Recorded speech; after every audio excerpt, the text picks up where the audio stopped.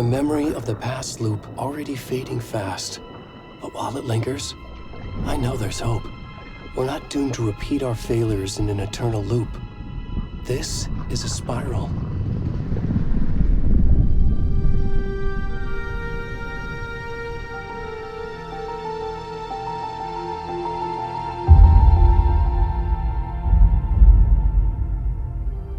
A fictional poet once said, "Beyond the shadow you settle for, there is a miracle illuminated.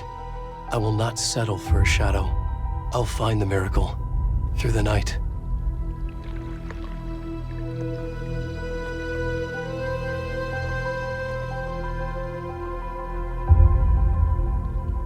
It's not just victims and monsters. I see now there are heroes as well. We can find our way through the darkness. We will break through the surface. We will emerge into the light.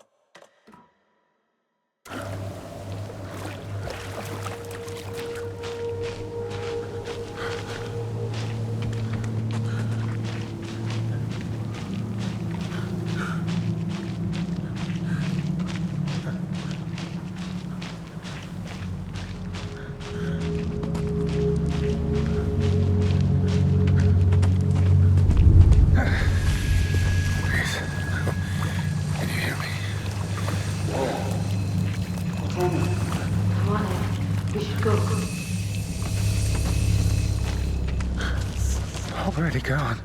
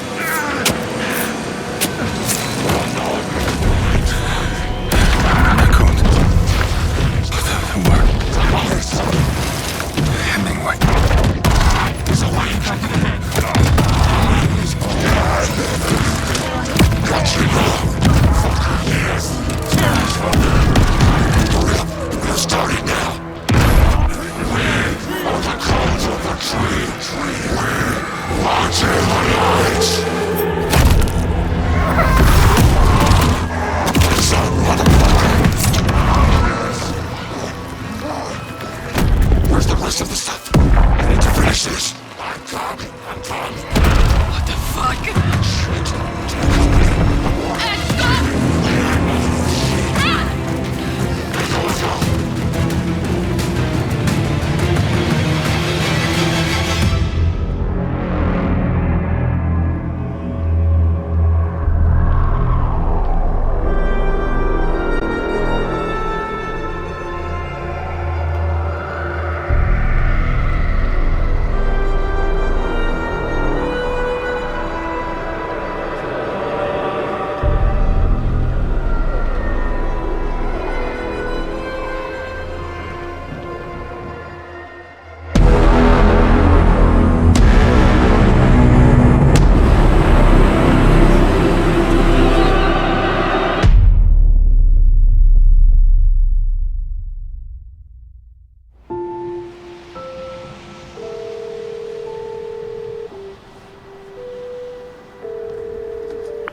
Hey, kiddo. How are you? I'm good, Mom. How are you? This trip might take a little longer than I thought. I'm sorry I've been gone so much lately, Logan. Oh my god, Mom, it's not your fault people get all murdery. What happened? Just work stuff. Right. Well, Dad and I are just watching the latest episode of Night Springs here. Mom, it's so good. No spoilers! I'll let you get back to the show. You were supposed to wait and watch with me. I love you both. This is what happens when you go on work trips, Mom. Love you too. And say hi to Casey. Tell him to stop brooding so much. Logan? I will. Bye, kiddo.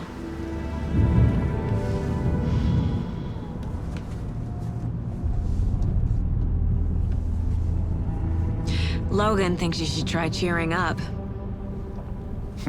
Snarky kid. Wonder where she gets that from.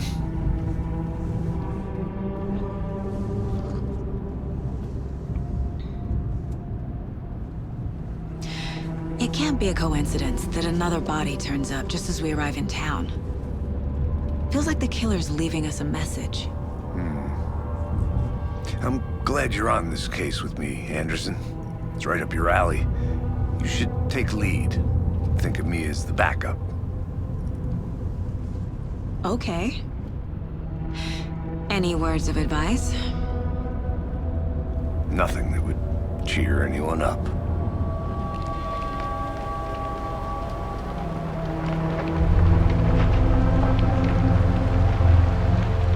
Here we are. Cauldron Lake.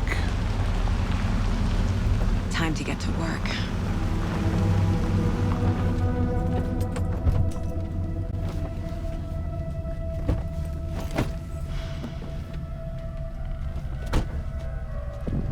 A deputy was supposed to be here to show us to the crime scene. There's the car, so where's the deputy? Eaten by a bear? I'll check out that map.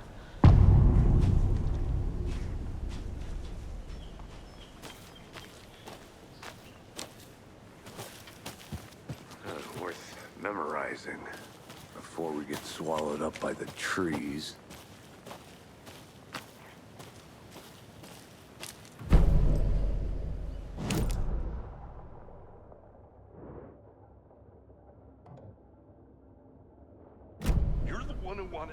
I think I hear someone. I'm not walking all the way back Could down. be our deputy. I can go take a look.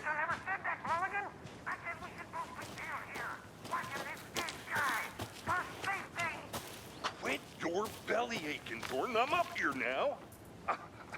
That's just how the cookie crumbles.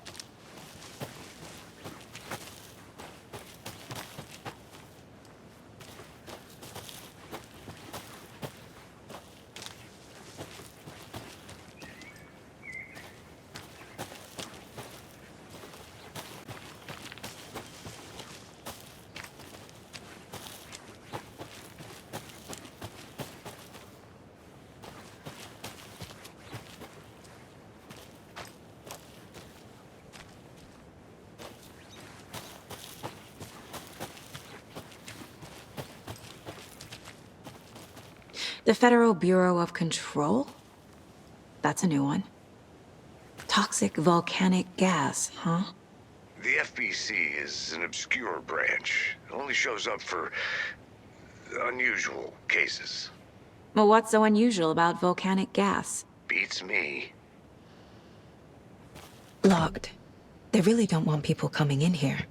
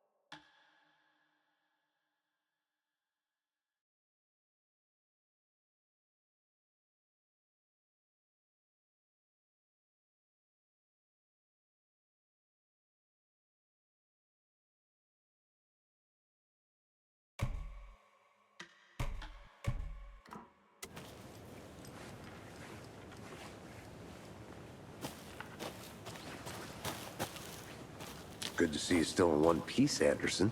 Forest can be a dangerous... Hey, over here.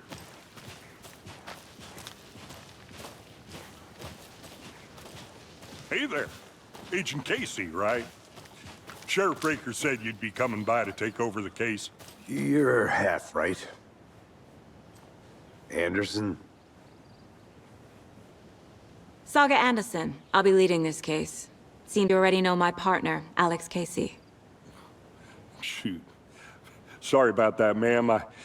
I'm Deputy Mulligan. I just figured that, you know, that, Those damn feds gonna show up, Mulligan. Federal agent's right here, Thornton. My partner, Thornton, down at the crime scene. He's not what you call the sharpest axe in the shed. Right here? What do you mean? Are they with you? Oh, shit! They didn't hear me, did they? Were there any witnesses? Yeah, a couple out-of-towners. I wonder what they were doing sneaking around the woods at night. Mention the city folk. It's pretty suspicious. Not that we have anything against city folk, right, Thornton? But don't worry. Sheriff Breaker took them back to town a while ago. What can you tell us about the crime scene? Tell them about the heart. I was getting to that, Thornton. Well, we reckon there are some organs that are currently outside the victim's person when they should be, well, you know, inside. I want to see the body. How do we get there? Oh, sure, that's real simple. Just through the hole in the fence, down the hill towards the lake, around the old convenience store. You can't miss it. Everything's been closed since the area was fenced off. The store, the campground, all of it.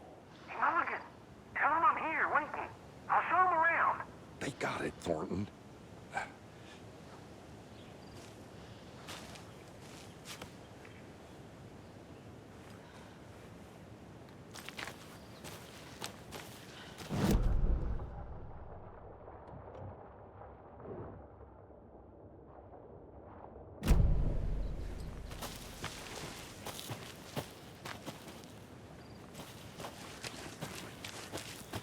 Are they gone?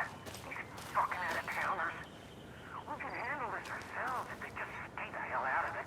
All of them. Shut up, Thornton. They can still hear you. I'm just saying. You know I'm usually a calm person. Yoga 3 times a week. But these goddamn city folk always think they know everything. It gets on my fucking nerves. Shut up. Shut Need to up. head to the Shut crime up. scene. No time to waste. Fuck's sake.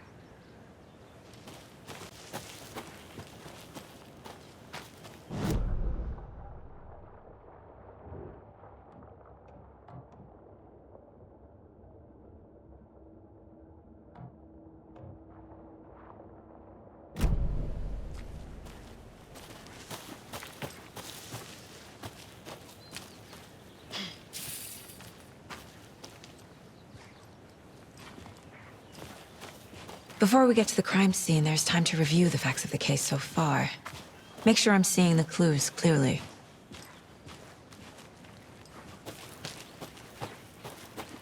I need to think through the facts of the case.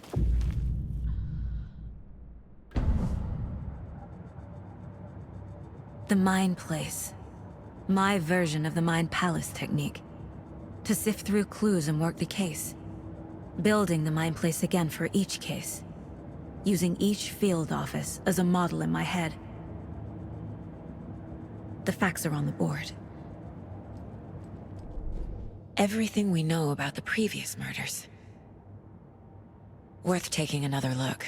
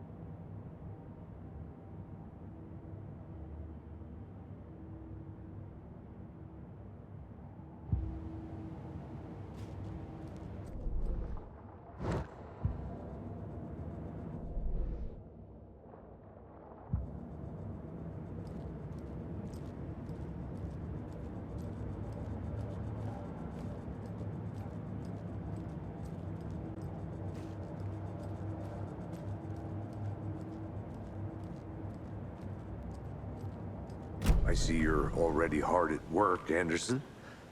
Close to cracking it?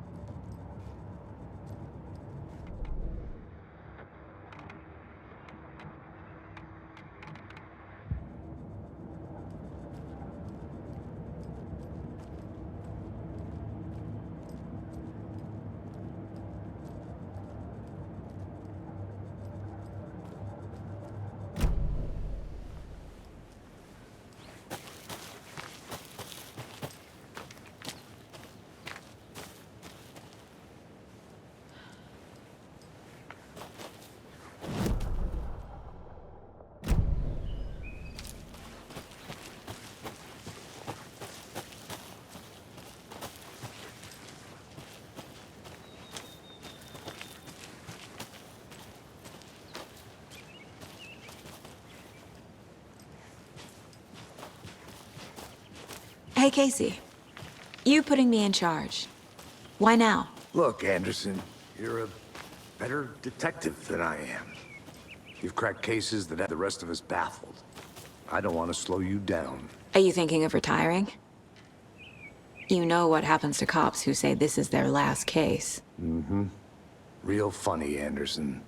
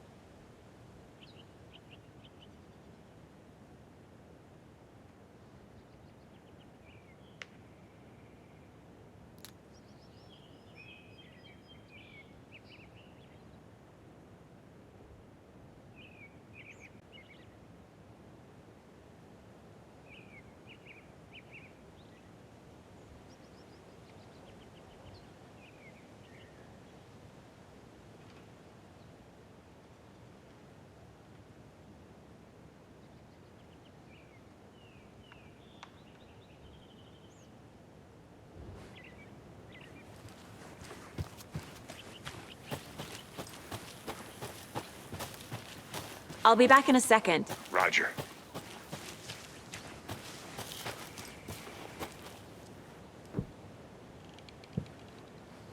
A creepy twig sculpture?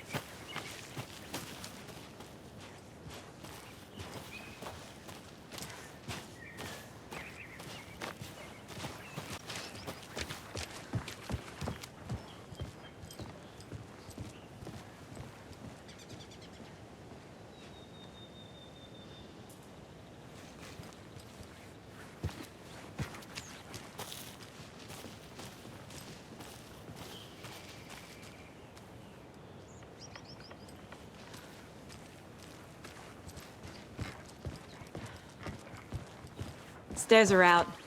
You okay to jump down? I'm not that old.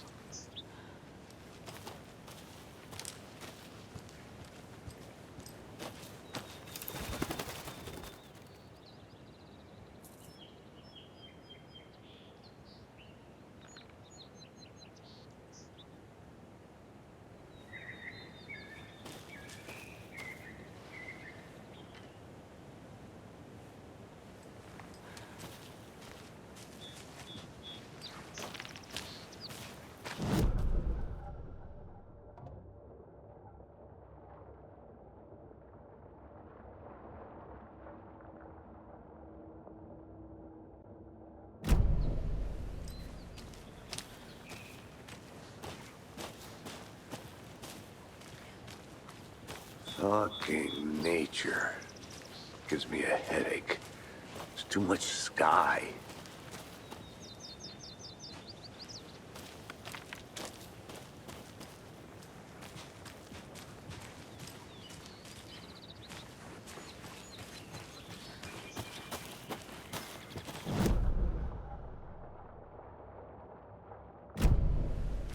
I think I saw something. It'll only take a minute. I'll wait here.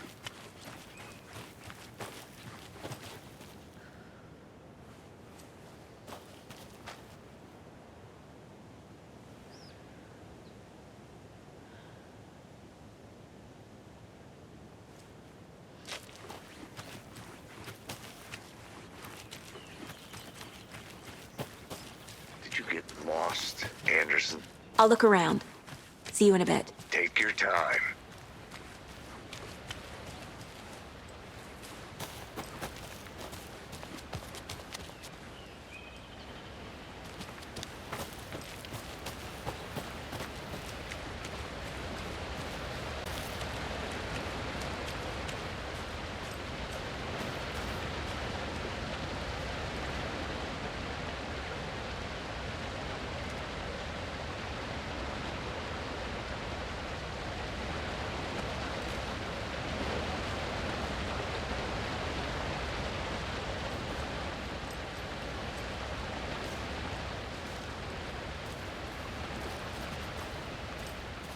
Is that a kid's lunchbox? An Alex Casey movie lunchbox. Casey hates the endless jokes about coincidentally having the same name as a fake detective. He hates those cheesy crime books, but he really hates the movies.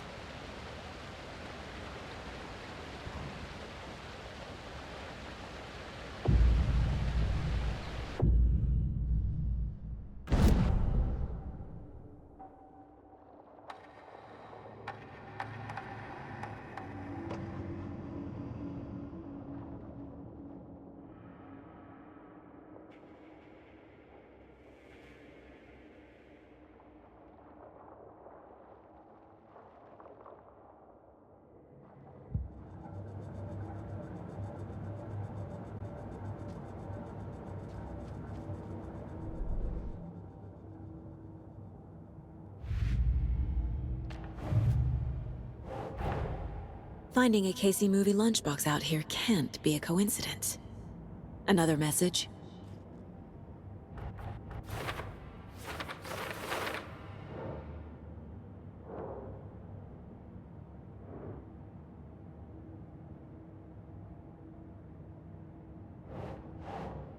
Think, Saga.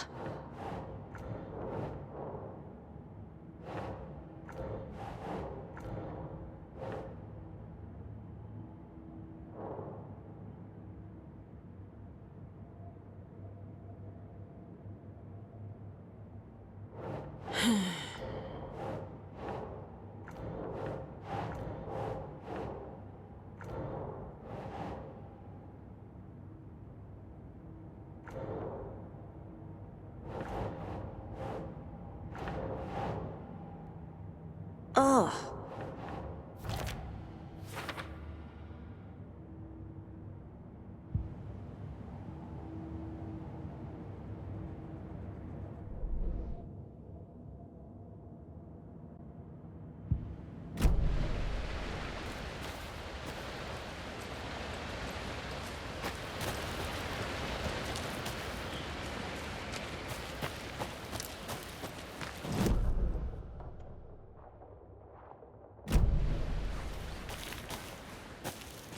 Welcome back, Anderson. Not a bad place to get murdered. If getting back to nature is your thing.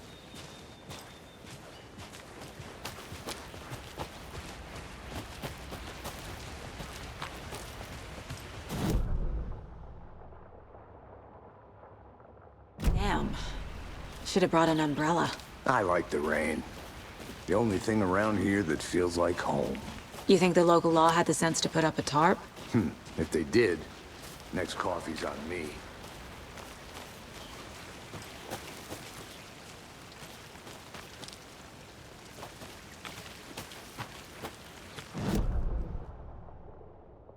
Oh, still not getting it. Try explaining it one more time. Yeah, but there, can I make it, Mulligan?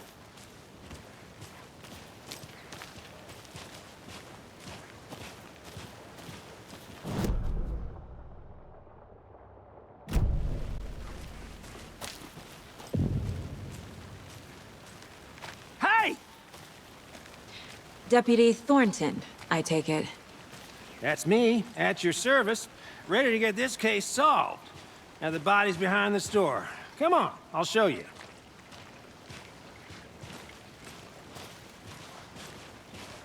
So, FBI, huh? That's so cool. Hunting down psycho serial killers and Shootouts with the mob? You forgot the UFO cover-ups. What? Those are real? You guys hiring? He's joking. Let's just see this body, shall we?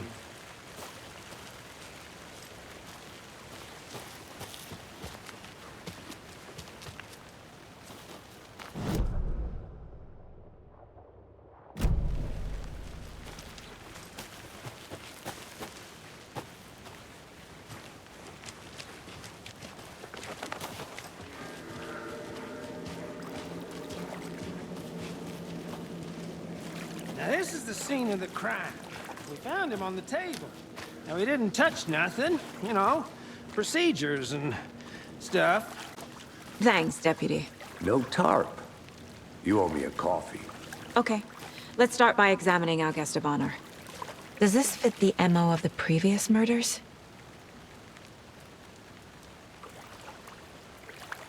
Body is positioned on the table. Ritualistic.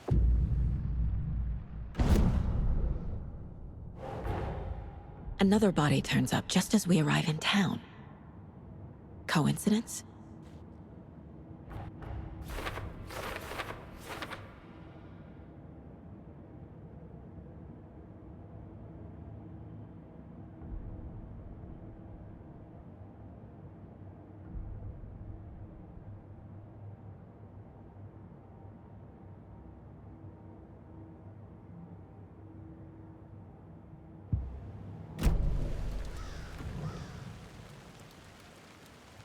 The killer left the heart right next to the body.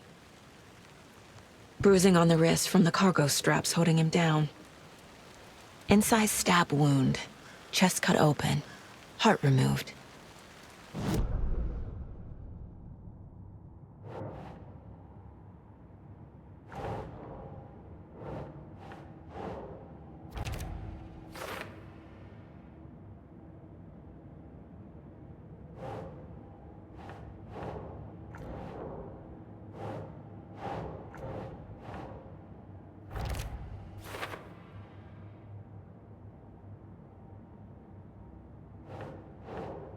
Ugh.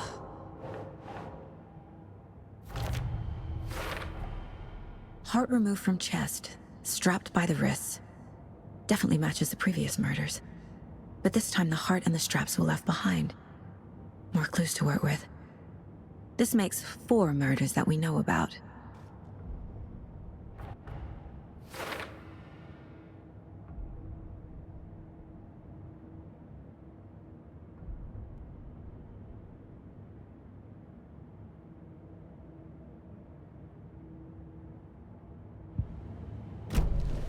Who is our victim? Who killed him? Need to find more clues.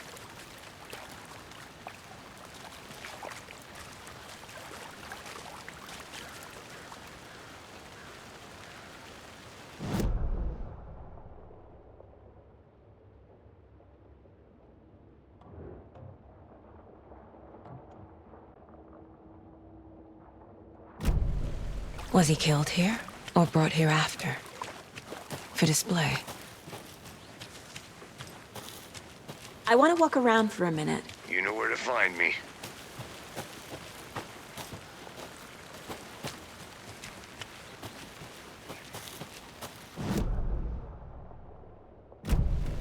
Did they plan for the murder to happen here?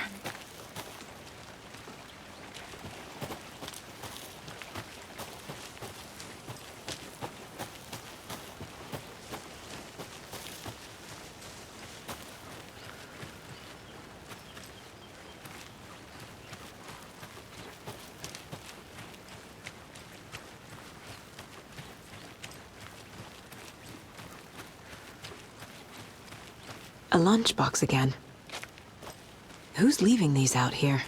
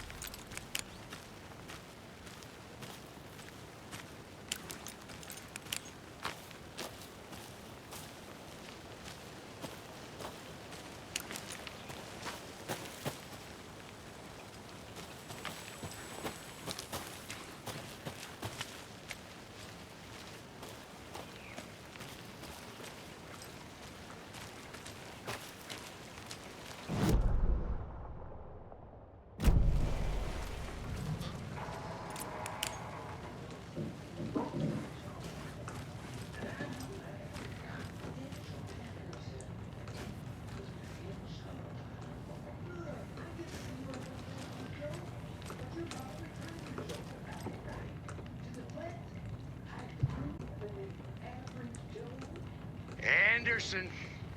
Hey, let's get back to work over here, can we? They left a lot of garbage. Not the fastidious type.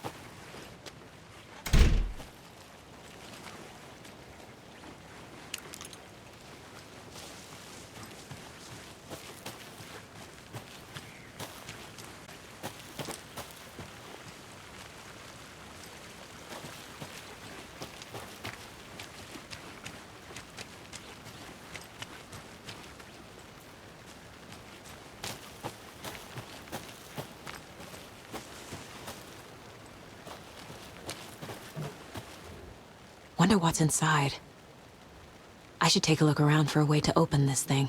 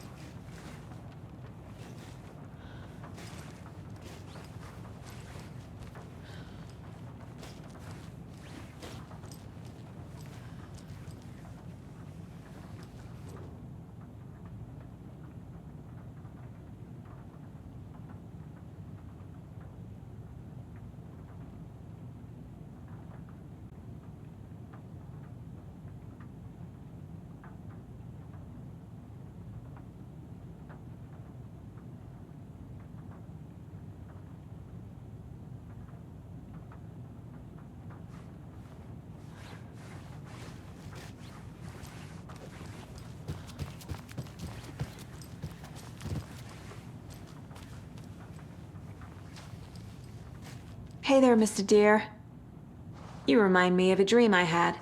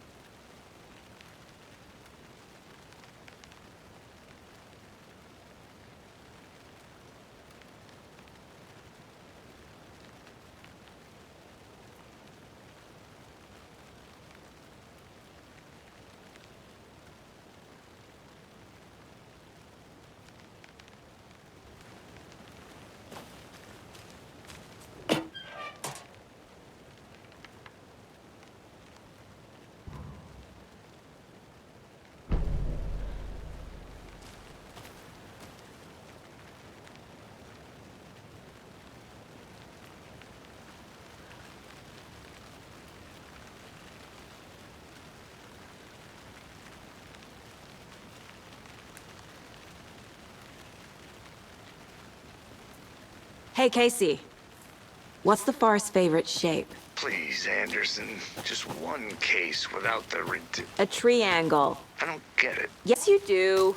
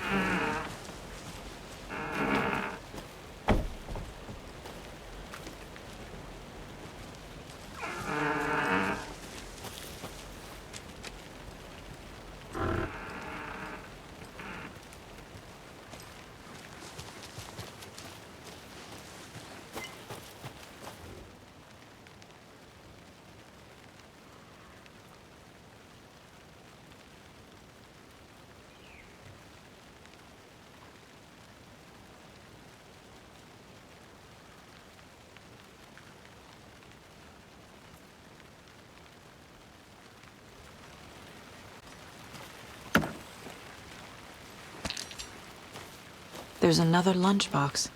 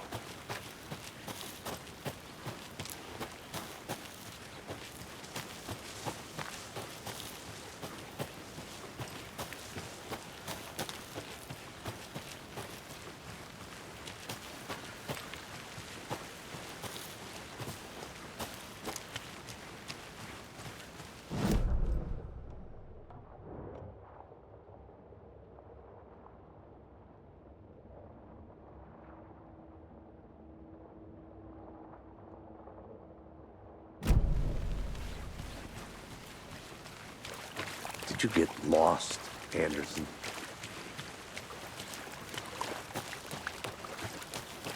I'll be back in a second. Roger.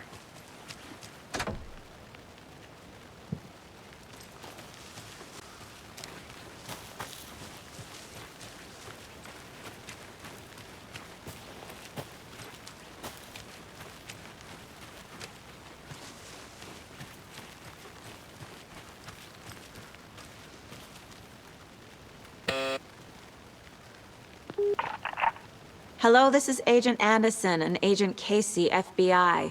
We'd like to come in and ask a few questions pertaining to an investigation.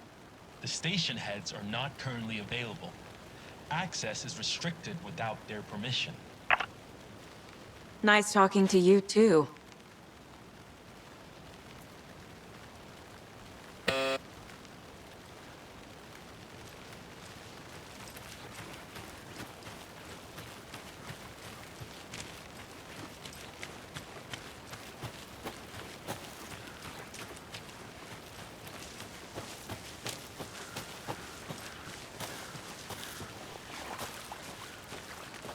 Welcome back, Anderson. Large amount of blood on the table. The victim died here. Multiple people were here. Multiple killers?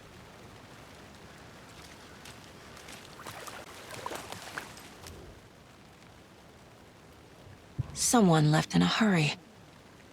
Knocked the tripod over. Was it for a camera? Someone was drinking beer. They spent time here, waiting.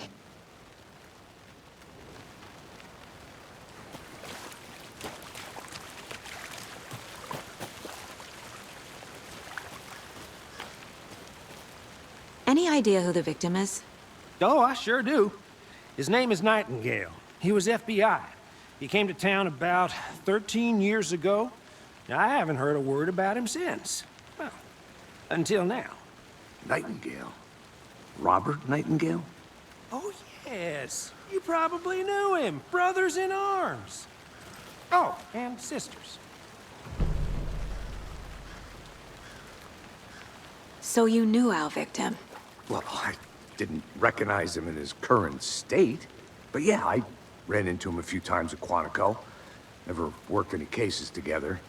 After his partner got killed in the field, he went off the deep end. Got the boot pretty quick after that.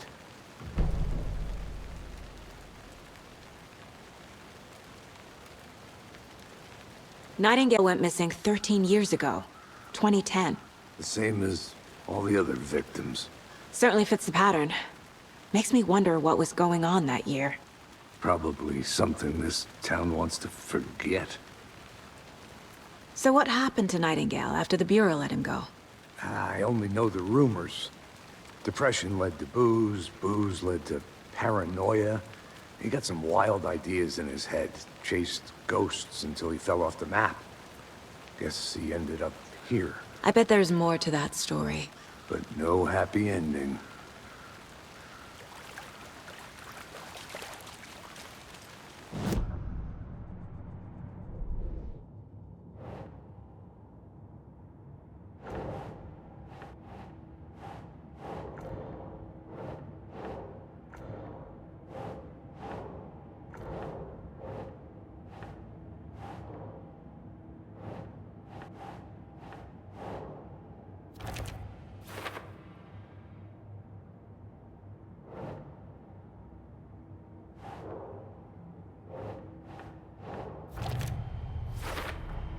Robert Nightingale, ex-FBI, came to Bright Falls 13 years ago.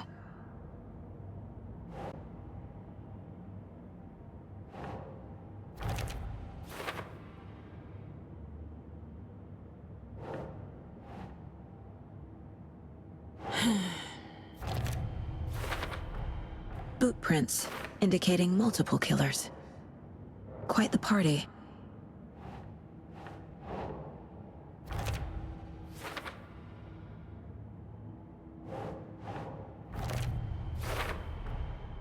They planned for the murder to happen here, passing the time with equipment ready.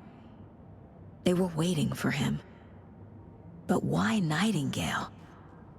He's been missing for 13 years. Why here? Why now?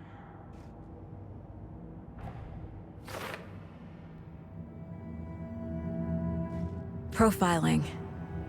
Get into the subject's head. See what they saw. Feel what they felt. Use whatever I know about them to guide my intuition to a revelation. Piece it together.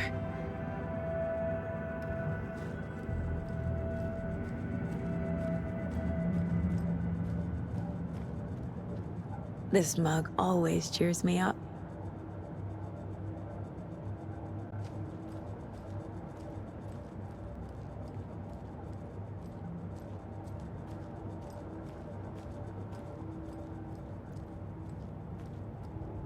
Casey's favorite brand.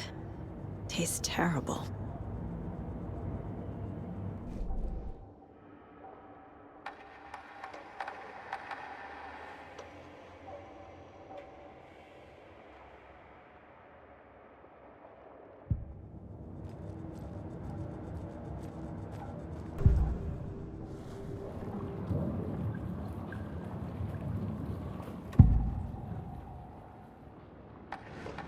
Agent Nightingale has been MIA for 13 years. How did he end up here? Up from the lake that's not a lake. It's dark. He was there too. You are not allowed in the lake until he says otherwise. Robert Nightingale came from the lake before his murder. Nightingale was chosen as the victim. Why? Like the switch, it goes click. Lights are off. But somebody's home. Somebody's home. This wasn't some random act of violence. This was a ritual. And Nightingale a component. They didn't see him as a person. More like a container for something.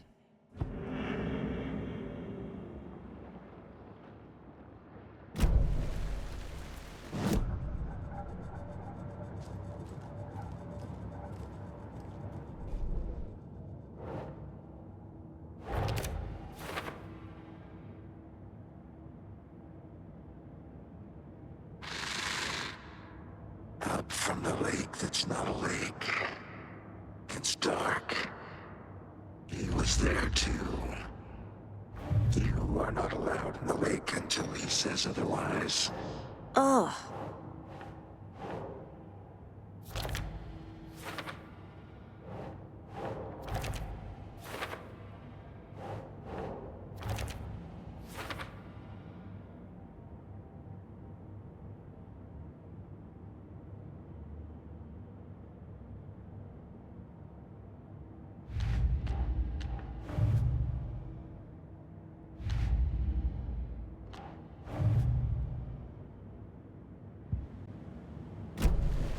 The lake is connected to Nightingale somehow. Casey, let's take a look down by the lake. Lead the way. Sounds good. This way, right? Right. Well, okay. Well, I'll just wait here.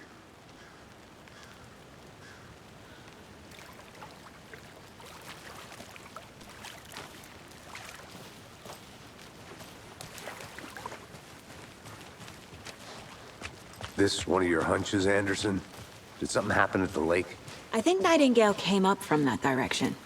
From the lake. Probably looking for shelter. Safety. They were waiting for him. When you're ready, I'd love to hear what you put together so far. Sure. It's not that complicated. Nightingale was out in the woods alone at night, possibly nude. The killers knew he was here, ambushed him, dragged him to the campgrounds, strapped him to the table, cut his heart out. But then they were interrupted by those witnesses, the Bookers. The job is unfinished. That seems pretty complicated to me. What was this guy doing skinny dipping at this time of year? Haven't figured that part out yet. Mm-hmm. Lots of questions. Lots of answers for us to find. I didn't know trees got that big. Gives me the creeps. You need to get out more. It is kind of creepy, though.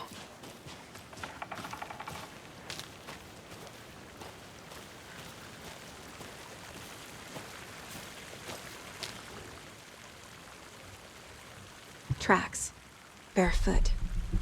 Nightingales? They come out from under the boulder. It makes no sense. There's a piece of paper on the ground.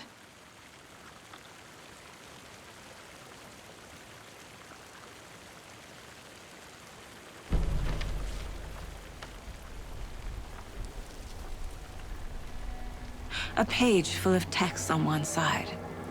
Not a printout. Written with a typewriter. Old school. Lines scratched out and edits added with a pen. Like a manuscript. Page of a story. The killer left a message. It's for us. The text is about us. The victim was one of their own. FBI Special Agent Robert Nightingale. And then there was the page they found. The first step down into terrifying depths. Reading the the words. These words felt like a message. Felt like a message. Someone knew they were here, someone playing a game with them. An invitation. How could they not accept, even if they knew it would end up hurting them?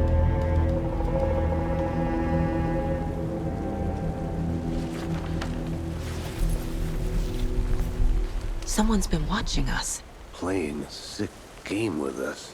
You were right. This is right up my alley. Nightingale came this way. Either he dropped this page, or the killers left it for us.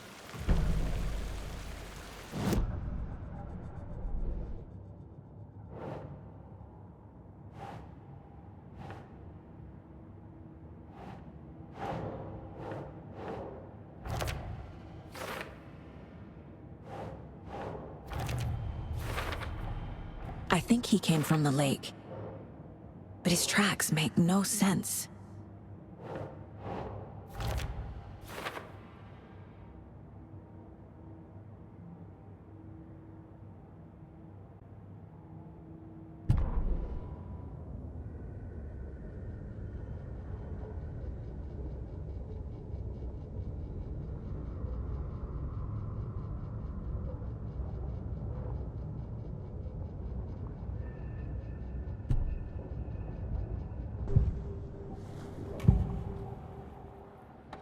We found a page in the woods.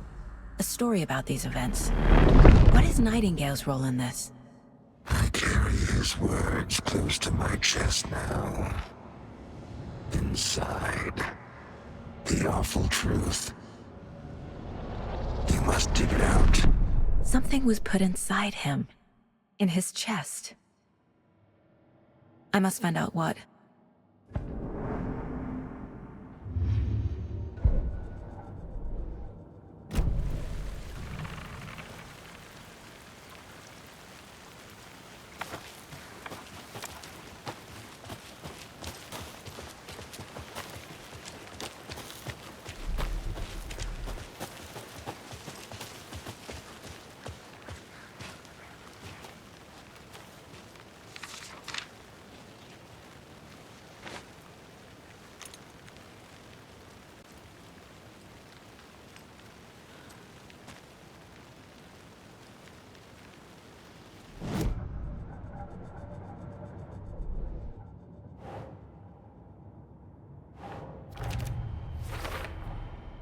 Found all I can here. Time to properly examine the body. See what I can find inside.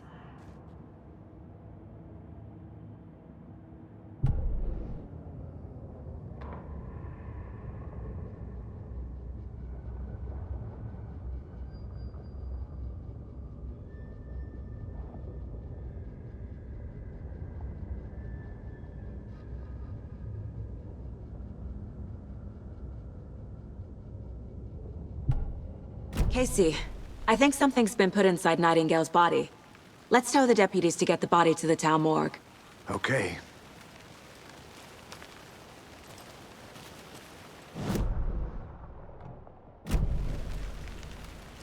Did you know this entire area is inside a caldera? This whole mountain used to be an active volcano.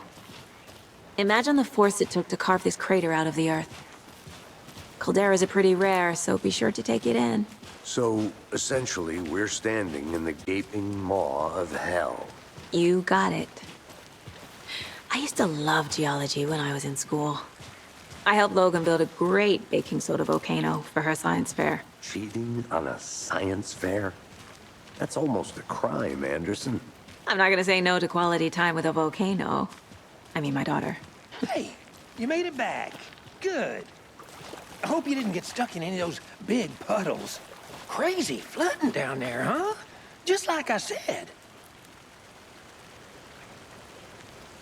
Deputy, I want the body taken back to town for a proper examination ASAP. Well, sure. But the coroner won't be back in town for another week after Deerfest. Not a problem. I'll do it myself. Oh, and Sheriff Breaker called to say he's got the bookers at the Oh Dear Diner in town. Oh, and I've got a key to the gate. It's a shortcut back to the parking lot just up the hill.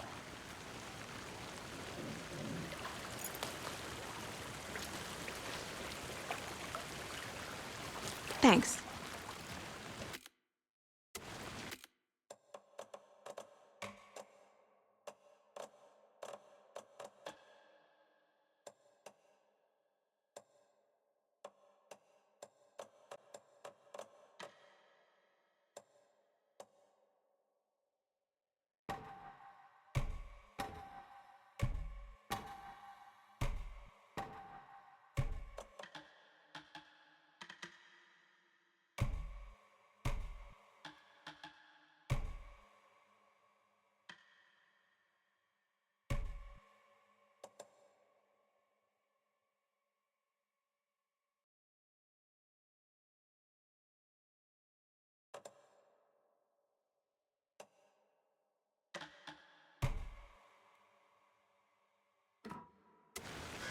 Let's get the car, drive to Bright Falls, and talk to these witnesses, the bookers. At the diner, right? I could use a cup of coffee. Let's try that shortcut the deputy mentioned. Sounds good. I think I saw something. It'll only take a minute. I'll wait here.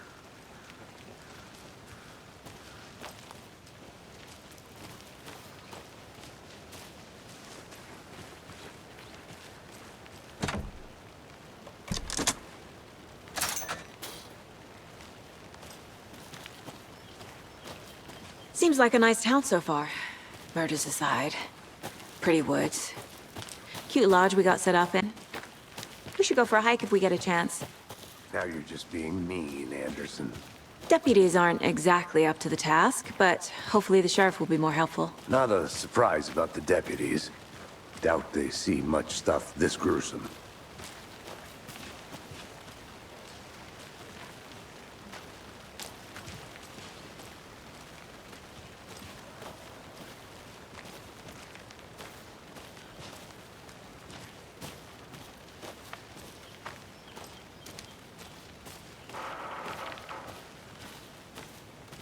I'll look around. See you in a bit. Take your time.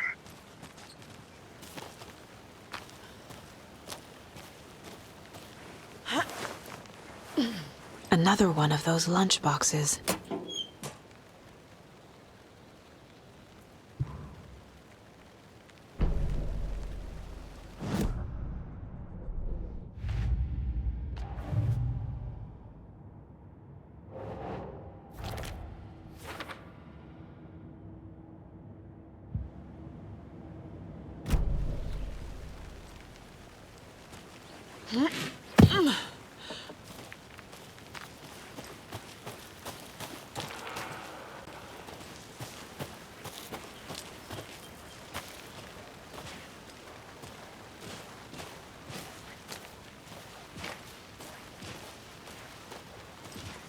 Can't fit the clues all together yet. Heart removed, tripod, tracks leading to a dead end. A tripod? For a camera? To record a snuff film? Maybe. And why take out his heart just to throw it away? To stuff in something for us to find.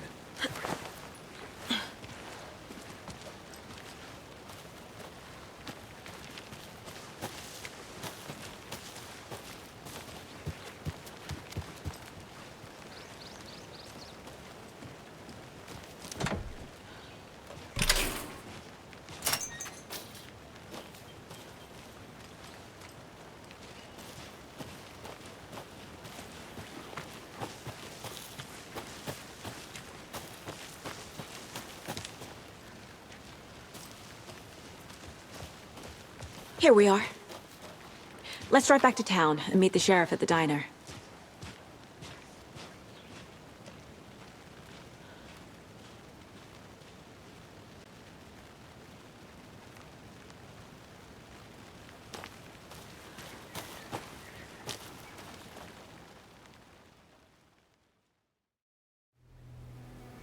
I can't get that manuscript page out of my head.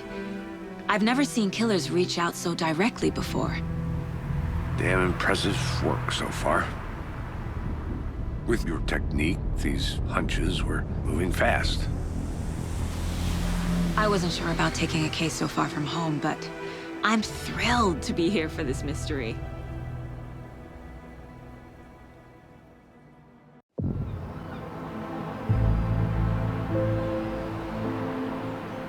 Need to swing by the lodge to get anything from the field office? No, I'm all set. I'll park there anyway. I want to walk to the diner, get a feel for the town.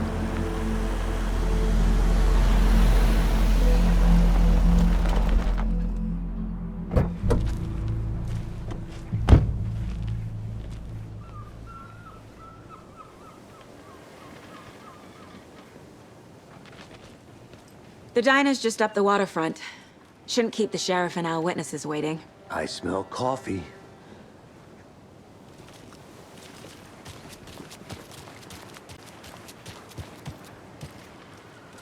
That concludes our... I'm gonna go check something out.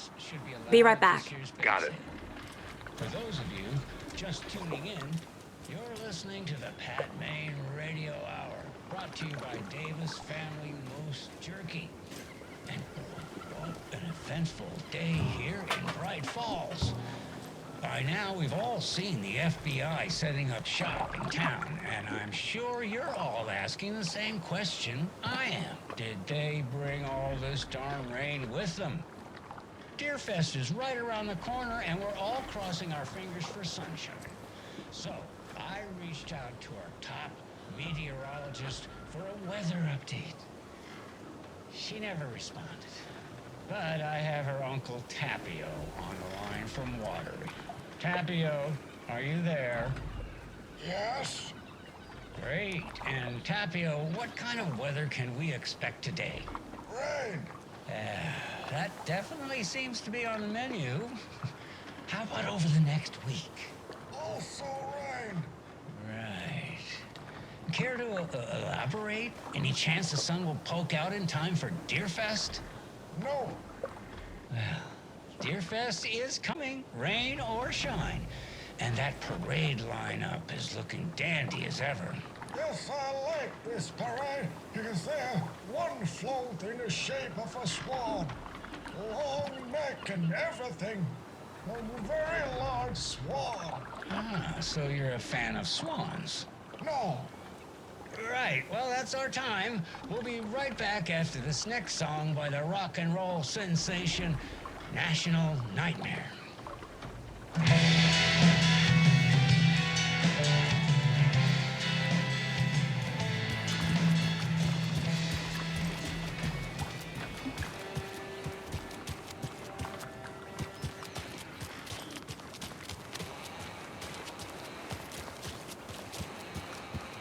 I need bolt cutters.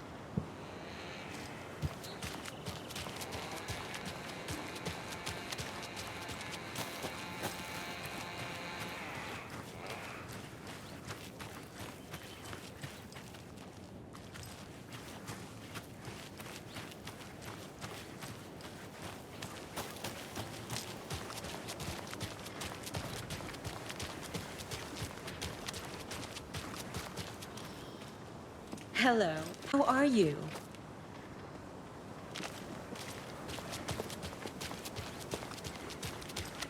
Welcome back, Anderson.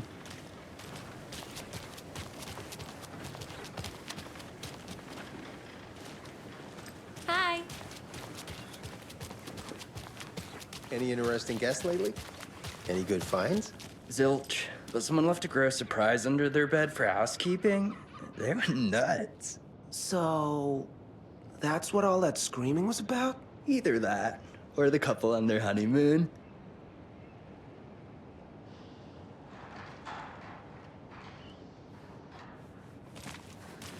When you guys said nothing I'll ever be back in a happens this second. town, Roger. you weren't kidding. Not on the surface, at least. Or in the public eye. Okay. I'm gonna get back to that one later, for sure. See you around. Just how much coffee have you had today, Charlie? Don't know, don't care. How much have you had? Not enough. That's how much. Never enough coffee. Oh, that's rich. Not to toot my own horn, but I am pretty darn sure my, our float will be the belle of the ball at this year's Deer Fest. Just a few more days. It's a nice looking float for sure. This is my first Deer Fest, so I don't know what to expect, really. It is the... Got any big plans for the day I think after I the saw festival? something. It's known as It'll the only take a minute. stay and I'll wait here. eating your body weight in pancakes day around here. You need to recover after all that celebrating. Well, I've got plans now, by the sound of it. I'll head straight to the old deer when I wake up. Oh, you won't be the only one.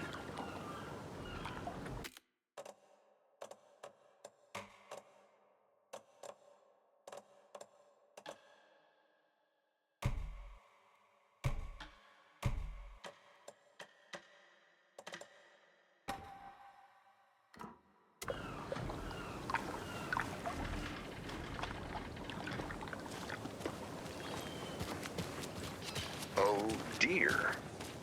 Cute. Let me guess. The FBI. Welcome to Bright Falls. It's nice to have you here.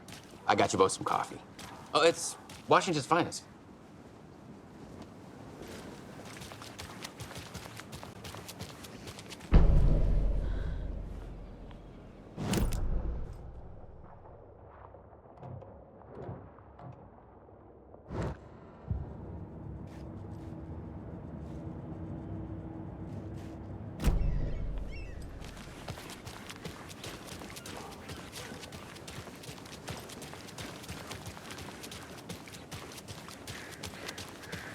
I'll look around. See you in a bit. Take your time.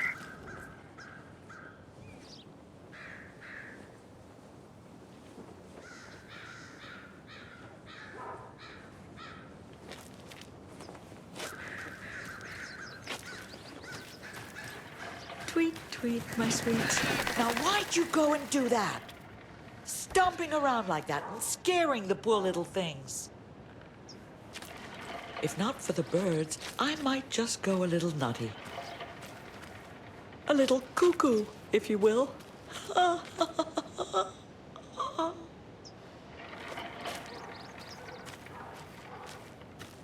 The passage of time is deceiving.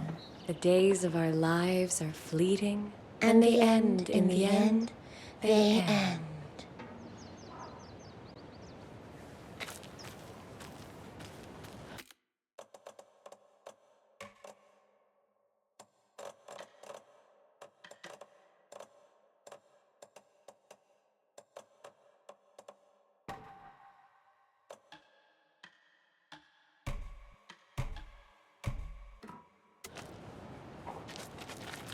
So, how have you been? I hear things are looking up for you. Oh, thank you. Yes, that's correct. My efforts are being rewarded in abundance. How lovely. I'm proud of you. As am I of you.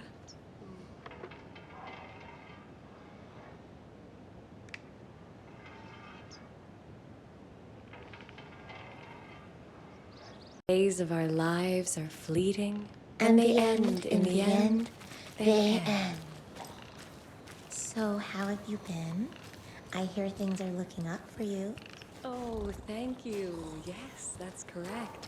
My efforts are Another being Alex Casey lunchbox? abundant. How lovely. I'm proud of you. As am I of you.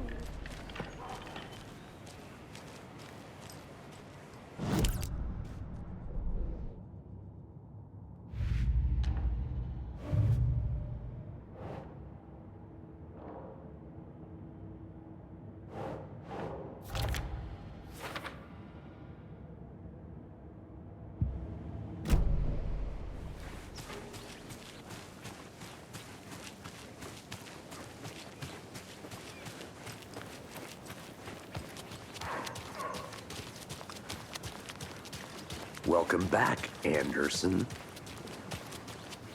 Nice to meet you, Sheriff. I'm set for coffee. You know, I wouldn't say no to another. I'm Agent Saga Anderson. This is Agent Alex Casey. Tim Breaker. And let me just say, I'm happy you two are here. Frankly, we could use the help. Your deputies said you had a couple of witnesses here. They made them sound like suspects. Mulligan and Thornton are still on about that? No, the Bookers don't strike me as the murdering type, but you can decide for yourselves. They're just inside having coffee and pie to calm their nerves. I'll see what they have to say. Casey, you compare notes with the sheriff. Take your time. We've looked through the case files you sent over, Sheriff. Have you had many people besides the known victims go missing? Sure. But it's slowed down ever since Cauldron Lake was fenced off. Let me guess. Missing person cases spiked around 2010. The fence was built just after. Yeah, that's exactly right. You can go ahead, Anderson. We'll be here. I can't believe that happened. I still feel like I'm gonna be sick. Come on, Ed. Have some pie. It'll take your mind off things.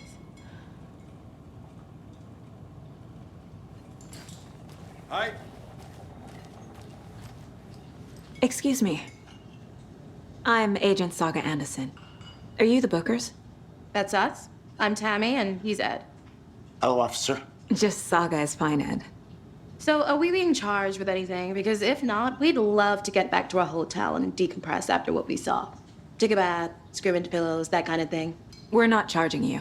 I just have a few questions. Nothing to stress about, okay?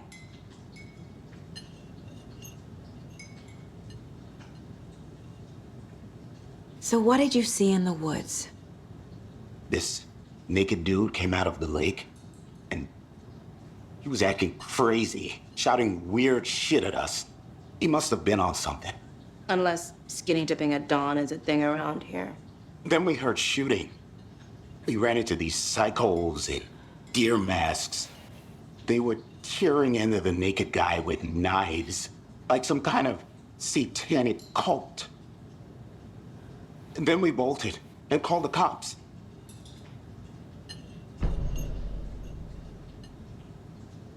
What were you doing at Cauldron Lake last night? I'm a writer. True crime.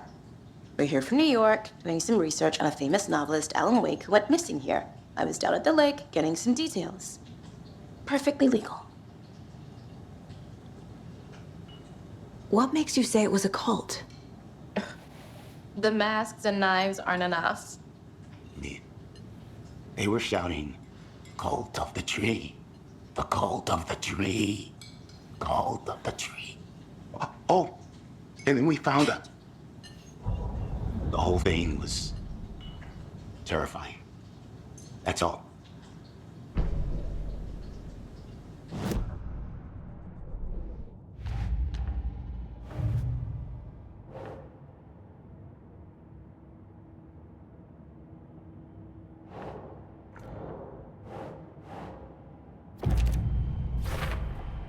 We're dealing with an organized group of killers, not a lone serial killer.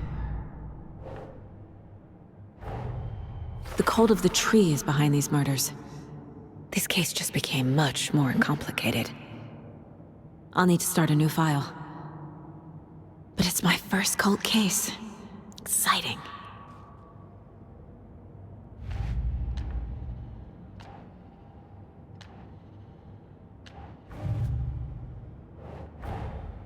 These stashes could contain clues about the cult.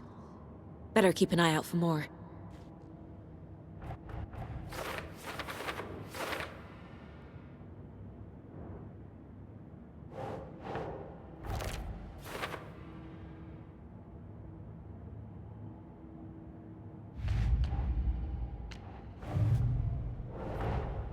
I need to know more about the cult of the tree if I'm going to shut them down.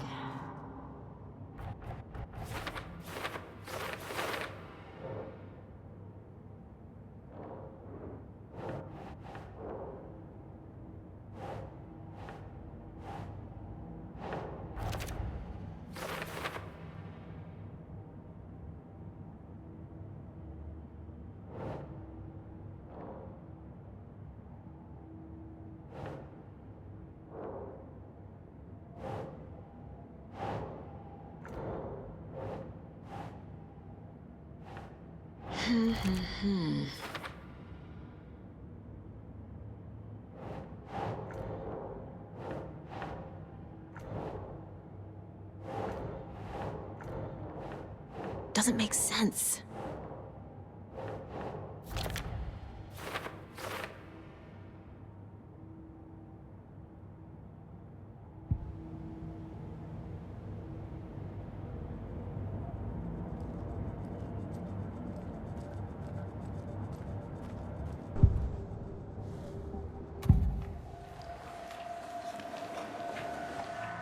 The Bookers were at Cauldron Lake. Why? Once was built to hide what's there. They say the rider fell in the lake. Private party. No trespassing. My book has questions. Past the bolt cutters. They broke in for the sake of Tammy's book. Nothing to do with a murder. They were telling the truth. The cult of the tree. What aren't the Bookers telling me? I found their necklace. The symbol is 2 triangles. The cult wants their spruce tree back, Tammy. Finders keepers, Ed. My publisher will want this on the cover. Tammy found something. A necklace belonging to one of the cultists.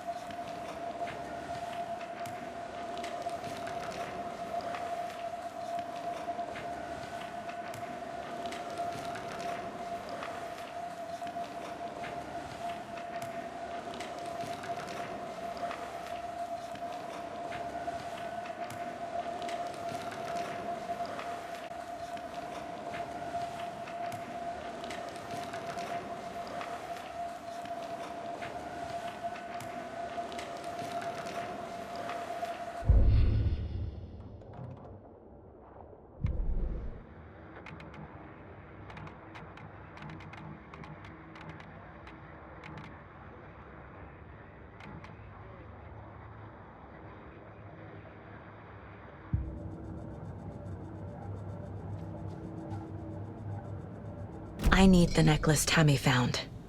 It's evidence. So you found something there, right? A necklace these cultists may have dropped. Okay. Wow. How did you put that together? It's evidence. You need to hand it over.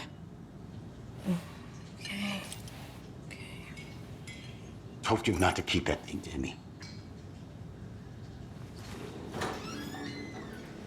Thanks. This could prove to be helpful. Do me a favor. Stick around town for now in case we have any more questions. Like we'd even dream of missing dear Fez. Oh, God. Saga! Saga Anderson. As I live and breathe. I thought we'd never see you back here after that awful, awful thing happened to your baby girl. How are you? I'm sorry. Who are you? I don't know what you're talking about. It's me, silly. Rose. You know me. I don't think I do. And what horrible thing happened to my baby girl? She drowned. Your daughter. That's so weird you don't remember. How do you know I have a daughter? Oh, I know what this is. You're blocking out your traumatic memories. Happens on TV all the time. No. You're mistaking me for someone else. If you say so.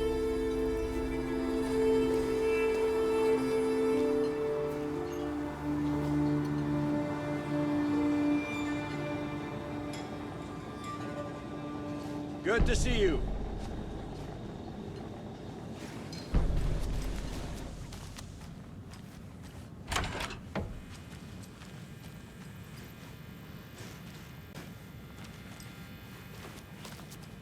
Rest easy, buddy.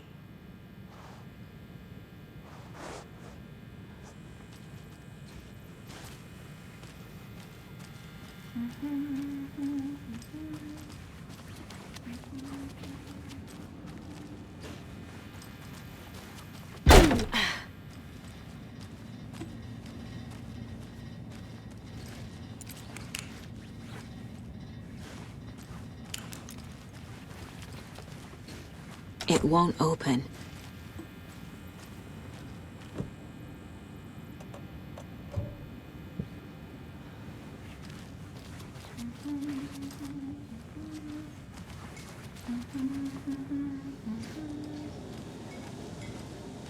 See you around.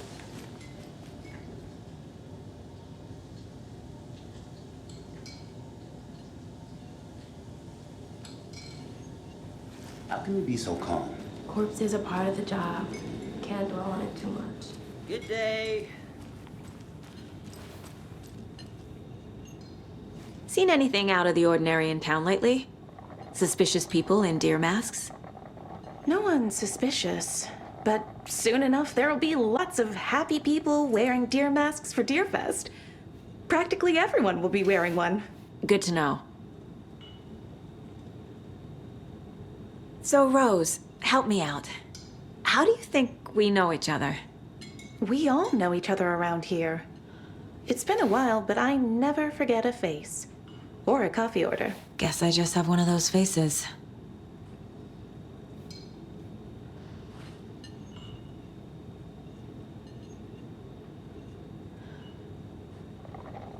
This is exactly why I hate small towns. Keep it down, Ed. You know how touchy these rural types can be.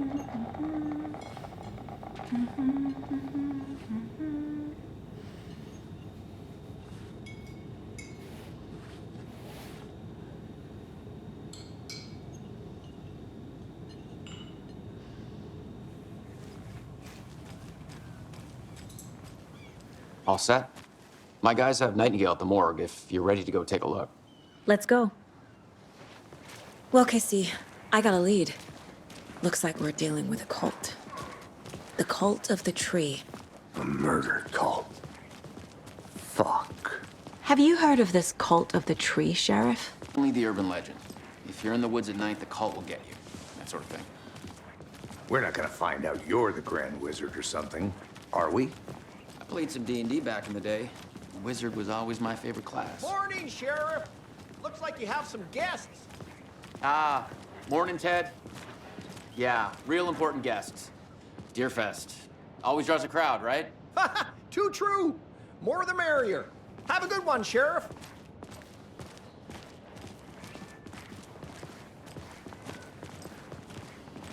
Hey, what do you know about that waitress from the diner? Rose? Yeah, she's a bit of a space case. She always has been. Why? What'd she do now? She kept saying that my daughter drowned. She even knew my name. It was all very weird.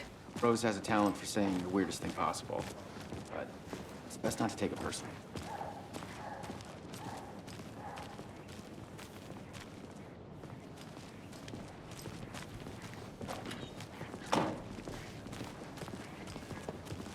Hey, boss.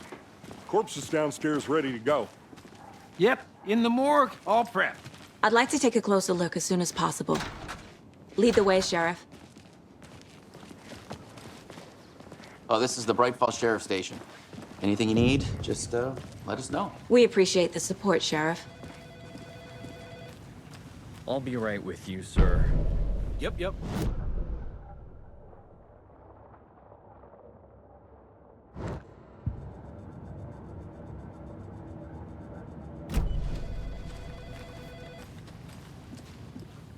Have a nice day.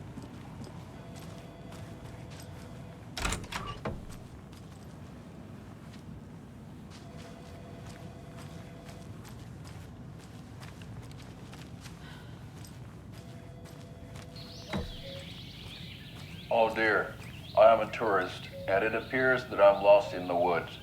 We've only had a tour guide also. It's bear season. Oh no, a bear. Help.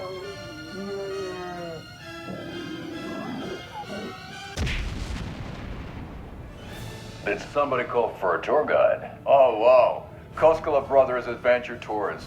Unforgettable tour experiences at affordable prices. That's right. I'm Ilmo Koskela, voted best coffee roaster / tour guide by Coffee World magazine. And I'm here to give you the tour of a lifetime. But Ilmo, I've heard the government has seized and restricted access to many local nature attractions. That is true, Janko. Many local attractions have recently become fenced off by the government. And that's why, at Koskela Brothers Adventure Tours, we say, fuck the government. We have bolt cutters. Oh, wow. You think of everything. And we'll take you anywhere. Hiking through the scenic Elderwood National Park. Fishing in the crystal clear waters of Bright Falls Dam. Bird watching at majestic Mirror Peak. The tour of a lifetime is just one phone call away. Book now to get a 9% discount on this limited edition Oh Dear Diner coffee thermos.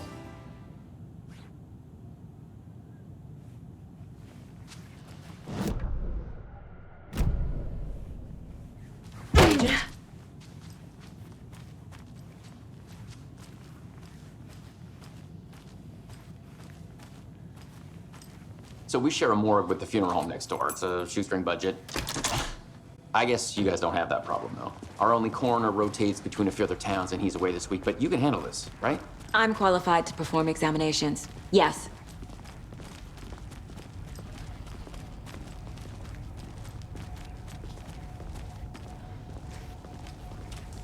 Something about morgues. They always cheer me up. I can't say I feel the same.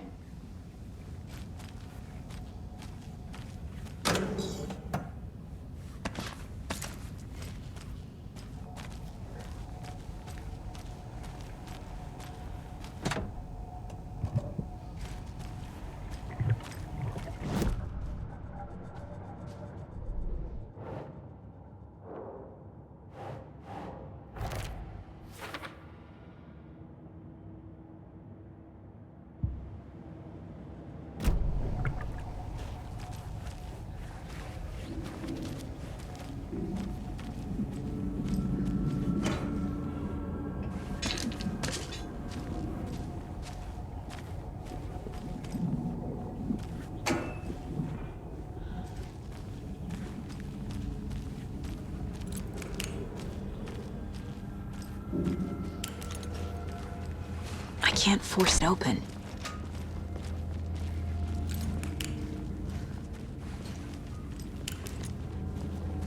Okay, let's take a look at our patient.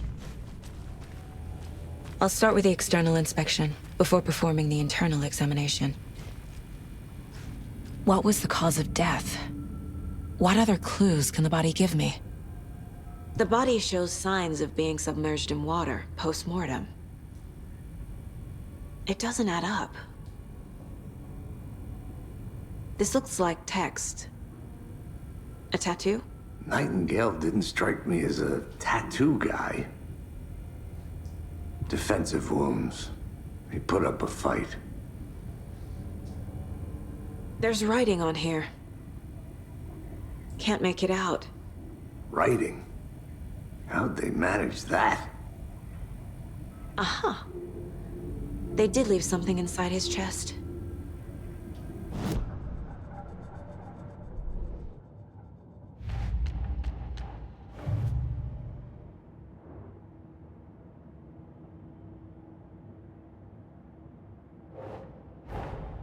Time to see what Nightingale's body can tell us.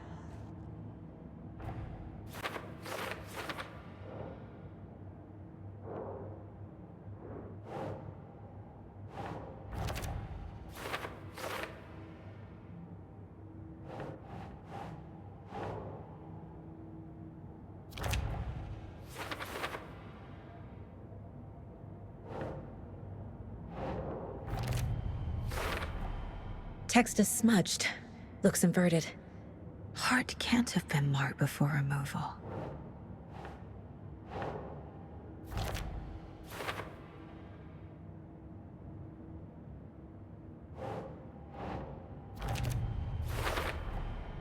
There's definitely something in his chest. Did the killers leave it there?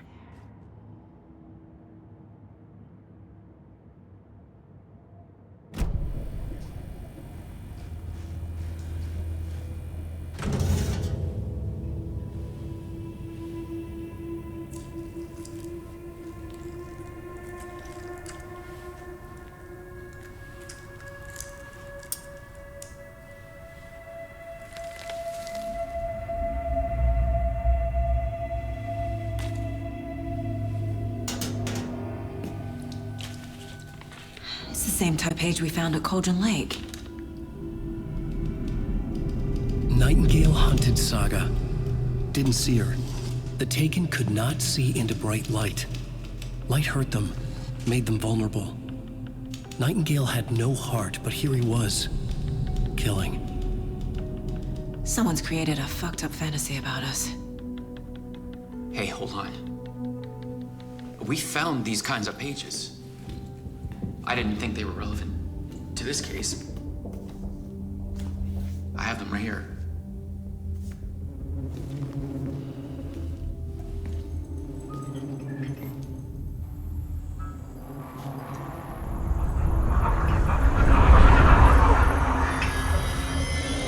No, wait!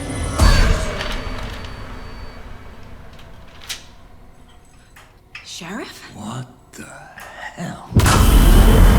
Show me the clicker.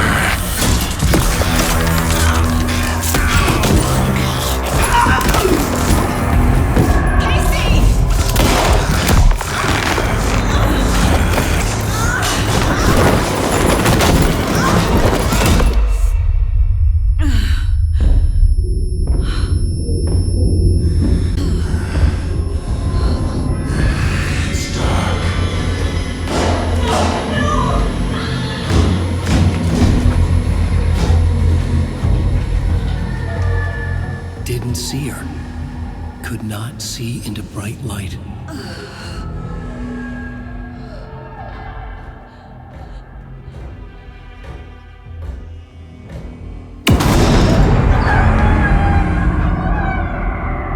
I'll make you pay.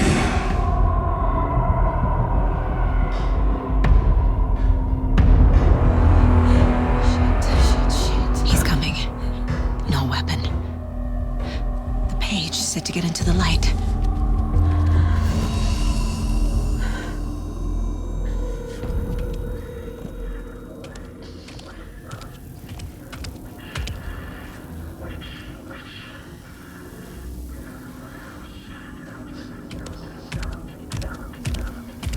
He can't see me in the light. My gun's out in the hall. Gotta get it back.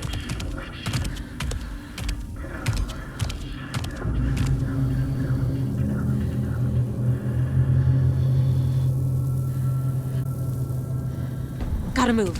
Now.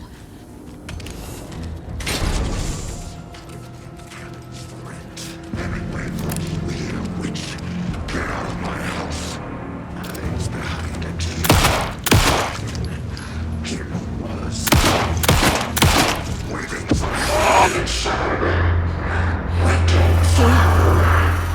He vanished.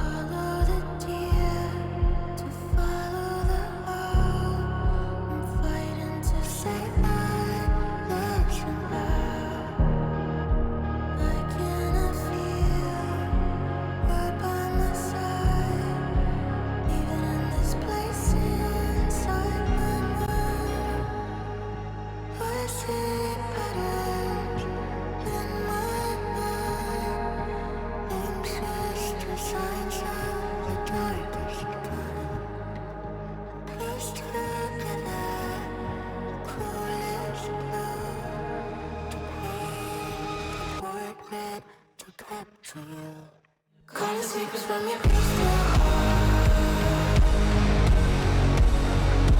Shape my story, tear every page apart.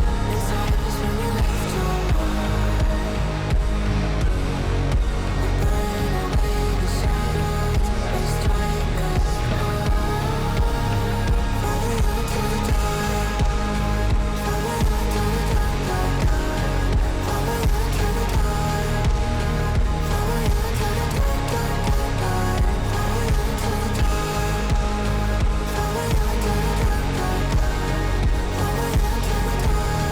Follow you to the dark. Follow you to the dark, dark,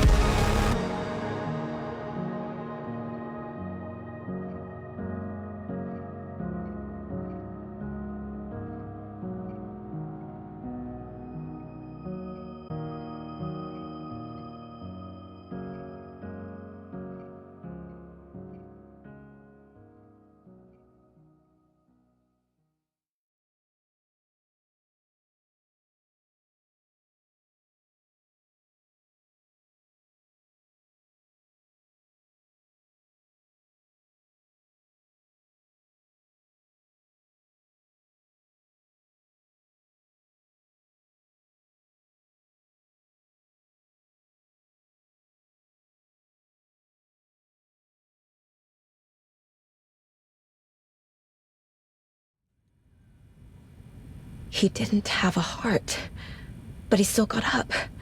The page predicted all of it. It helped me fight him. He just disappeared? What the hell is going on here? We need to figure that out if we're gonna do anything about it. Somehow we need to make sense of this.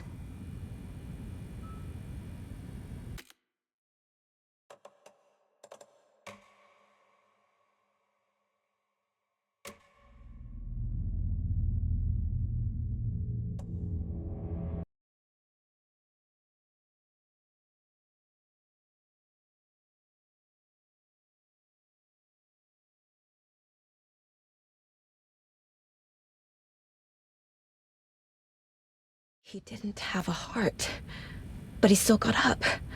The page predicted all of it. It helped me fight him.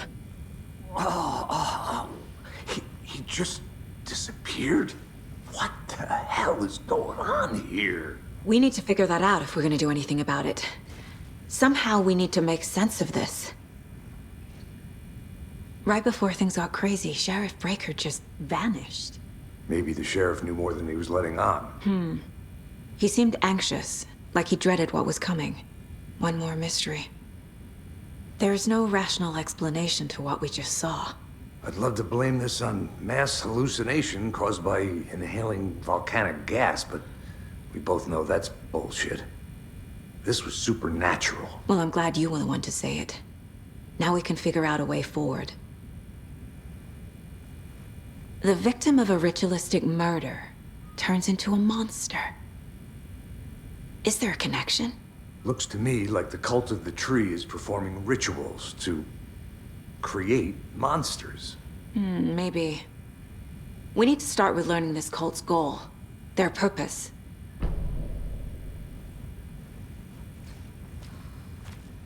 There's one of the pages on the floor. Saga was back at Cauldron Lake. Saga had to pursue Nightingale into the overlap. Finding a way in would be difficult. A ritual. Saga would learn how. Stop the monster.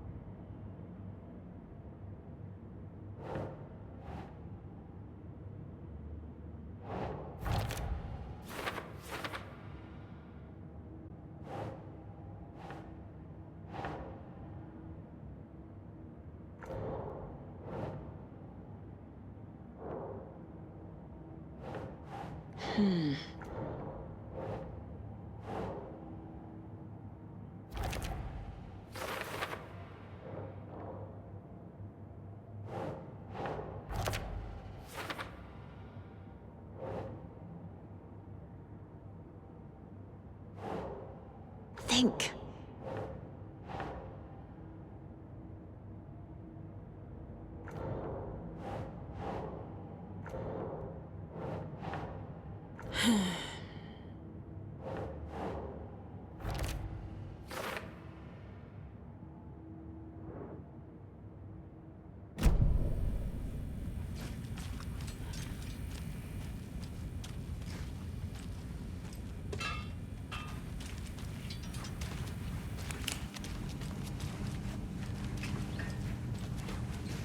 Must be locked from the other side.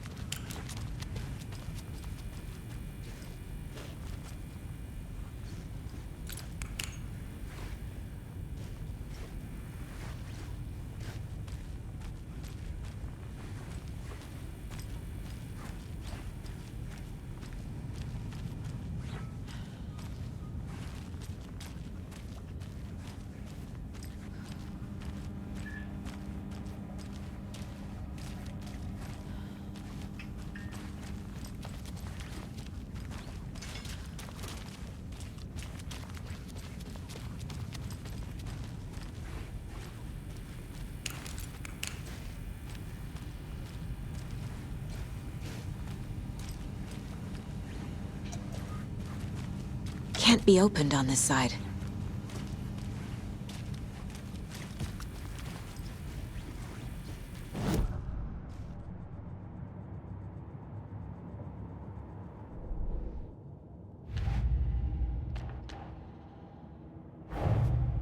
A dead man turned into a monster. Light as a way to fight him. Pages predicting the future. There's no rational explanation. This is the case we must solve.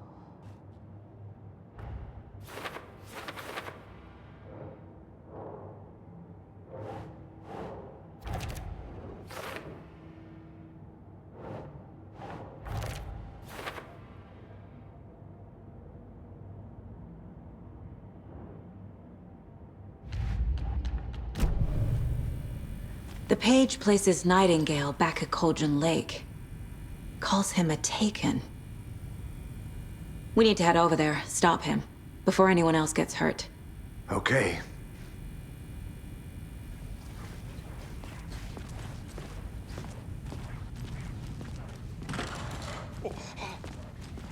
We heard gunshots. Y'all okay? Did you get spooked by the bodies? Sheriff Breaker disappeared. Nightingale turned into some sort of a monster, and there are offices down. You two handle things here. We need to get back to Cauldron Lake immediately. Fuck me. That's terrible. We'll do what we can, man.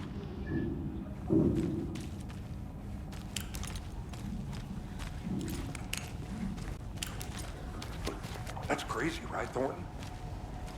Nightingale's heart was missing. How could he do anything? He's dead. Well, yeah, right. Well, that's all crazy talk. Monsters aren't real, and what do you mean the sheriff disappeared? Like poof? He's gone like magic? Magic's not real. Magic's not real. Right? Mulligan? No, Thornton. Monsters aren't real, and magic's definitely not real. Knew that.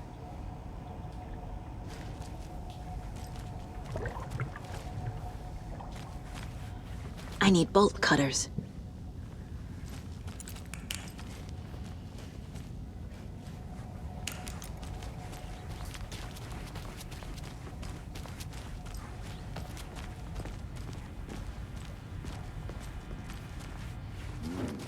They're a fine pair.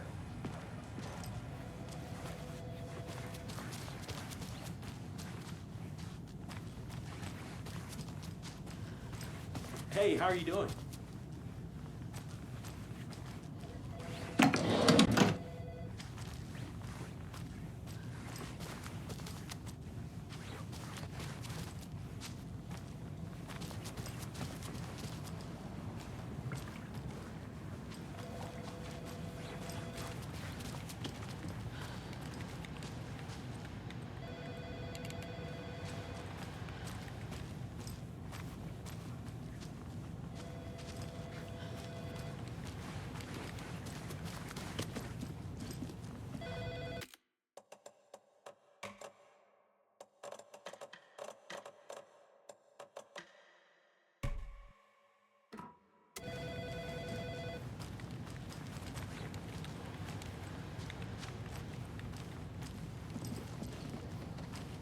My client has been held here long enough.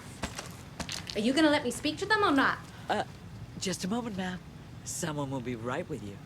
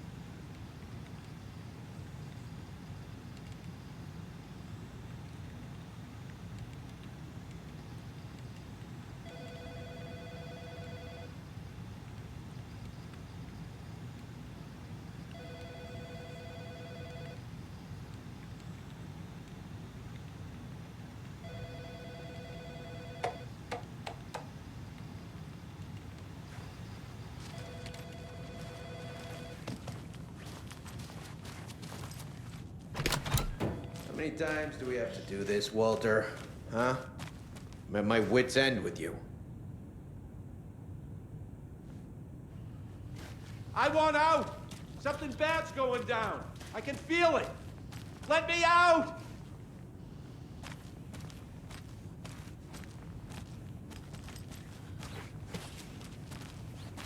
Do you think I like throwing you in jail every other day?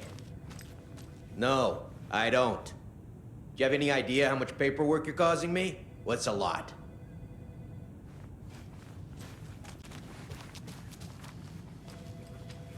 It won't open.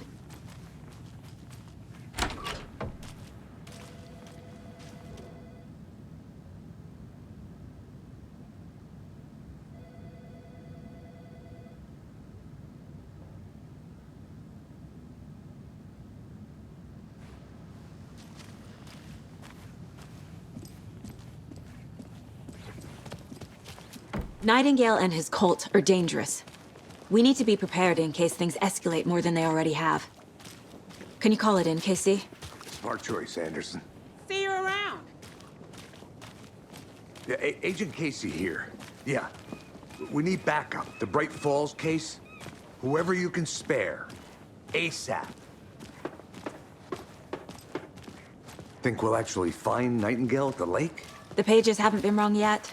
We can't assume the person writing these pages isn't playing us. I agree. But it's our best lead.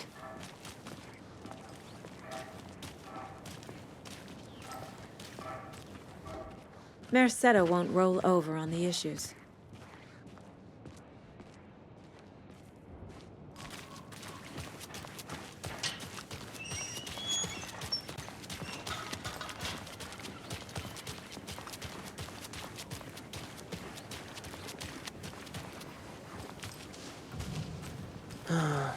Rinse and repeat. Clock out, get a beer. Or maybe 3.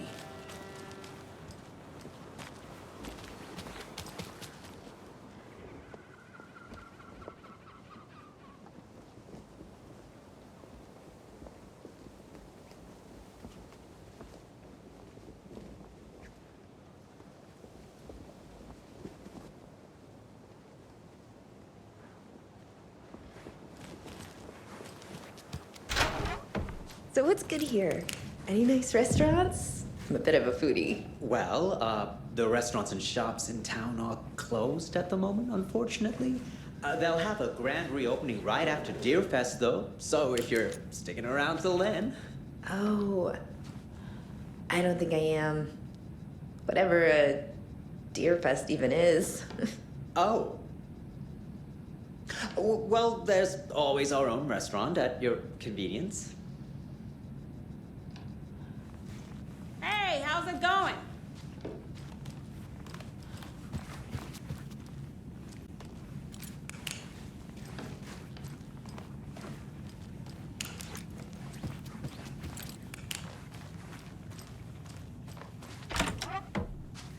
Right, well, that's our time. We'll be right back after this next song by the rock and roll sensation, National Nightmare.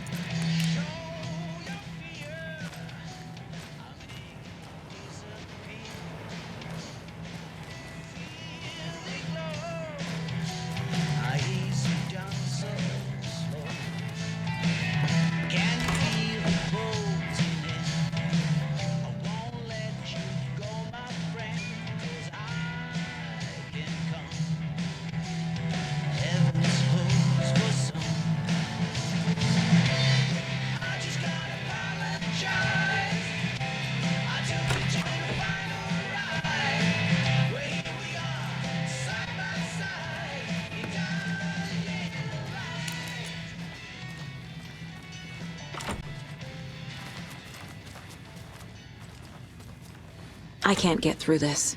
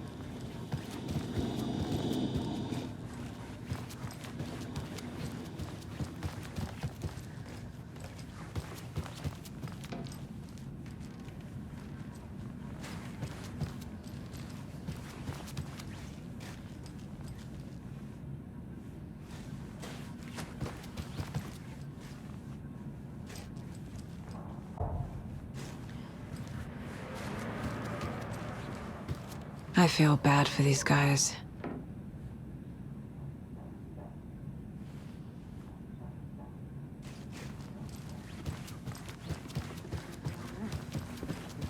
Hi there!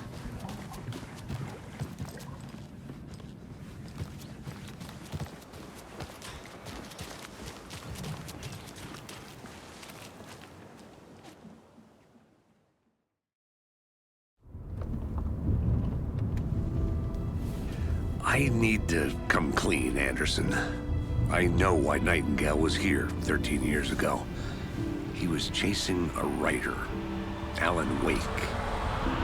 Tammy mentioned him. She's writing a book on his disappearance. You know the detective character from his books, Alex Casey. Yeah, I've heard the jokes at the office. Cold case Casey. Murder case Casey. Sorry. Ha. It's the same name, similar job. It's the first thing anyone thinks of. It annoyed me, but that was it. Then, 10 years ago, I started getting strange letters in the mail. Fragments of prose describing murders. You've heard the stories about what happened in New York. Some of it, at least. Bodies started to pile up. It was a murder cult. Turns out the fragments sent to me were from the crime books of Alan Wake. The cult was copycatting the murders from the books. In their heads, they were performing a ritual to bring Wake back. Their imagined prophet. After that case, I started looking into Wake's disappearance on the side. And you thought this case might be connected to him? His name does keep popping up. I just wanted you to have all the facts. Next time, give them to me before we find ourselves in the middle of a horror story.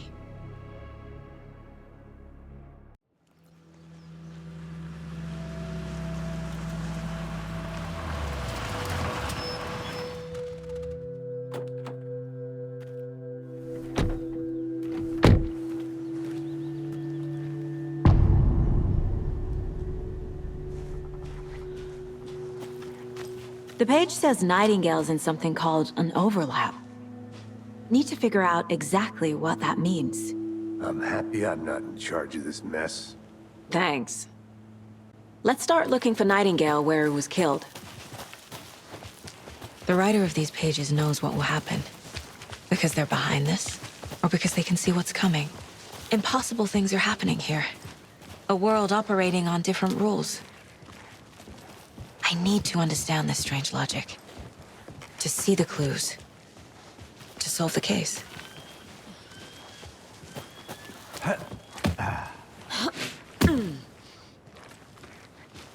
I've been thinking more about the cult of the tree. What sort of cult refers to themselves as a cult? In my experience, they don't. We're not seeing the full picture yet.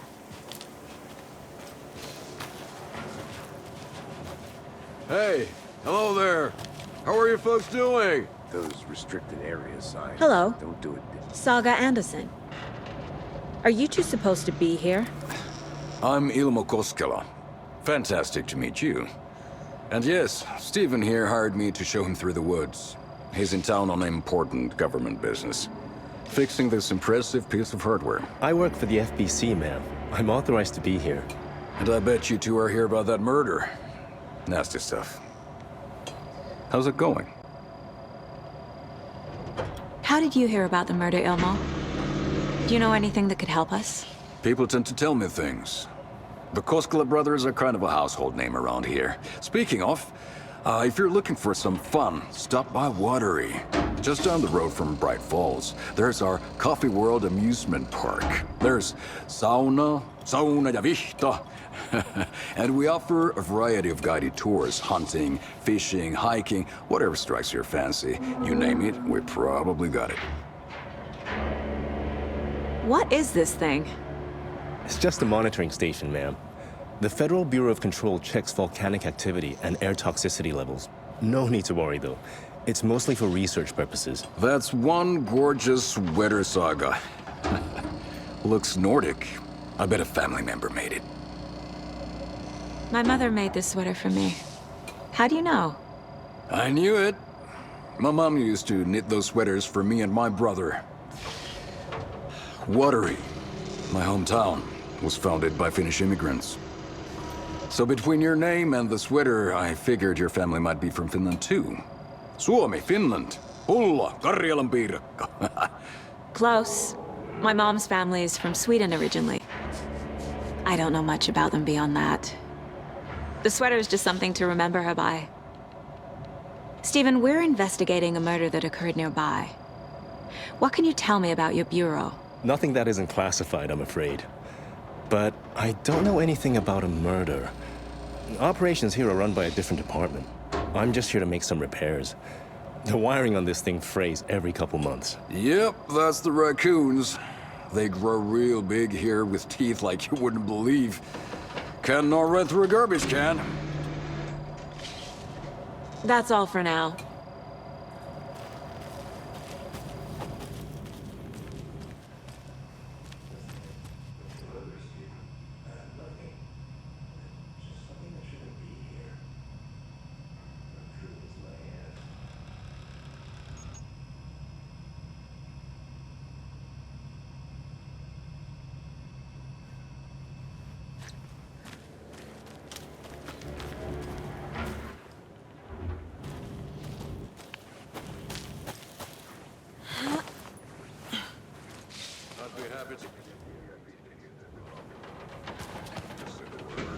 Thanks. But I'm a beer. now we're talking. Let's get to the murder site, Casey. A lot of things about this case keep bothering me. But one thing feels really off. Breaker's disappearance. I don't get the feeling Nightingale was responsible.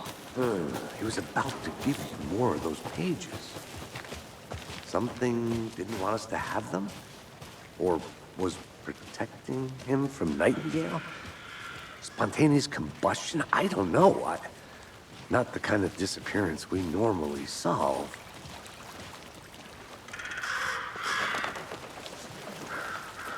Our crime scene's drowning. I never minded rain. Feels like home. No sign of Nightingale. But the page did place him at Cauldron Lake, in an overlap. So how do we follow him there? Maybe something around here will tell us.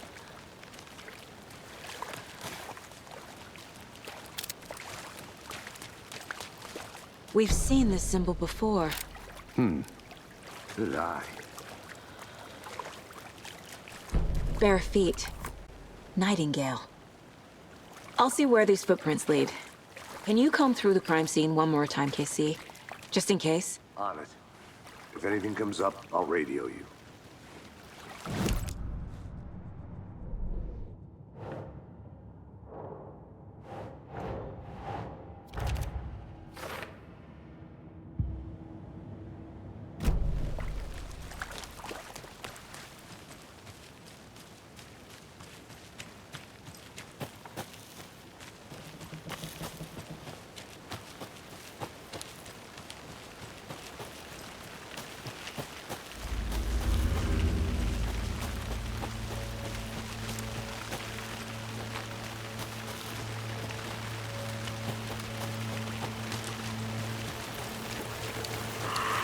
The tracks lead into the water.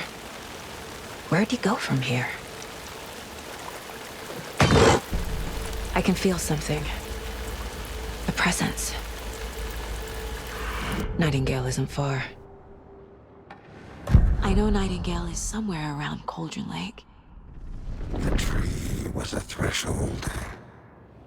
This place and the dark place. You're in over your head. Next stop, Caldera Street Station. The threshold. Like a doorway. Leading to Nightingale. It's somehow connected to a tree. Witch's Ladle?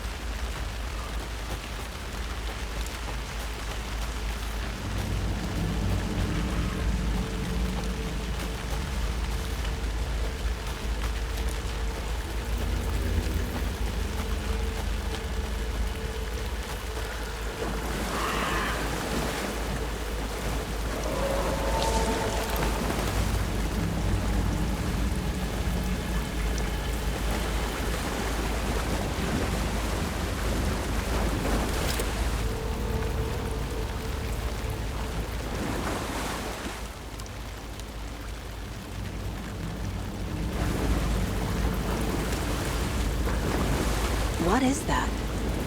Seems like it's reacting to the light. These aren't the same tracks that were here before. They're headed into the tree, not out of it.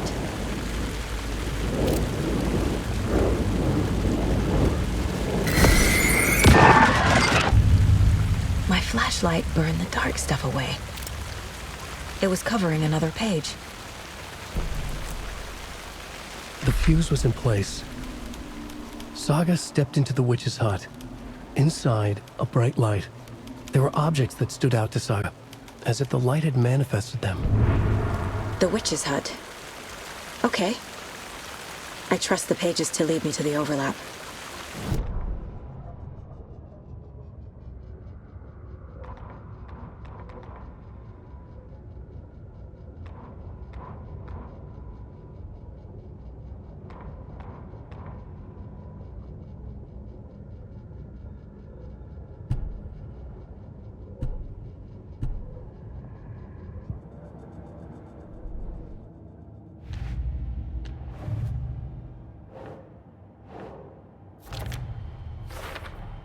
Is Witch's Ladle the doorway into the overlap? If so, that's where I'll find Nightingale. Light is the key. To stay safe. But for something more to be revealed as well. I need to find the Witch's hut.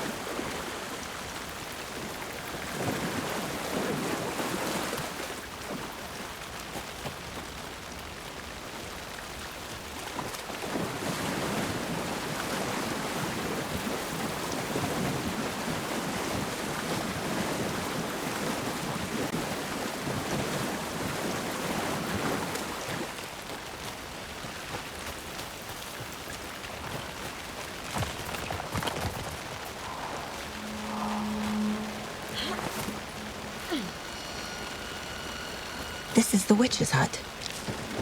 Anderson, thought I saw something in the woods. Probably just a deer, but I'm gonna check it out. Okay. I found another page. Following up on a lead. Keep checking in. Roger. The fuse box is missing a fuse. I need to find one to turn on the lights. The page described the hut being lit and mentioned a fuse.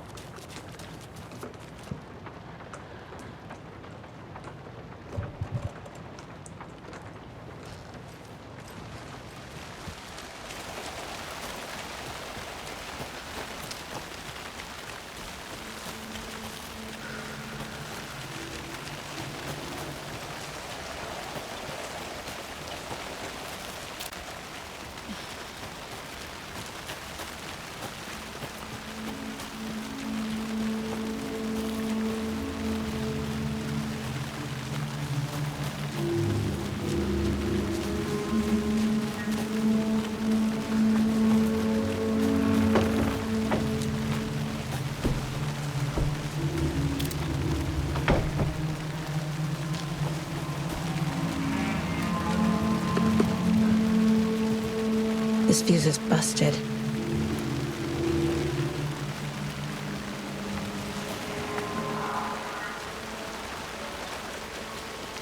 This one looks good. People should really stop littering, though.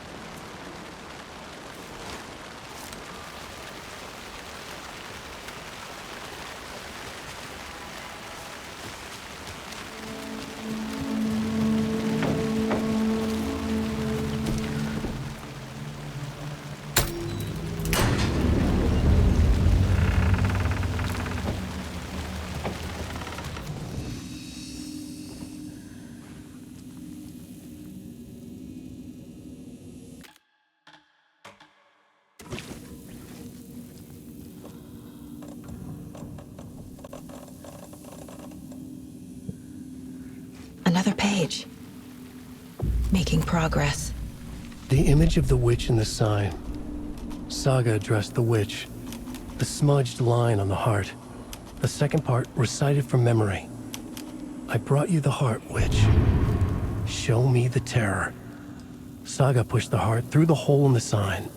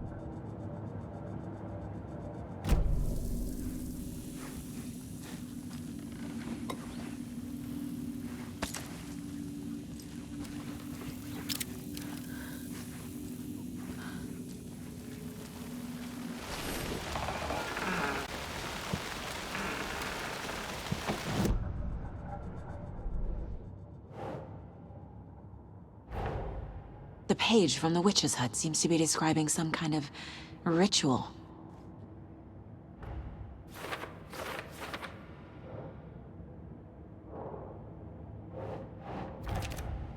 Nightingale's heart disappeared from the morgue. Where is it now?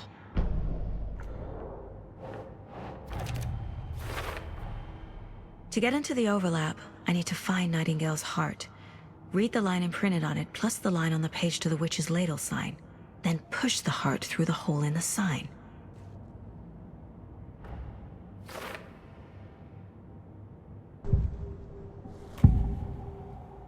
I need Nightingale's heart to get to the overlap. Where is it? The cultist leaned close. He was there, but he was risen. Nightingale was there. The opposite of sunspots. Who said that? That's not it. I don't have what I need to find Nightingale's heart. There must be more. Nightingale's heart. Where is it? While they played cards in the general store, the witch had stolen his heart. Get out of my house. Nightingale's heart is at the general store, in a fridge.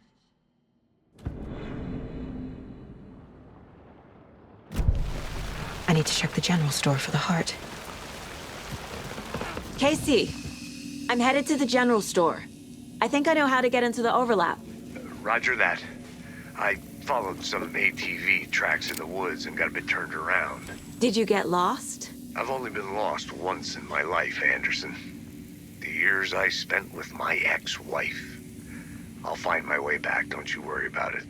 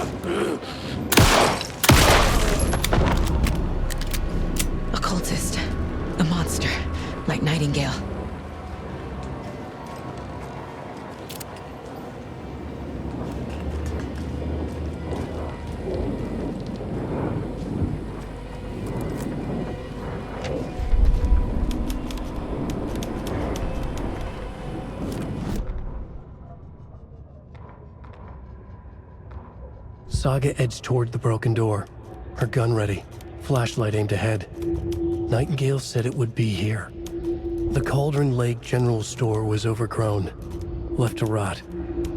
Saga thought about the cult of the tree. They had been here, waiting, planning a gruesome ritual murder. Meanwhile, they played cards in the general store, like it was just another late-night poker game. Saga stepped closer to the door. Had the animal broken it? There was a loud crash. Saga found herself face to face with a cultist, a hulking figure in a raincoat. We watch in the night. Wild eyes behind a plastic deer mask, an axe in his raised hand.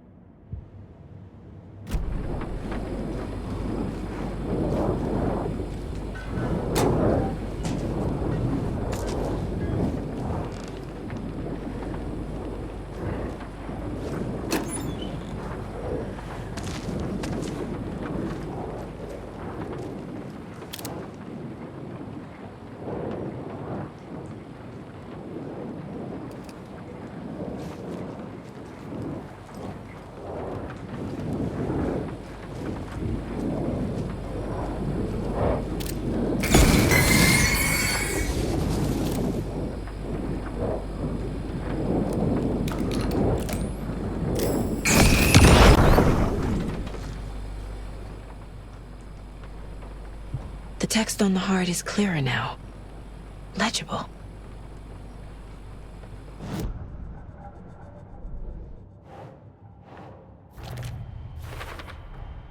Sounds literary, but what does it mean?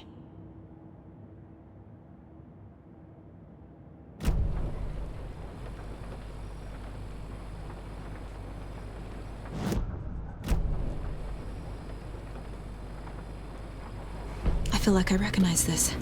The fridge. The heart. I knew it would be here. Like I saw it in a dream.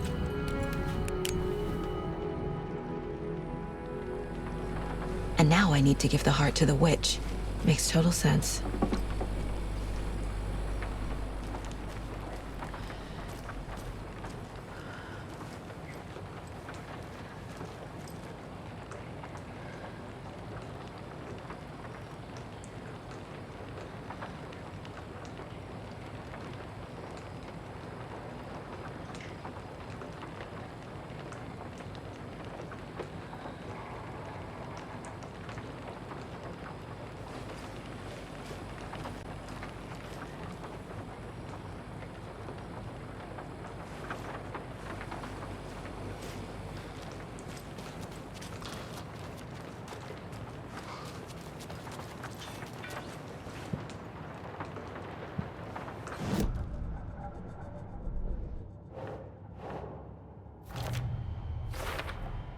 Found the heart in the fridge. Just like the page said I would.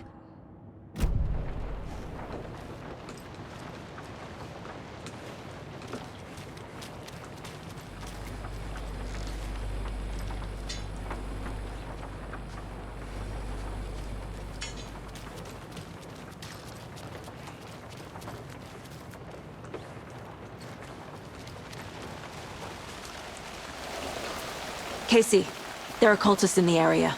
They're taken, like Nightingale. Watch yourself out there. Yeah, thanks for the heads up. I'm still finding my way back. You have the worst sense of direction.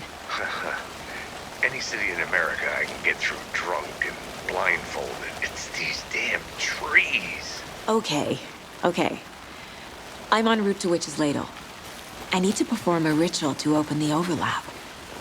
This case just keeps getting weirder. But it is exciting.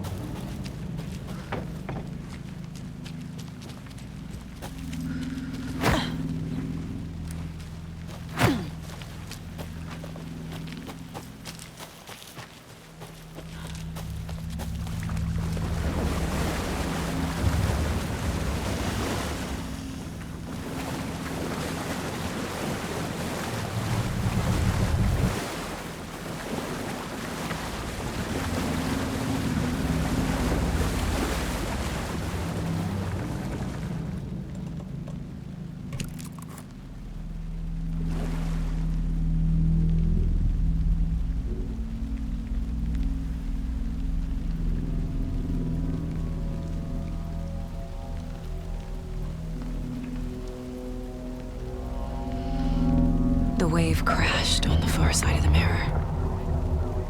I brought you the heart witch. Show me the terror.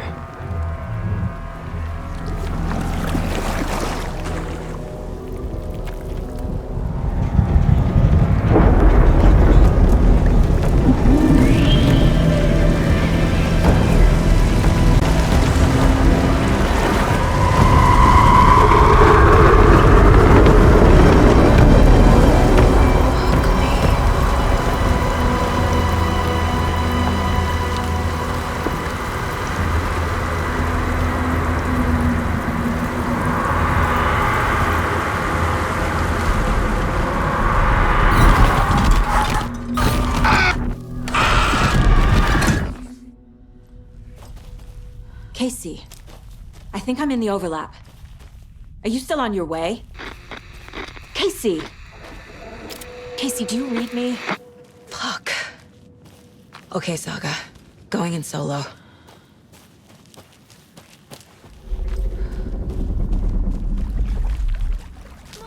Logan? Logan! Where are you? What the fuck was that? Logan's back in Virginia. You're imagining things.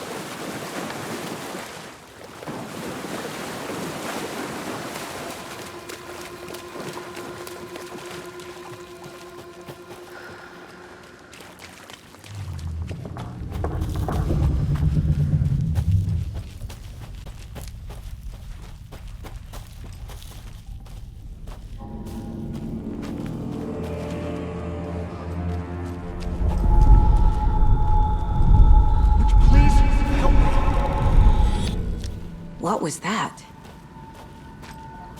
Wait. Did I get turned around? No, this is right. This place is looping. Like a nightmare.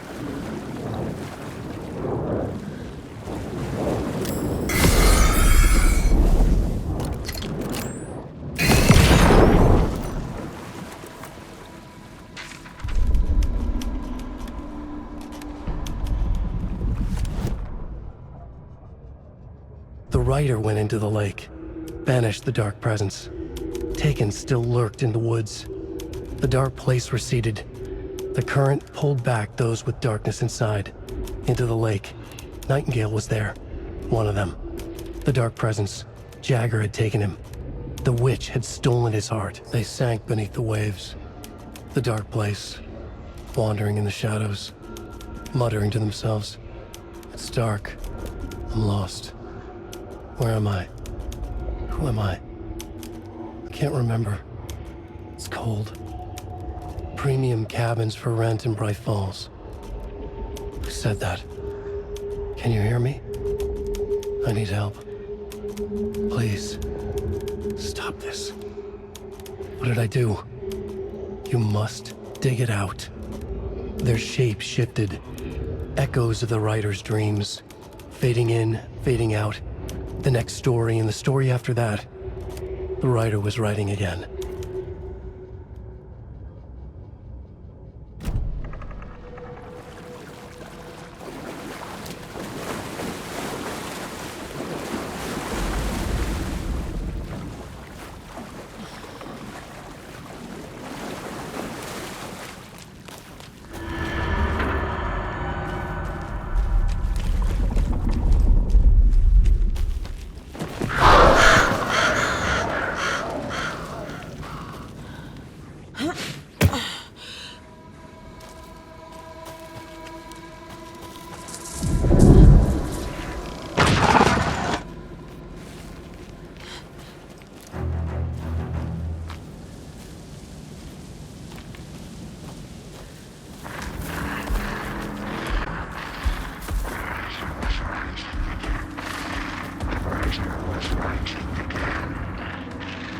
He's here. Nightingale.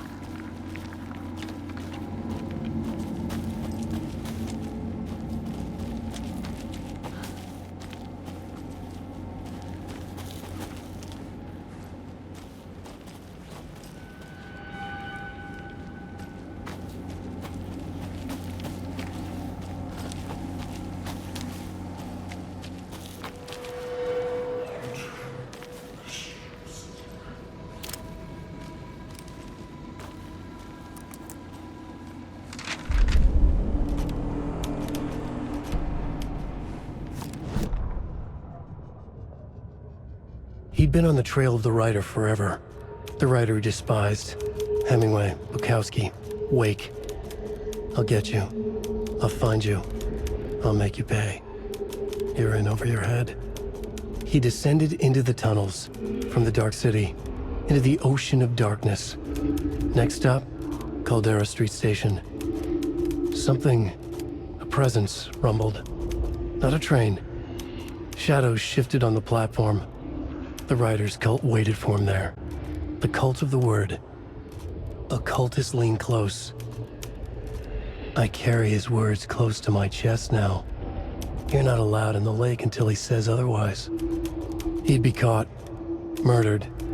They got him. They didn't get him. He was reborn out of hate. He was there, but he was risen. Sent to find the light switch up from the lake that was not the lake.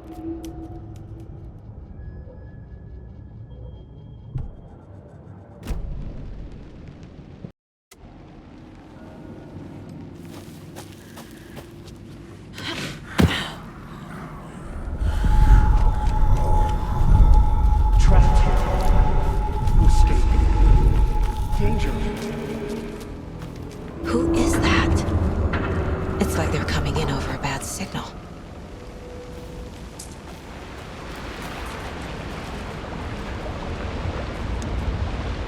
Nightingale's badge.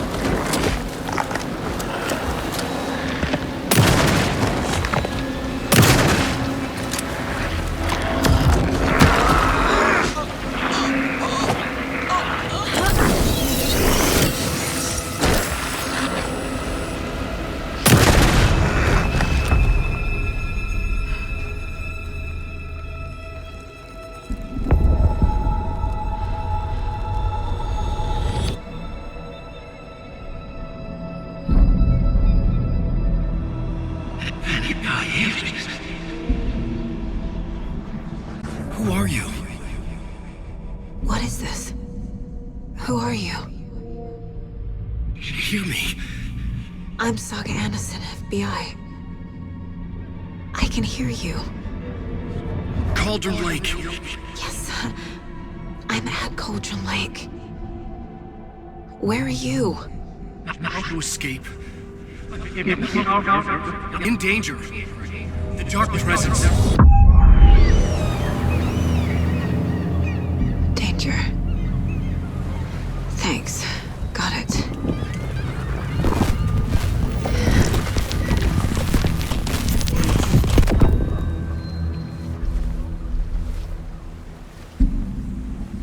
Hey!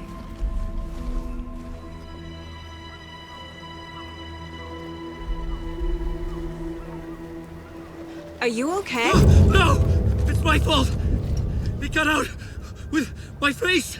Scratch! Sir, calm down. I'm gonna need you to take a breath. He's changed the story. The dark presence. We must stop it before... Easy now. First things first. What's your name?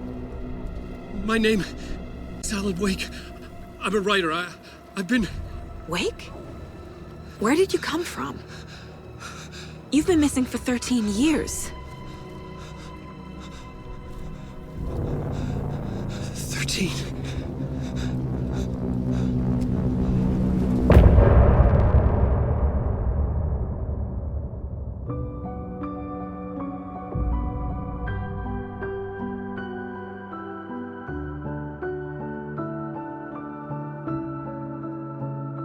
In the dark, miles apart, made a promise that I'm coming out alive. Raging heart, went too far. I will never lose myself again, or I was calling you, did you hear me? I lost my way, lost my way. I was trapped in 1,000 nights with no escape. Nightmares taking me over, and now I'm wide awake. And now I'm wide awake. Oh, I died like 1,000,000 times, feel waves I break. The nightmare's finally over, and now I'm wide awake. And now I'm wide awake.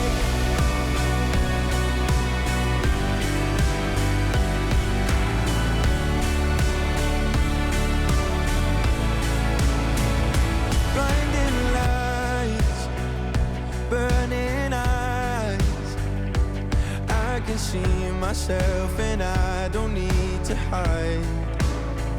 My foolish pride paid the price. I will never leave again, I'm by your side. I was calling you, did you hear me?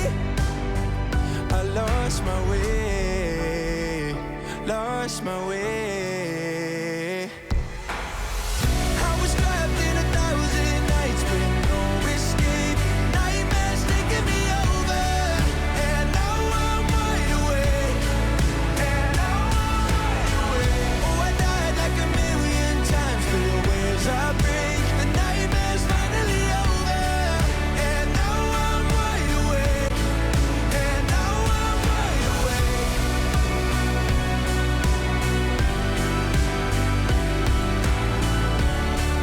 And now I'm wide awake. And now I'm wide awake. Oh, I died like 1,000,000 times, feel waves I break. The nightmare's finally over, and now I'm wide awake. And now I'm wide awake.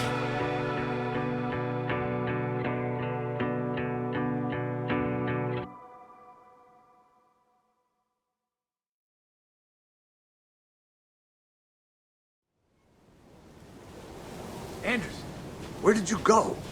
All of a sudden, the radio stopped working, and then that flooding just disappeared. crazy forest. Is this who I think it is? Casey, say hello to Alan Wake. Mr. Wake, this is Special Agent Alex Casey. He'll escort you to our car. Casey, I'll meet you there, right after I take a look around. If the flooding's receded, there might be evidence we missed earlier. Okay. See you there. Alex Casey? How? Am I still...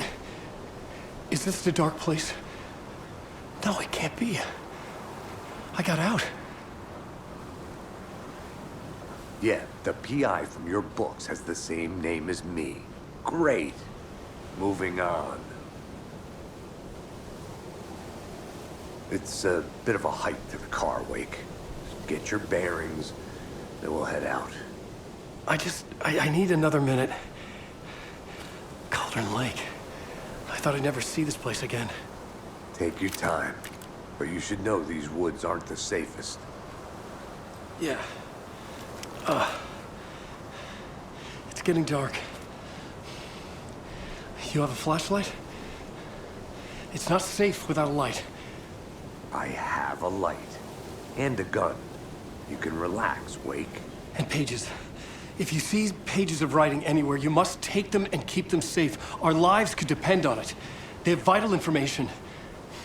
We know about the pages, Wake. We'll keep an eye out for them. Okay. Okay, just give me a moment. It's okay. Take your time.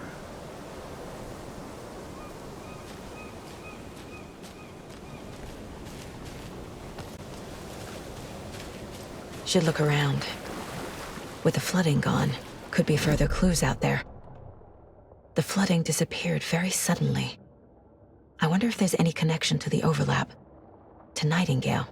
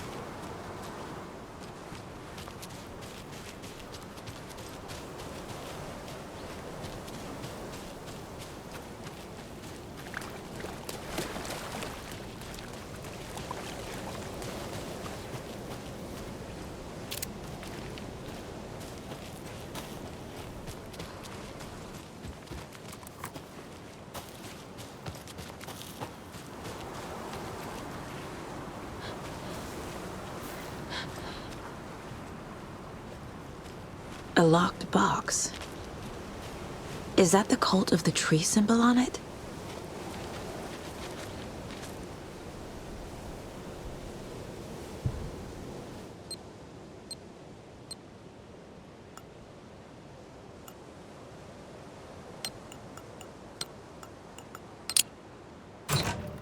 Notes and ammo. Looks like they're tools of the trade. The cult doesn't see their victims as people.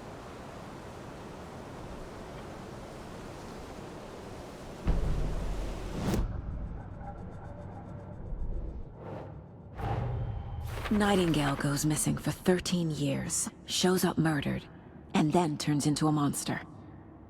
After I stop Nightingale, A rider who's also been missing for 13 years turns up.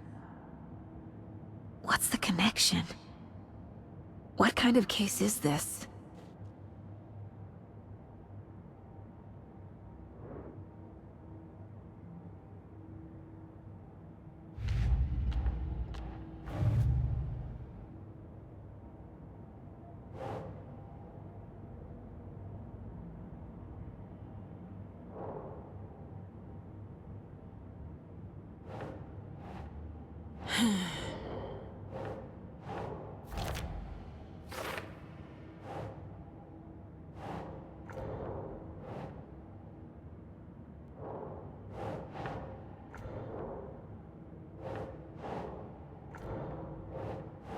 Doesn't look right.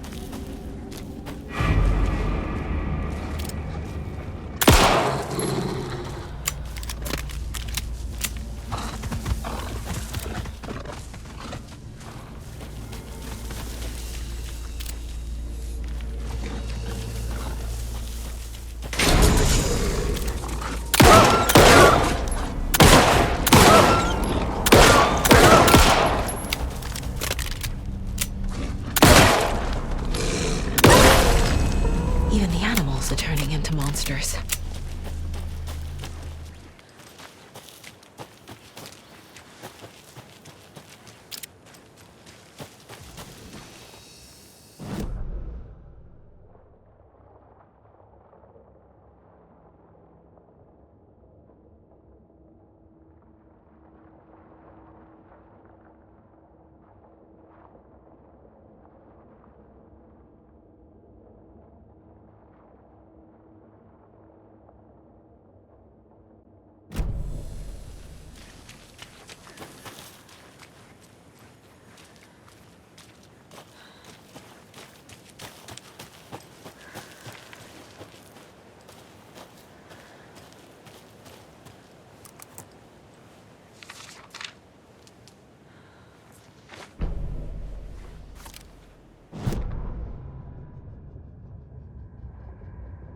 Back at Witch's Ladle, Saga pointed the flashlight at the strange, dark substance. The same substance Nightingale had left at the morgue.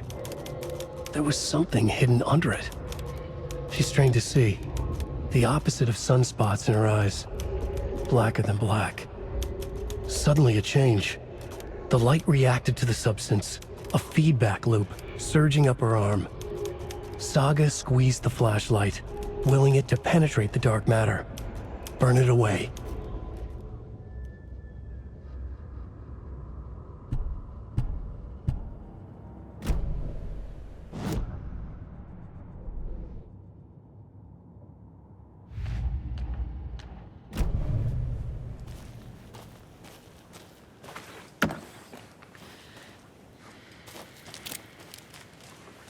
the cult is leaving supplies around for themselves.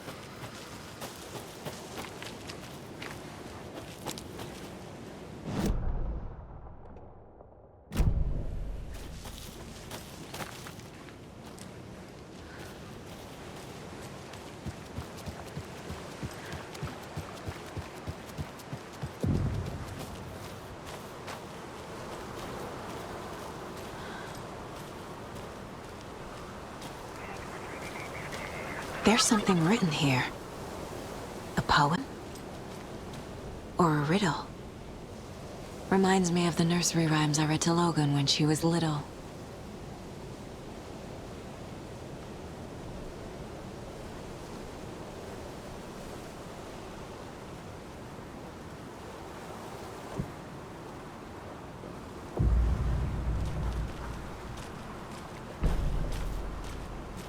A little clothespin doll. Perfect weird souvenir for Logan.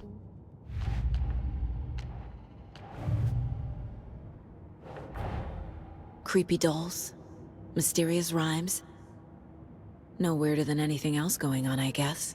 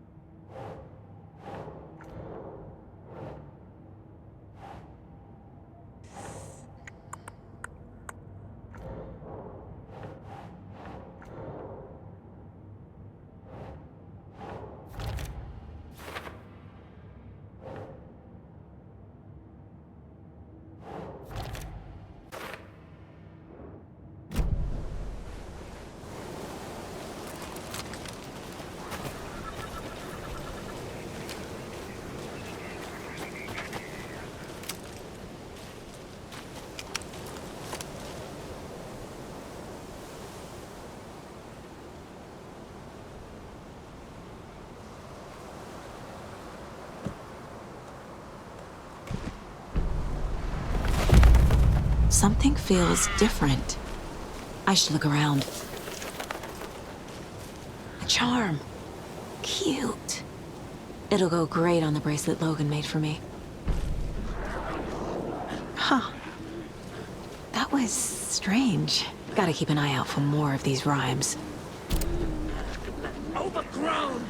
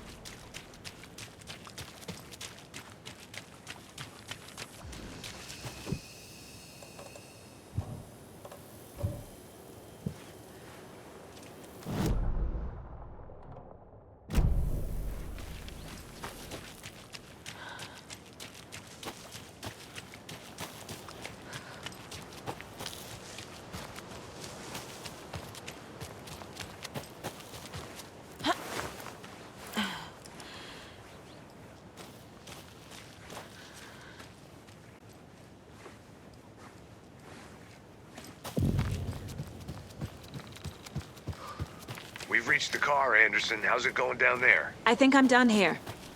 I'll meet you at the parking lot. Another one of those rhymes.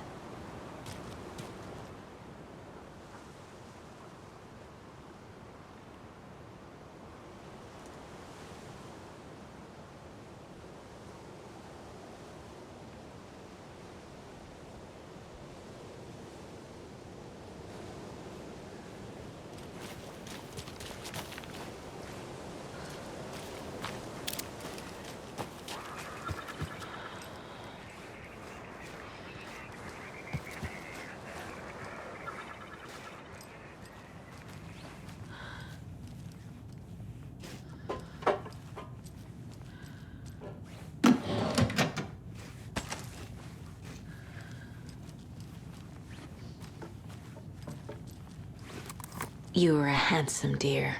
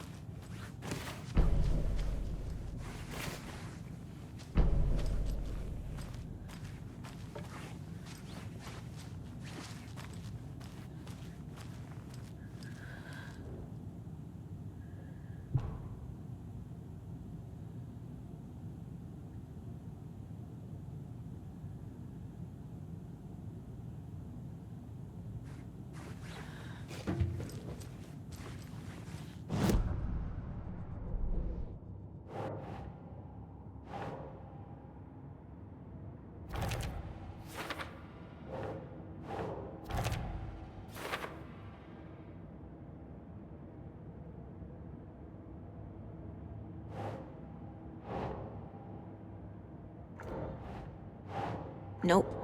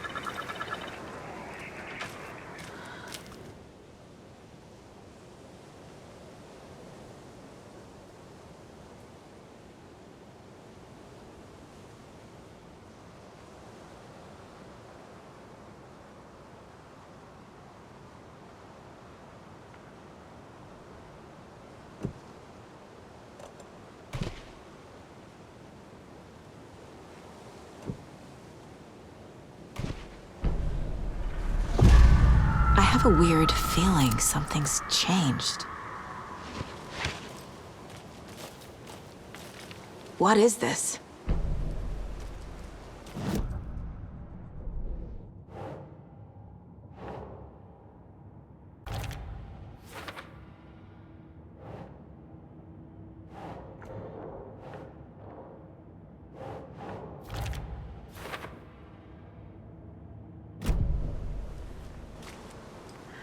Jesus.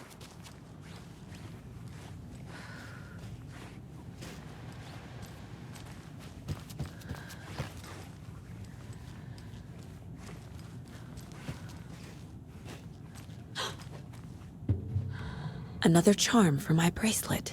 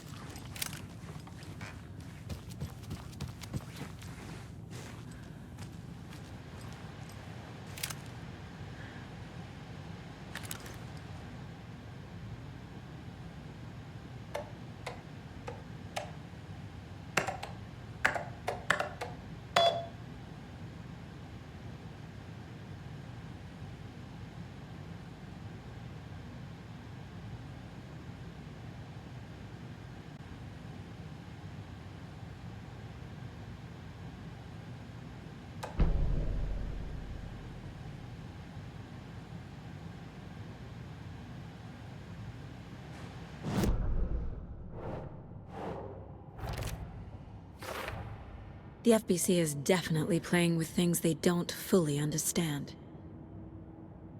And that always goes well.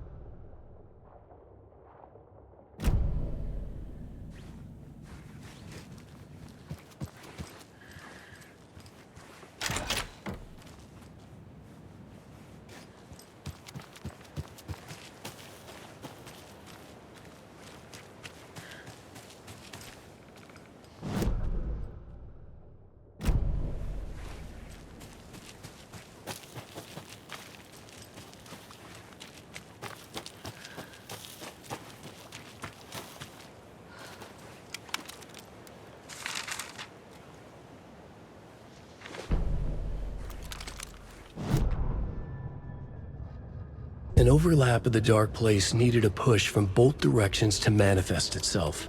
Reality in our world eroded by repeated dark lore tied to a location, and a counterpoint, a work of art, a horror narrative crafted in the depths of the dark place, connecting to the story on the other side to reach out to the weakened veil. A story of a lawman whose heart was cut out of his chest, two corrupt men killed by their own twisted ambition, a haunted old woman drowned in a bathtub, twisted reflections on the other side of the mirror, arcs stabbing through realities, amplifying the influence of the dark place. These elements working in conjunction made a trickle that became a torrent, a wormhole, a vortex, and the art, the map, became the nightmare territory where the dark place encroached on our reality, a blanket over it, where they all overlapped, causing reality to twist and loop like a bad dream, remolding anything and anyone within its dark horror design.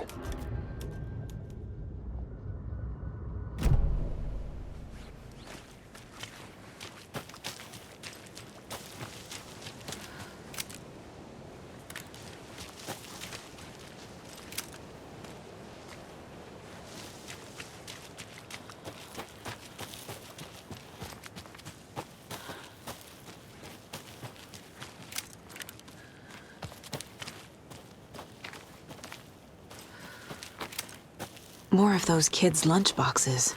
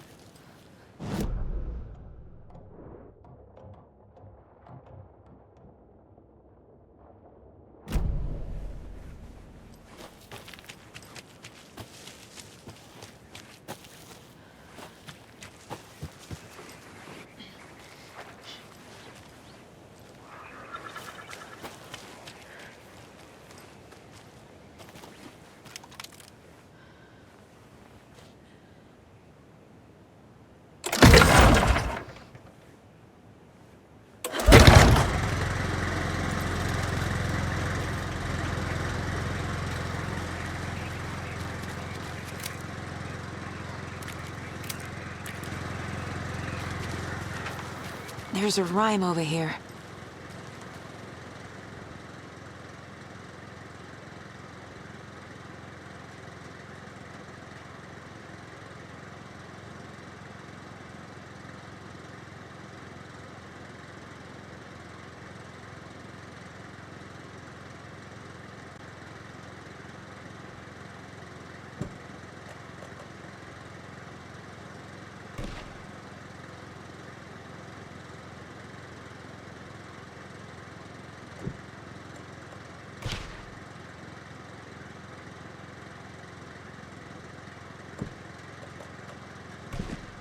Okay.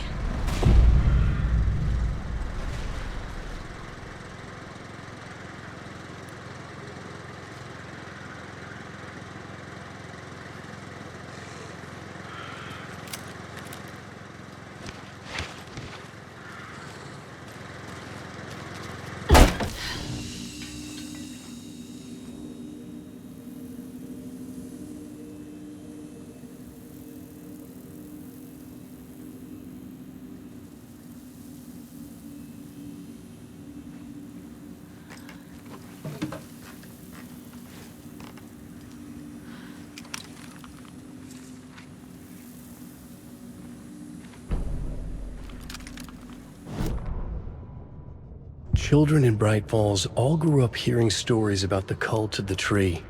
Feral maniacs living in the woods. Satanists chanting, "We watch in the night," as they perform blood sacrifices in the forests. Or things not quite human lurking in the dark. There were many versions of the story, but they all shared one important element: danger in the dark, in the woods. Somewhere among all the urban legends lay a secret truth. The real identity of the cultists prowling in the woods. Real faces hid behind the masks. Real hands held the knives. Real people fulfilling a grim purpose. The forest was not safe. People were right to keep their children away from the trees.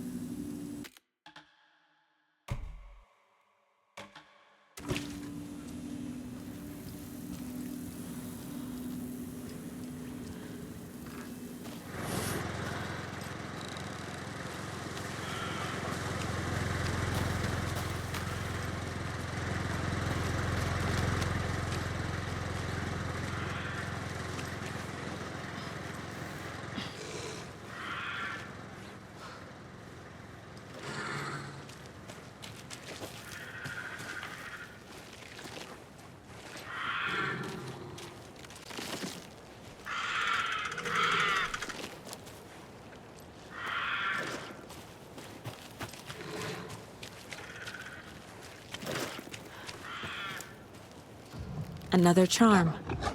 Good thing Logan made me this bracelet.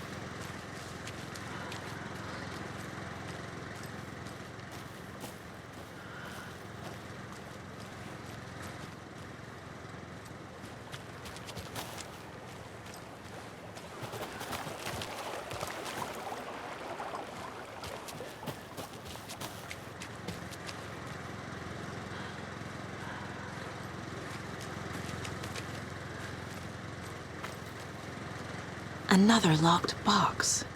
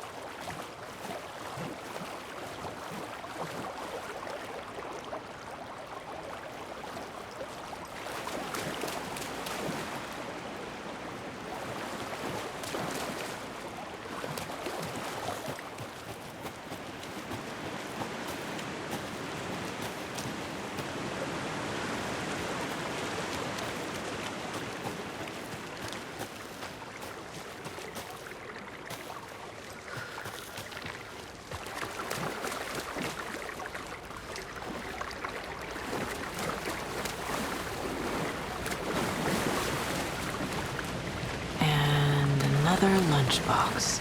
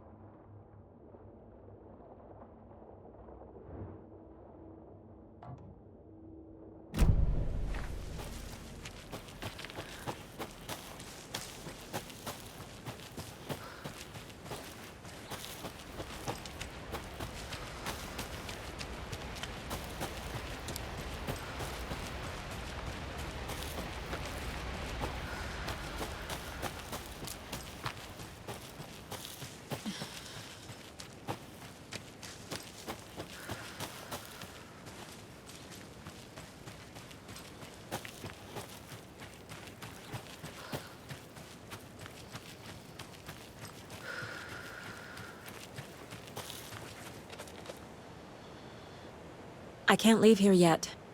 Lots of work left to do.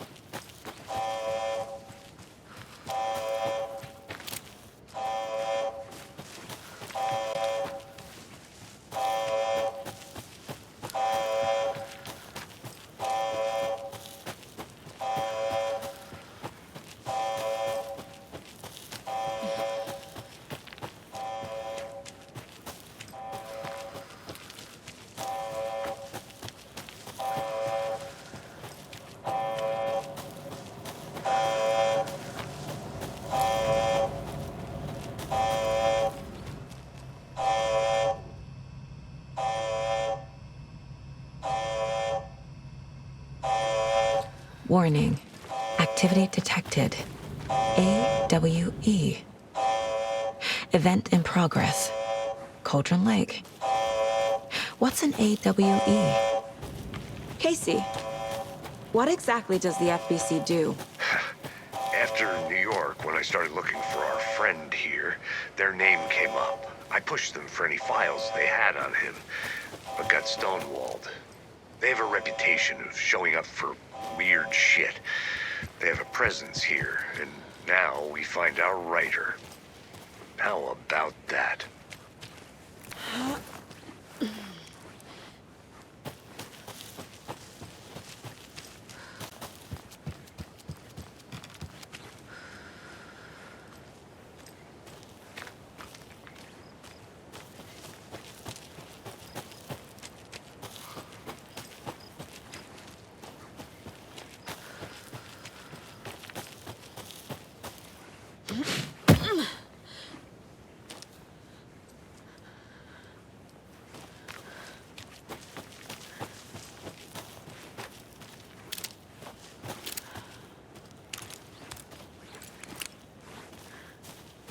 You ready to go?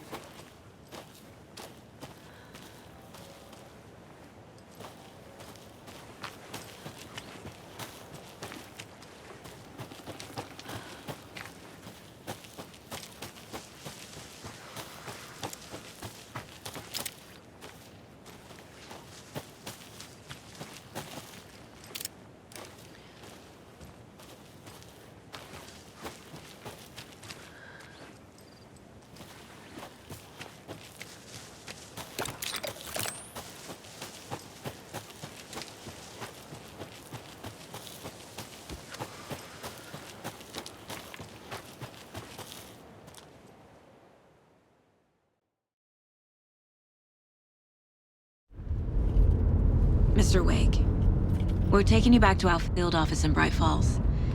You can freshen up there, and then we'll talk properly.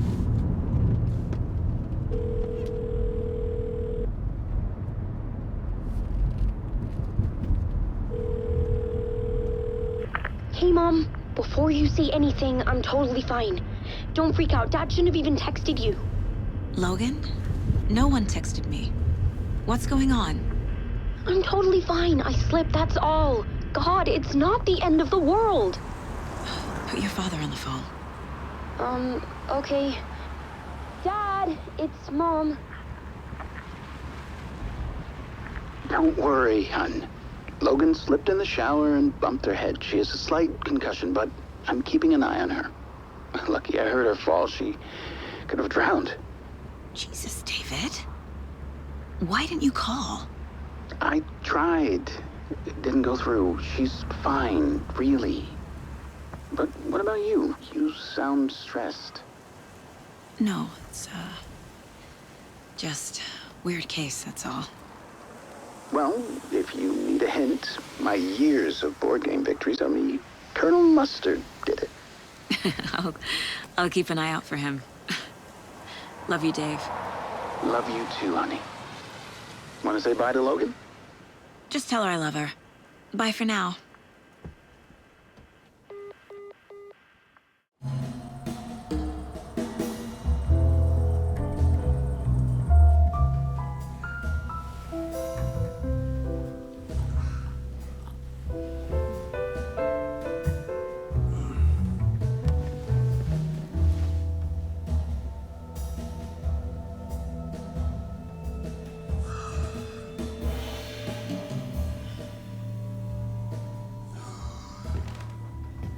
Is there anyone you'd like us to reach out to, Mr. Wake?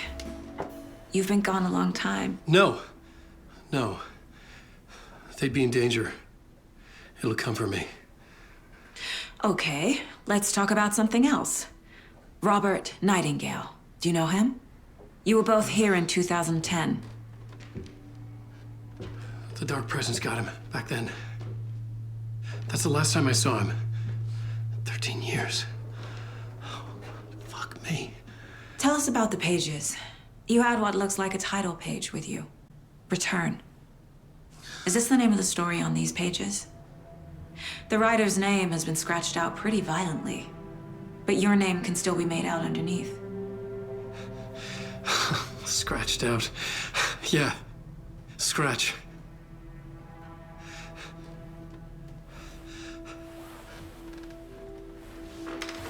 Did you write these pages, Mr. Wake? I'm trying to remember. It's a crazy jumble, like a nightmare.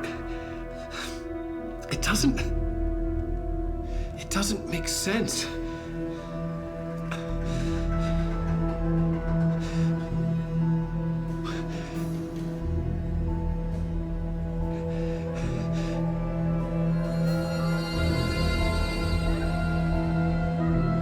I remember.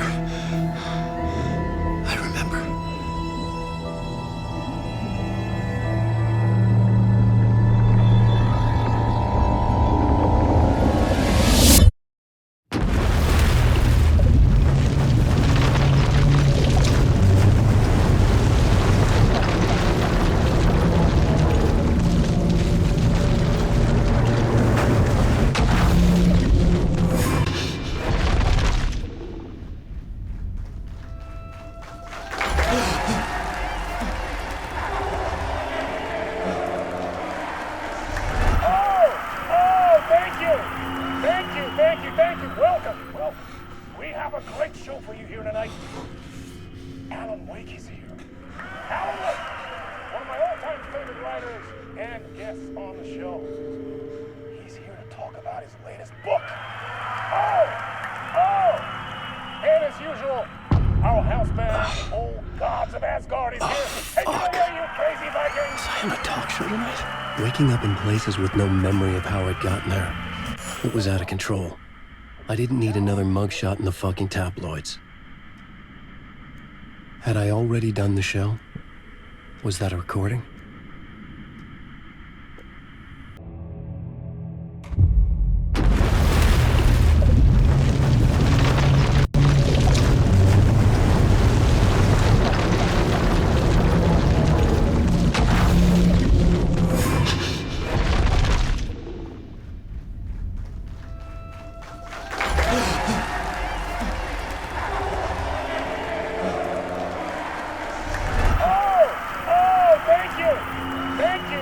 Thank you. Welcome. Well, we have a great show for you here tonight. Alan Wake is here. Alan Wake, one of my all-time favorite writers and guests on the show. He's here about his latest book. And as usual, our house band, Old Gods of Asgard, is here. Take it away, you crazy Vikings! Was I on a talk show tonight? Waking up in places with no memory of how I'd gotten there. It was out of control. I didn't need another mugshot in the fucking tabloids. Had I already done the show? Was that a recording?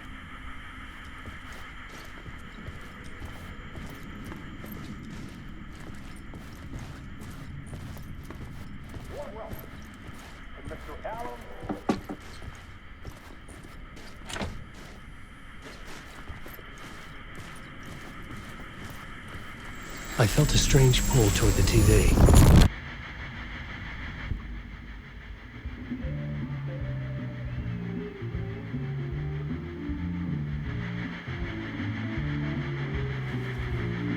Give a warm welcome to Mr. Alan Wake.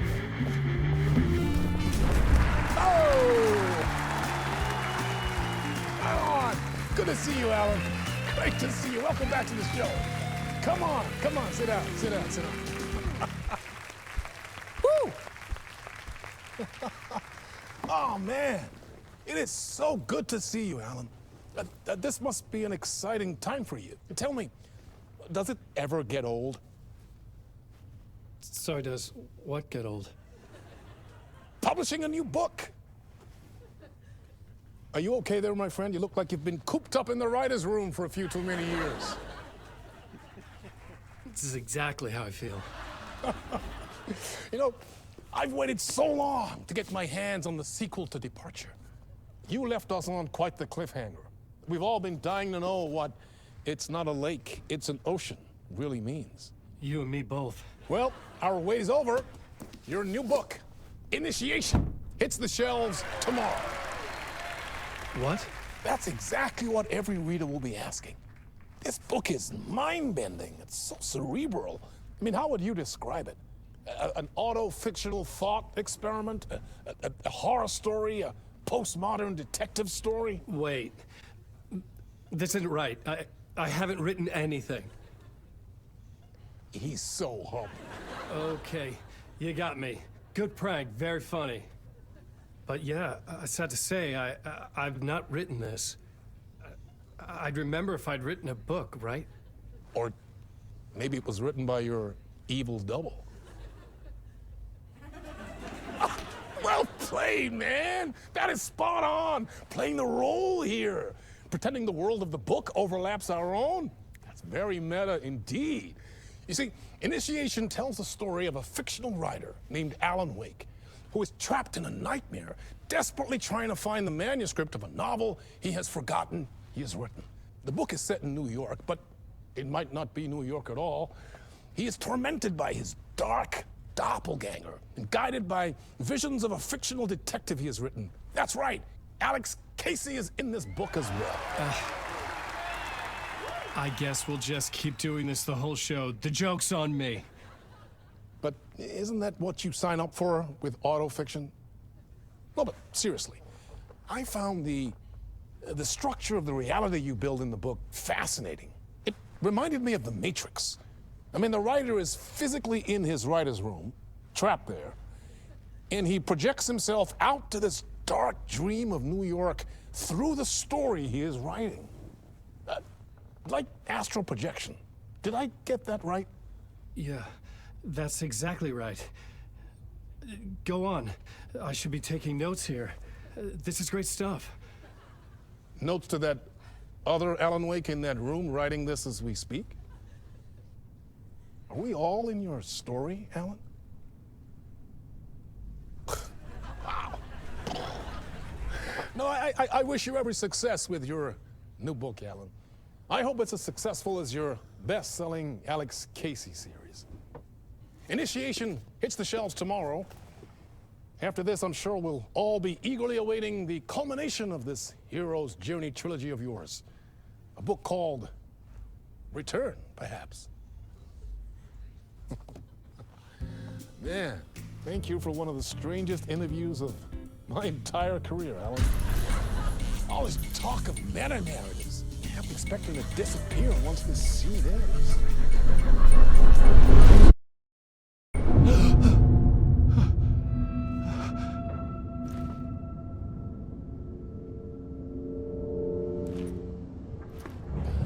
Hello?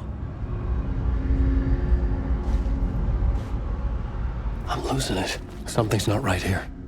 I needed to get home. To Alice.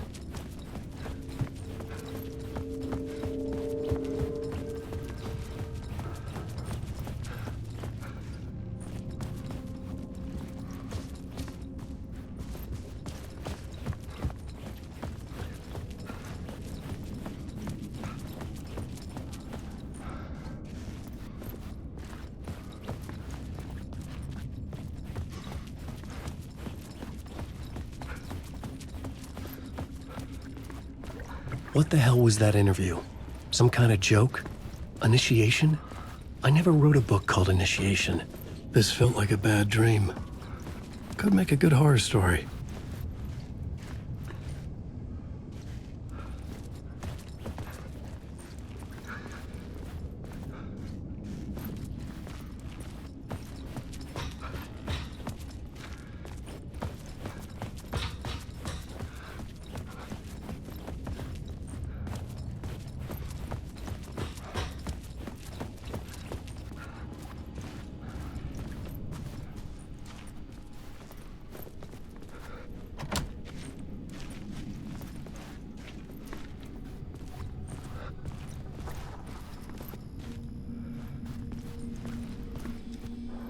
Old gods of Asgard.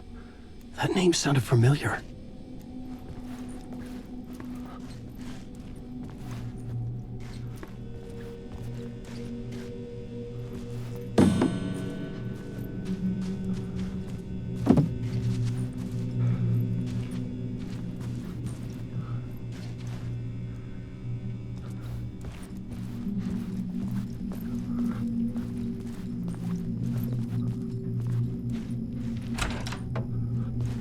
I was a mess. I'd never heard of this talk show or Mr. Door before. None of it felt right. Was I losing my mind?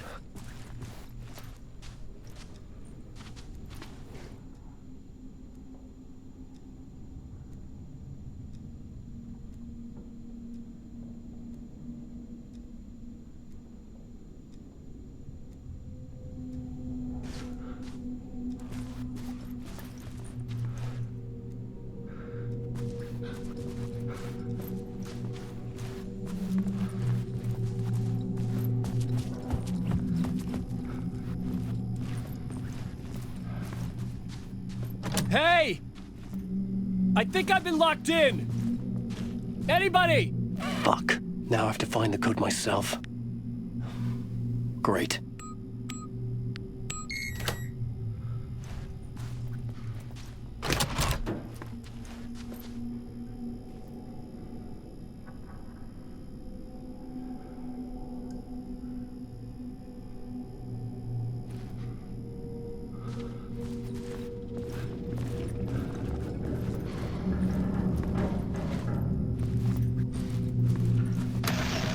Time is broken here.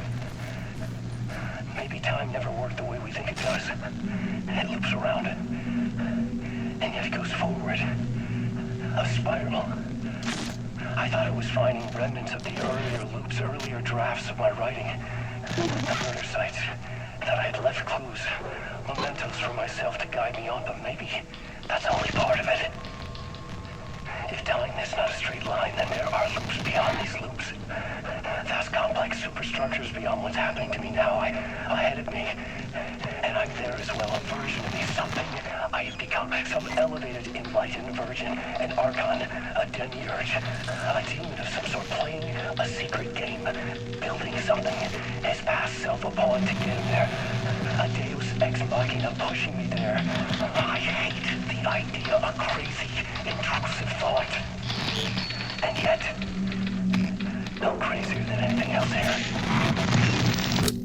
Which version of myself was I?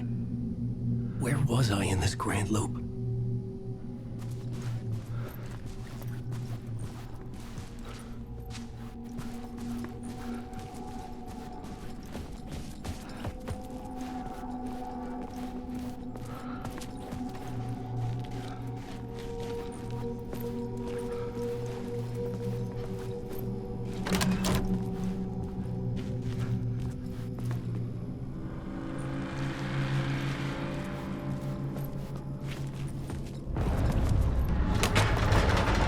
There was something in the studio with me.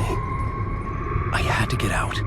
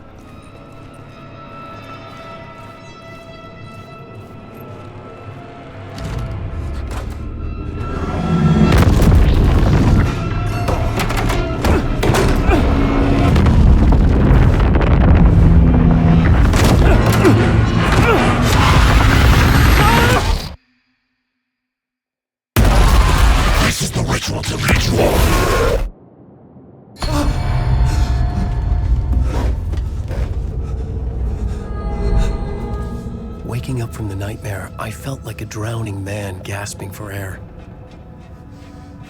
This place felt familiar. A ghost of a memory surfaced, about riding here for countless days.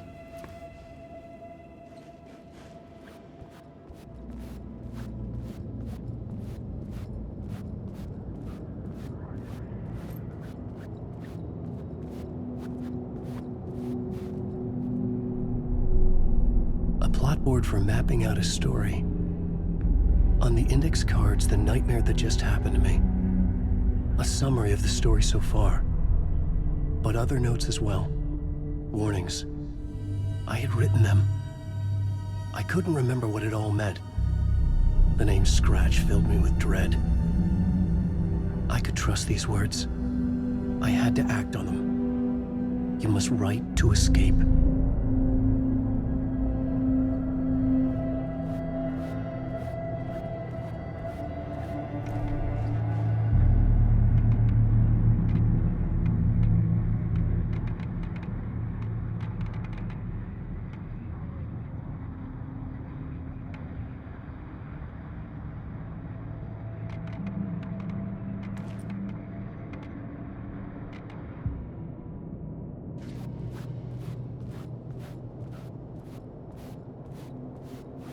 I had to write more.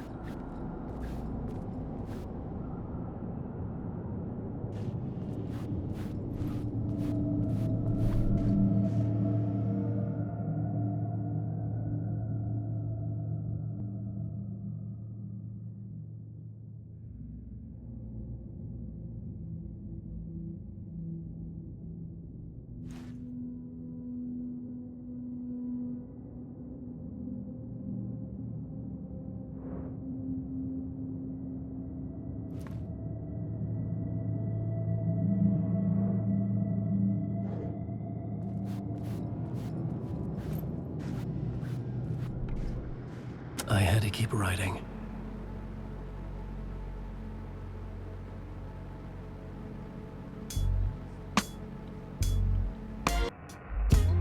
Some say that it lives forever, this road that I lose you on every time. Some say that it lives forever.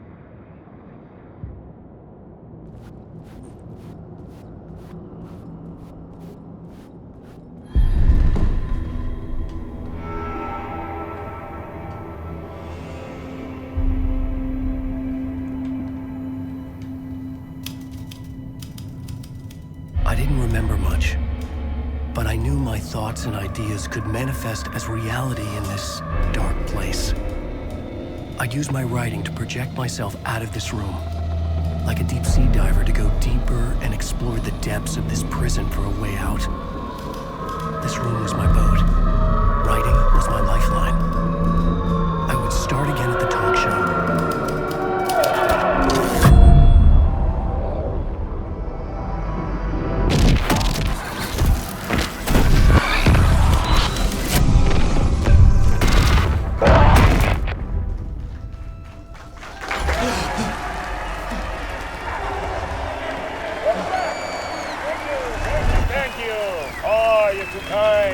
Welcome back. We have a great show for you here tonight. Real treat for all you Alex Casey fans out there. Alex Casey himself is here tonight. That's right. Sam Lake, ladies and gentlemen. The actor who has given his face to the famous detective in the film series. And of course, we have Alan Wake here. The best-selling writer, the books, the films are based on. Let's do this!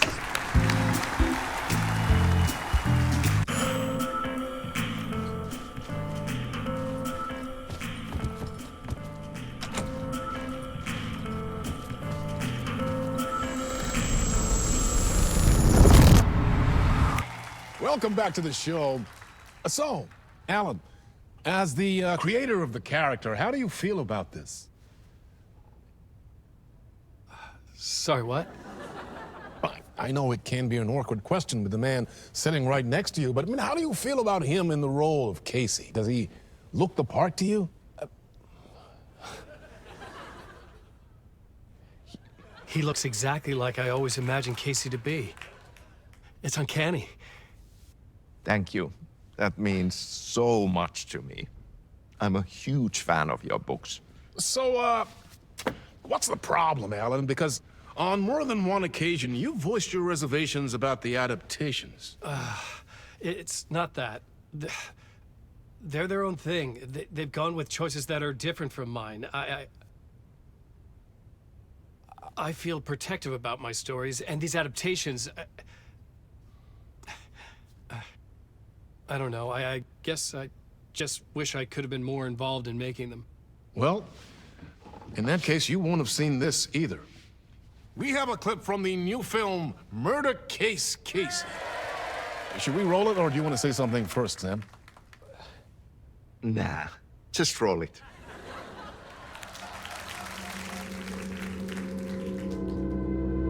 This city was an old scar that refused to heal.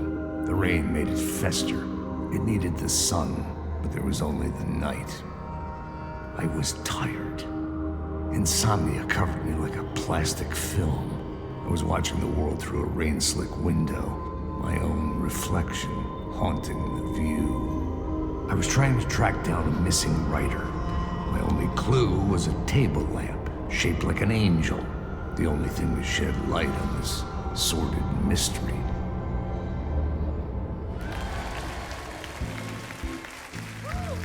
That's great! Murder Case Casey! Great job, Sam. Very exciting and very meta. I'm looking forward to seeing more. Wait, stop. What was that about a writer? About a lamp?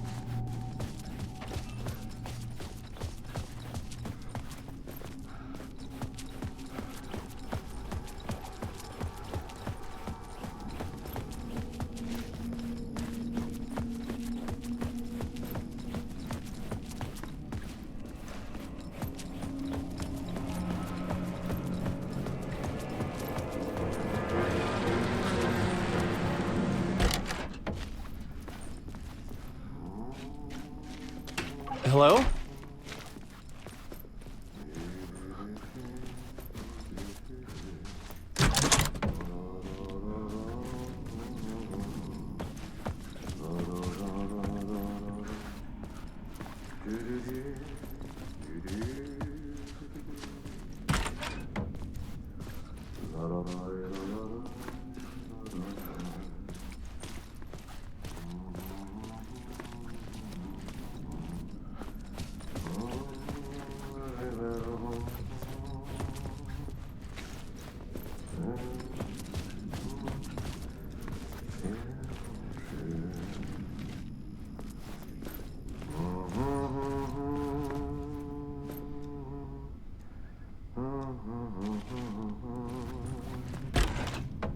Ah, no niin. There you are, Tom.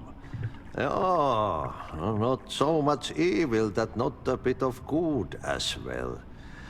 Not one without the other. Good to see you.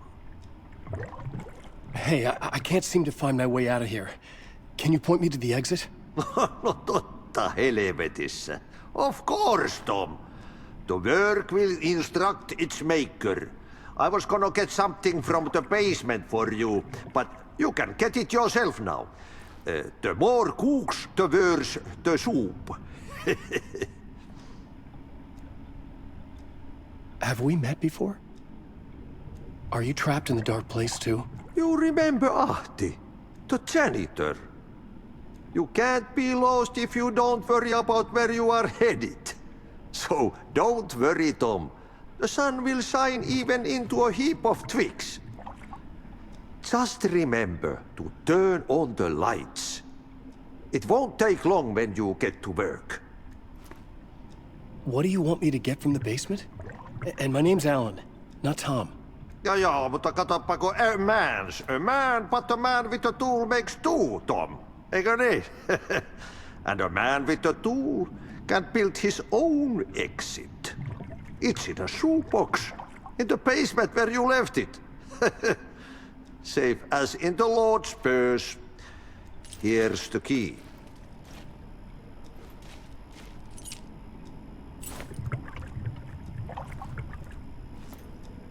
I've been trying to find a way to escape the dark place. Any suggestions? He who mouths about his troubles is the prisoner of his troubles. It's not easy to get out. But don't you worry, Tom. The home is still there where the heart is. I often think about it when I mop the floor and look into the puddle. Water is the memory of the world. Water finds its way. The janitor was a bit out there, but still a friendly face. I had to trust the basement would get me out of here.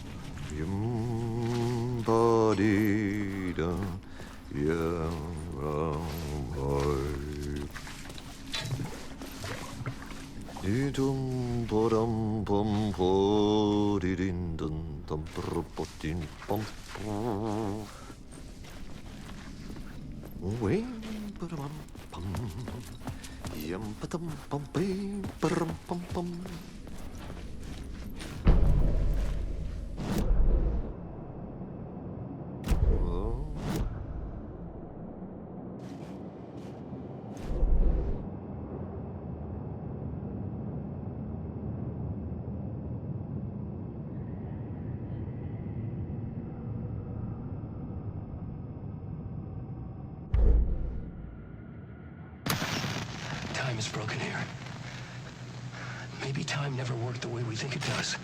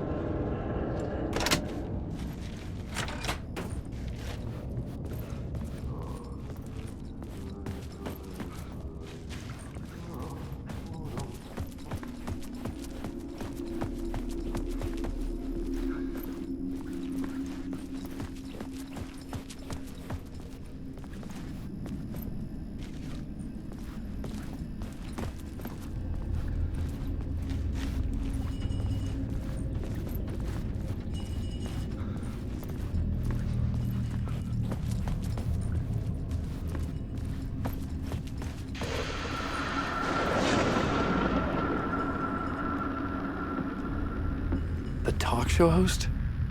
Good evening. A writer trapped in a dream world attempts to write a story to shape reality around him and escape. He is beset by visions leaking in from realities beyond his own. He uses those visions as inspiration for his stories, in hopes of giving them power, to make them come true. Us, hidden few, know that ultimately he will succeed. But before that, many of his stories collapse back into the stuff that dreams are made of, to remain as they began, works of fiction. And yet, maybe there is a gleam of truth to be unearthed from these tales. A rare glimpse into the unseen realities beyond our own, offering us intriguing avenues of contemplation as they transpire in Night Springs.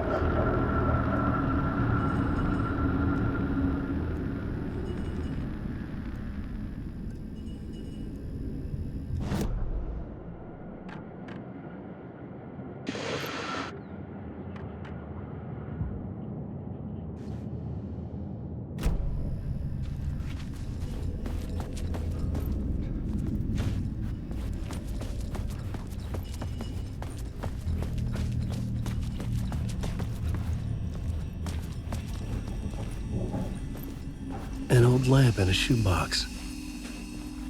Was this what the janitor had left for me?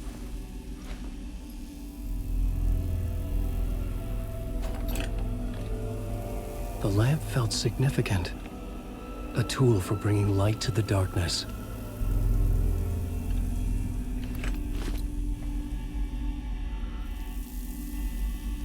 I felt a magnetic pull between the lamp and the light overhead.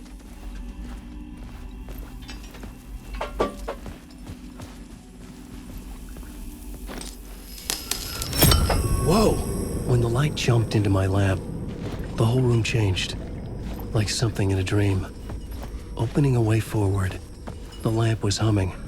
The bulb glowed. It held the light now.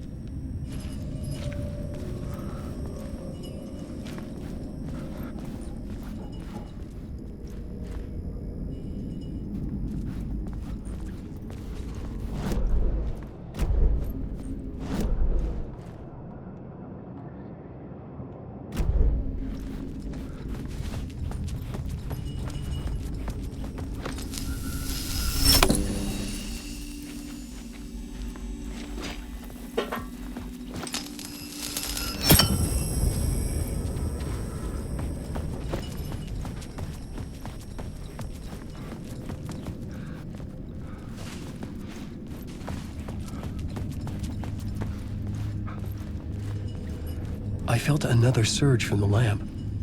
I could use it again. The glow in the lamp went out, shifting the light in the room. The light carved out something new from the darkness.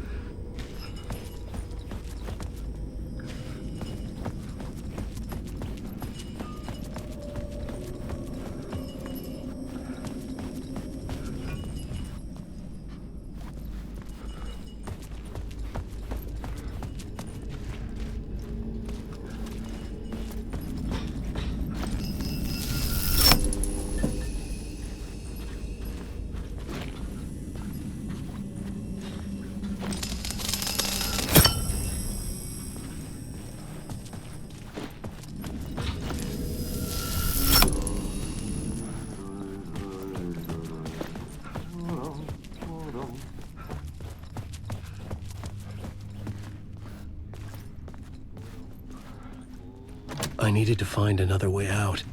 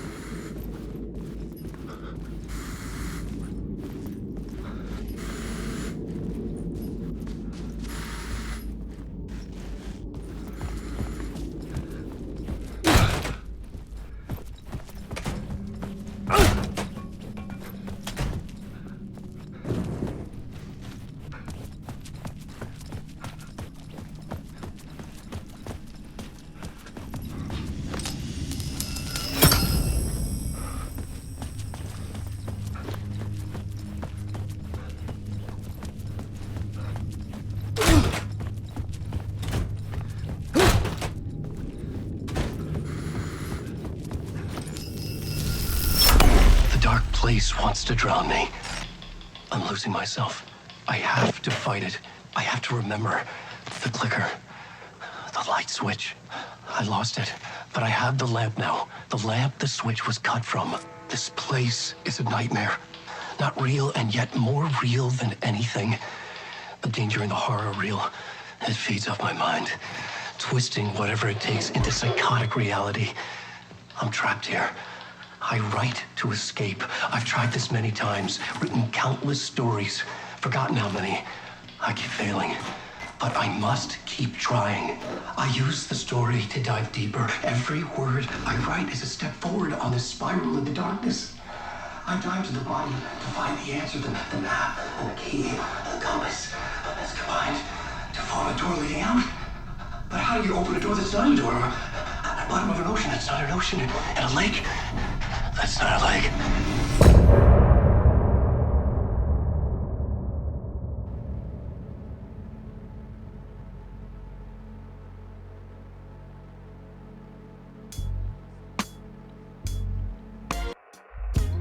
Some say that it lives forever, this road that I lose you on every time. And some say that it lives forever, this road. And some say that it lives forever, this road that I lose you on every time. And some say that it lives forever, this road. I can see you there, but you don't see me anywhere. I'm right in front of you, I'm right here on this winding road. What are you looking at? Is it your face on a pane of glass? 'Cause somehow this window becomes a trap on this winding road. Will it ever let me go? Forever I am fading to black. Forever I am circling back, just to fall into this trap, this winding road.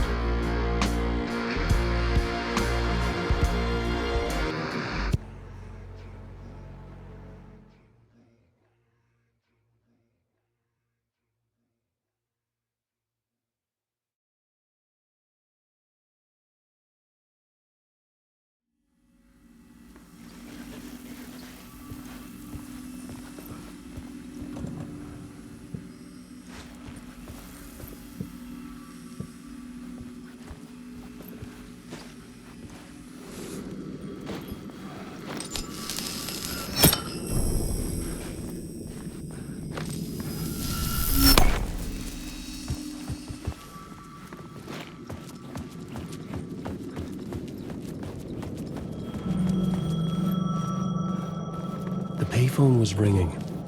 Somehow I knew the call was for me.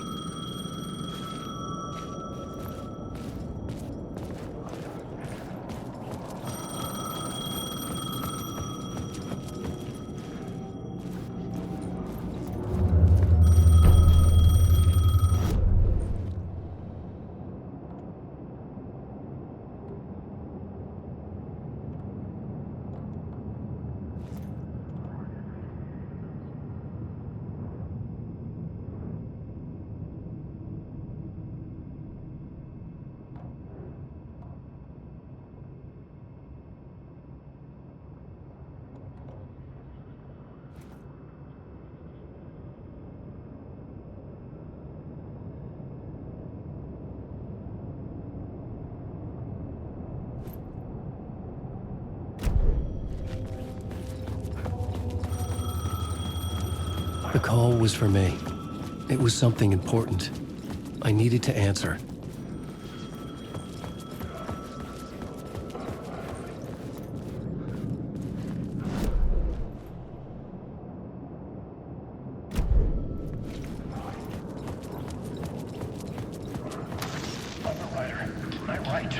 Writing is the key. Art is the key to find my way out of the dark place. I can't forget this. Don't you fucking forget this. I'm in the dark I'm outside time and space, outside reality. But this is real. A nightmare dimension, an ocean of darkness. Remember, its dark energy can make art come true, make dreams and nightmares come true. Yes, I can use this. I need to use this. Hungry, monstrous things out there, plotting to stop me, to devour me, become me. Oh no.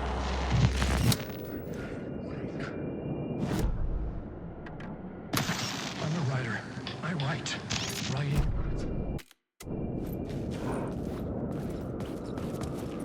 Fuck. Okay, don't mind me, just passing through. Shadows stirred like there was someone there, but there was no one. I wanted to keep it that way.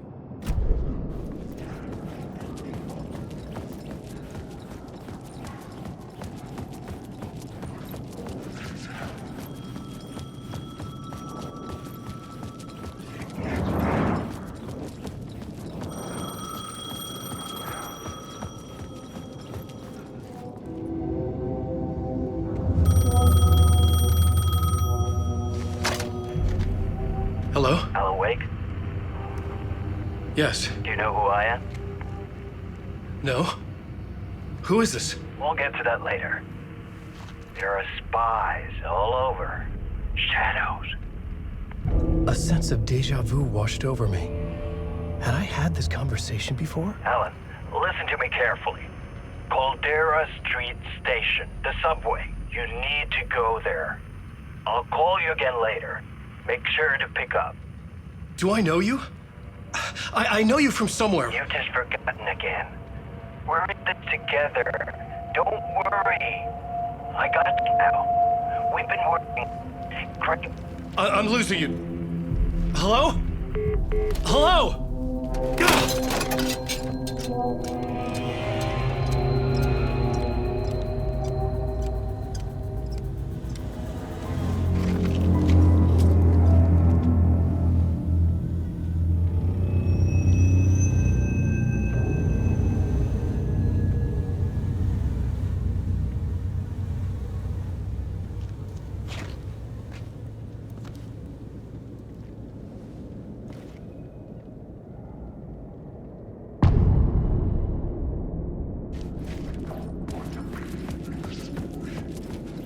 The man had said Caldera Street Station. I had to go there.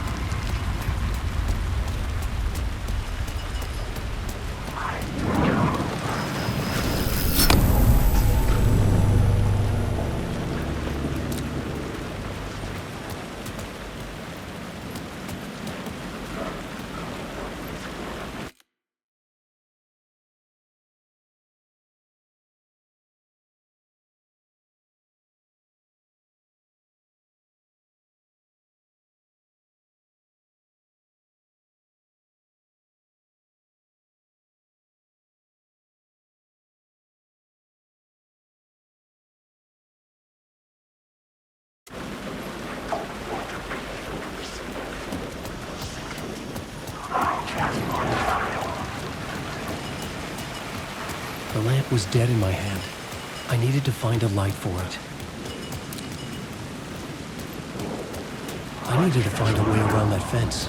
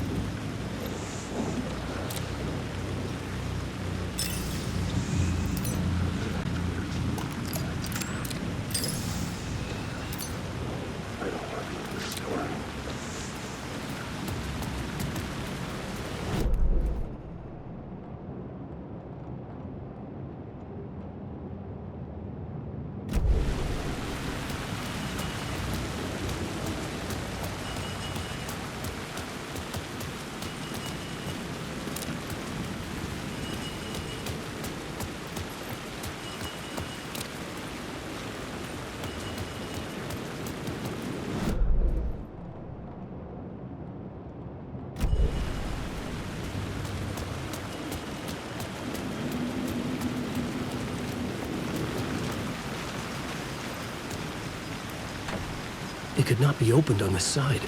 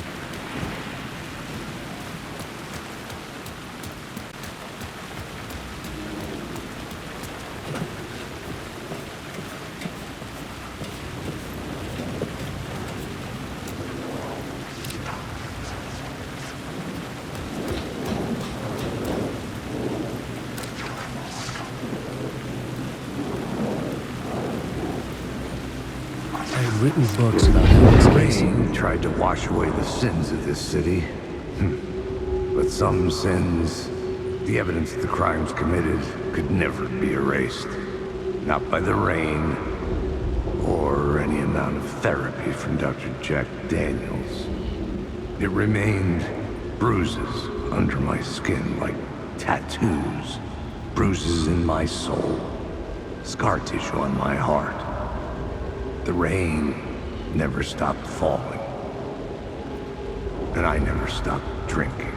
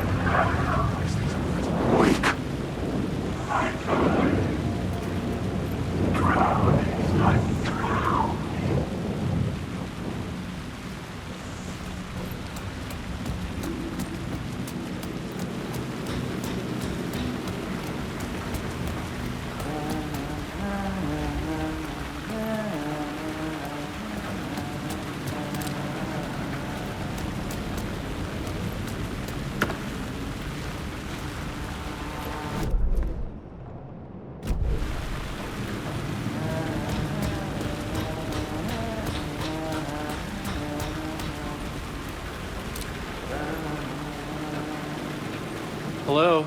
Oh. Hey, Alan. You snuck up on me. Sorry. Have we met? Memory problems again, huh? Yeah, we've met. Tim Breaker. We've shared notes. Hey, I've made some progress on the map if you want to take a look. Still haven't found my mystery man, though. You're making a map? Trying to. It's hard to map a dream, though. I keep ending up in unexpected places. I find interesting things like those strange markings that react to the light, but never the one thing that I'm looking for. Feel free to check the map out. Oh, I've been stockpiling supplies while I poke around. If you find a stash, take anything you need. I appreciate the help. Who's this mystery man? Oh, it wouldn't be much of a mystery if I knew. All I have is a name. Warland Door. A talk show host? No. No, that doesn't sound like him. The guy has many disguises, but a talk show host? No. I'll keep looking.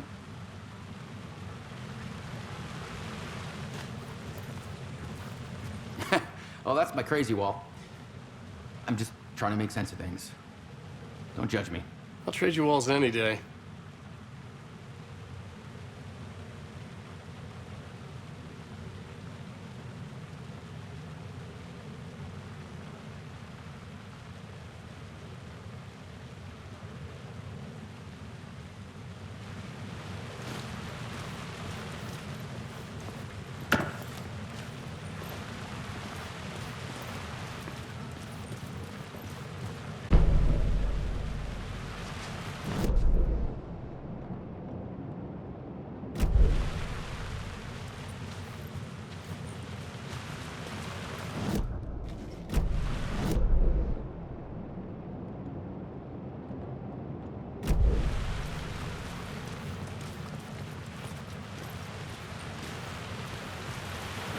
See you around, Alan.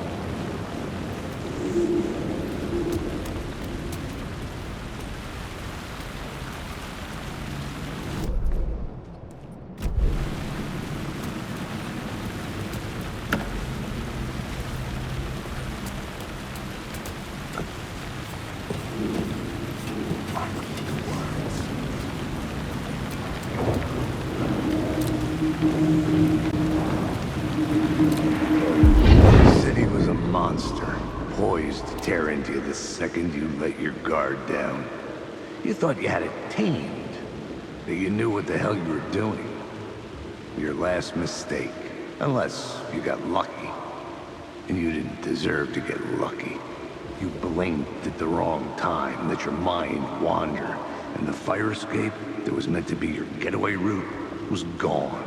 It was never there at all. You'd gotten turned around somewhere along the way.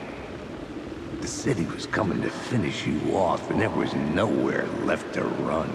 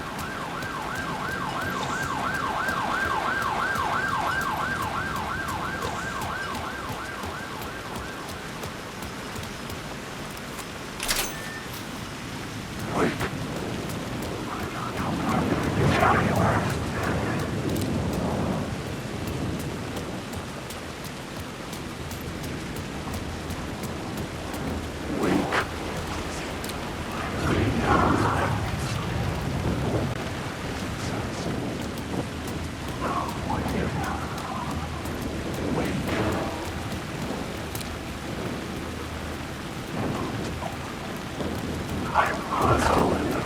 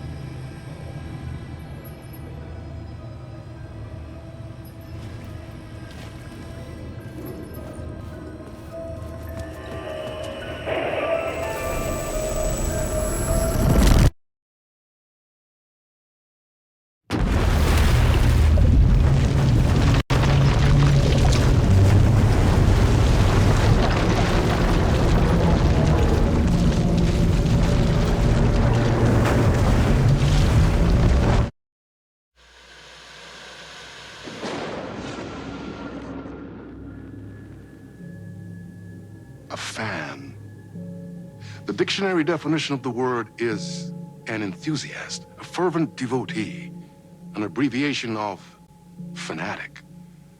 What comes across to an outsider as a dangerous obsession or even madness is something entirely different from the point of view of the fan herself. To be a fan is a joyous existence, one filled with the happiness that stems from knowing with utter clarity the purpose of your life. But what if that purpose could be more still? If you could be lifted out of the flock as your idol's chosen one, the only one who could decipher his secret messages. What lengths would you go to save the object of your obsession in Night Springs? Tonight's cult classic episode, #1 fan.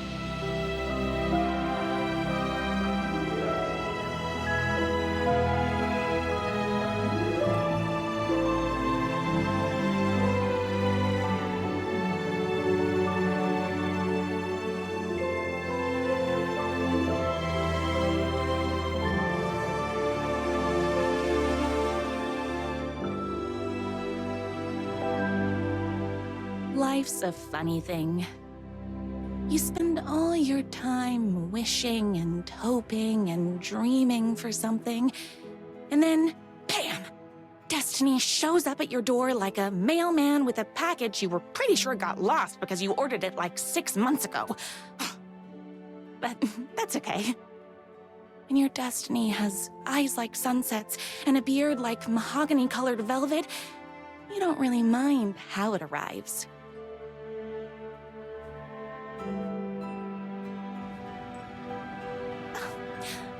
But my day didn't start off with all that excitement.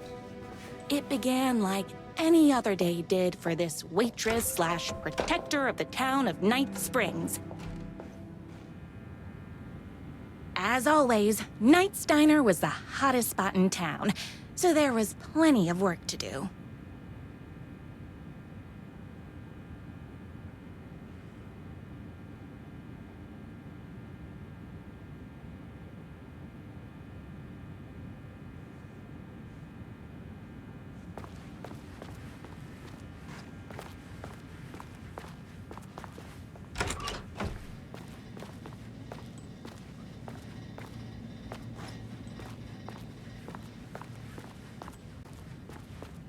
No time for that. I've got customers waiting.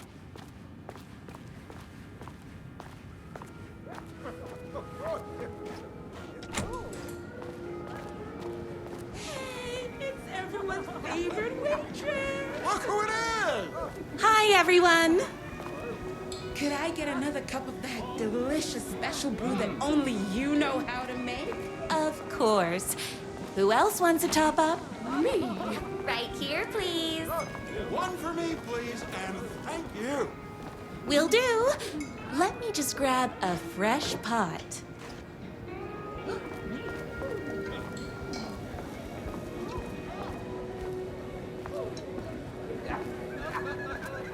Another cup. I would kill to have a passion like you do for that writer of yours.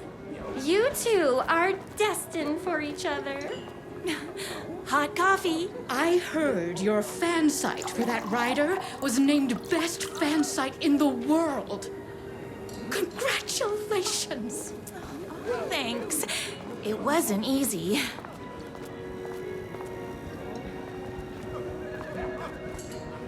Here's your coffee. How do you juggle running this diner, your bird sanctuary, and that amazing fan site for the writer you love so much? Here you go. A person of your genius and grace is wasted serving coffee to us regular Joes and Joannes. Oh, I don't mind. I work extremely hard, but also I'm naturally talented. Well, heck, no wonder us regular folks can't keep up. I'll never be as successful as you.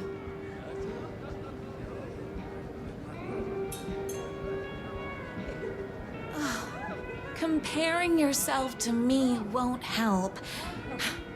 You gotta find what you want to do and do it. I believe in you. Wow. You just changed my entire way of looking at the world. Thank you.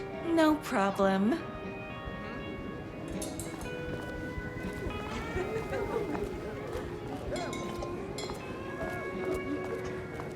That's everyone's coffee. Better put this pot back.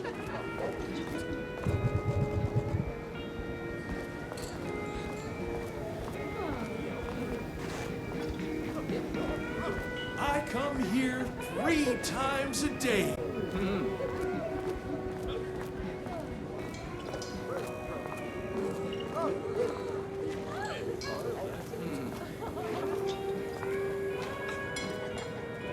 Not that way. Everyone's good on coffee.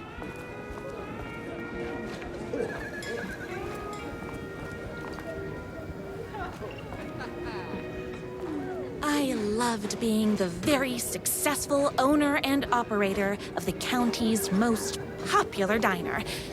But that was nothing compared to my grease fire of passion for the writer and his sheer literary talent, and flowing hair and lips like buttery pie crust. Pie! I need to clear the empty pie plates from the tables. Shucks. I saw in the news that you saved every single kitten from that bear attack. Amazing! Thanks. Those yoga lessons really paid off. The writer lives just outside town in that mansion of his. Why don't you go talk to him? Oh, we have our own ways of talking.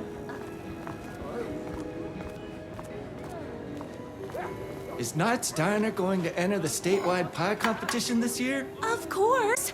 We're gonna make this our 20th win in a row. My date last night was a total bust. You're the expert on romance. Any advice? Yes. But first, tell me everything. Long story short, she told me I dressed like a divorced gym teacher. But it's what's inside that matters, right?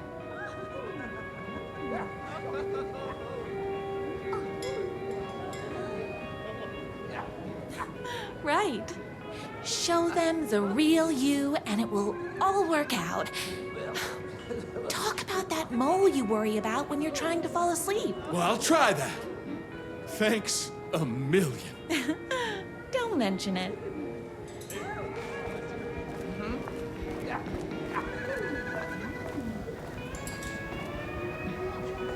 I better take these plates back to the service window. Excuse me, can I borrow you? What can I get you? Oh. I need a good book recommendation. After all, you're the town's literature buff. Oh, you have got to read the newest book in the Writer's Crime Trilogy. I'll grab you a copy from the back.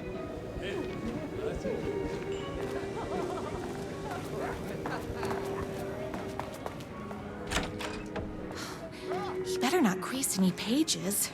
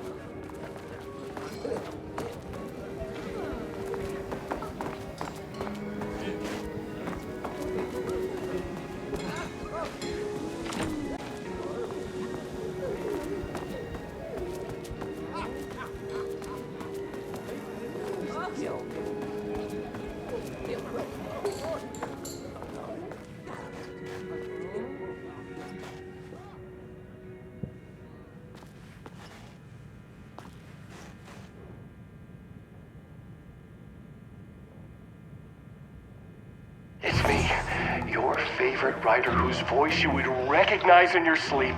I'm in danger. Please, my #1 fan, you're the only one who can save me. Oh my gosh! Don't worry, I'm on my way. My beloved writer was in terrible danger, and I had to rescue him. The stakes had never been higher. Luckily, I kept all my accessories in the diner's kitchen.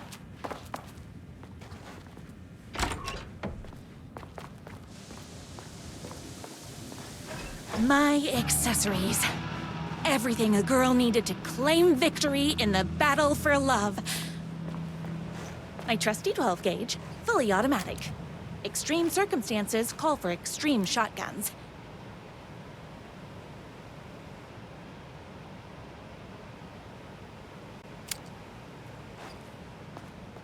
My bolt-action hunting rifle with a gorgeous walnut stock. Deadly, and looks good doing it. Just like me. I was finally ready for a night out on the town. With danger. There was no time to waste. The shortcut through the boatyard was the fastest way to my writer's mansion in the woods outside town. Don't worry about that book. I can see you're busy.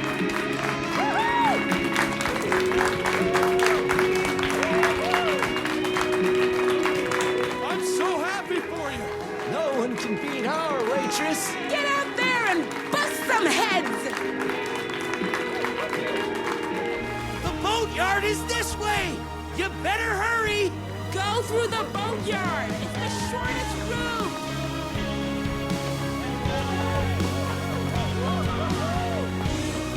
This was my moment. My chance to save the writer and make him realize how much he needed me. And if that's not love, I don't know what is. We'll run the diner while you're gone, but we'll be way worse at it.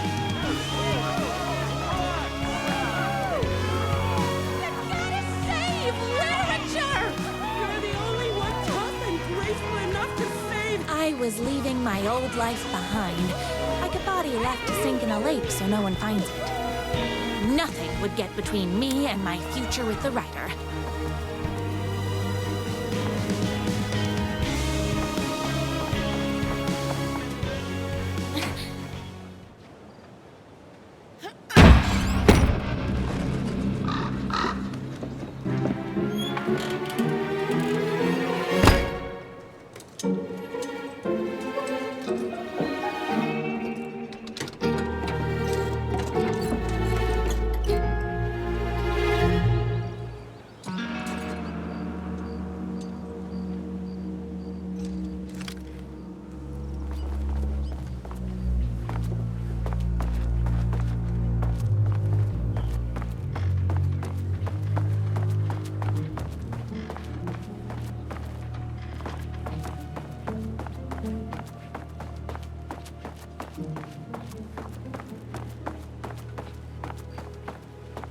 Now, who the heck is that?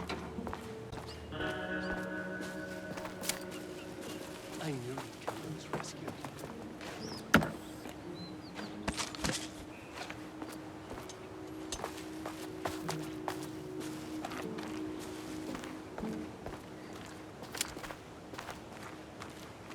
Who are you? And why do you look like a slightly less handsome version of my writer?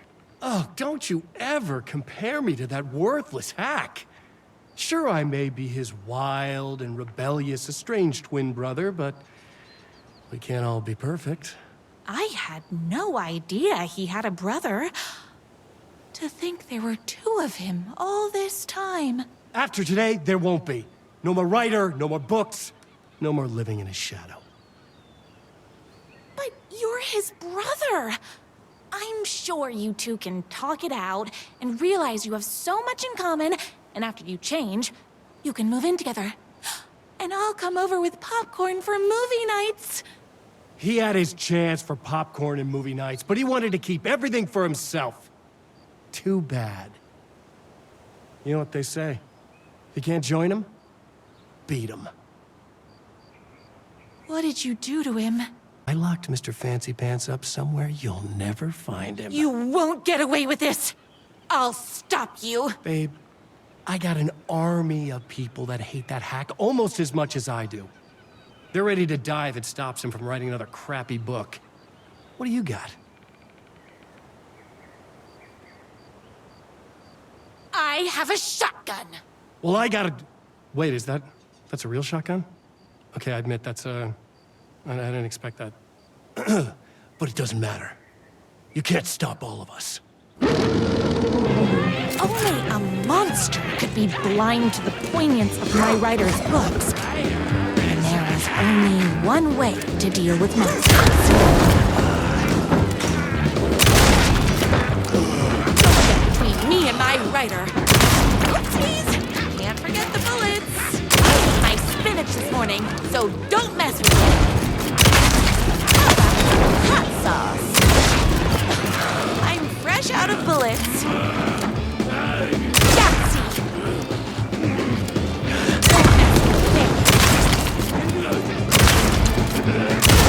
My gun's hungry.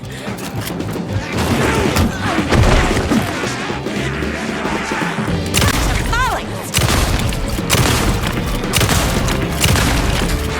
Bullets o'clock. You're all being very rude. I ate my spinach this morning, so don't mess with me.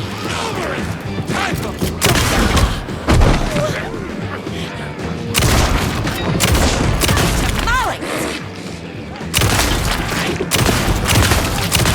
Yes! Oh, hold on. I need to fill my gun up.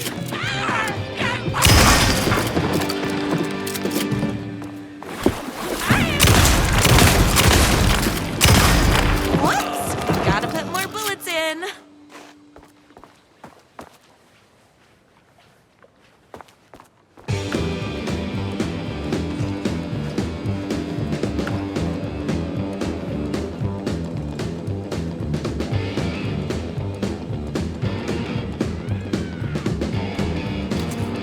My writer's jerky twin had him locked up somewhere, like a sweet, hopeless prince locked in a tower. But his fan in shining armor was on her way. One of those haters had made a hole in the fence for me.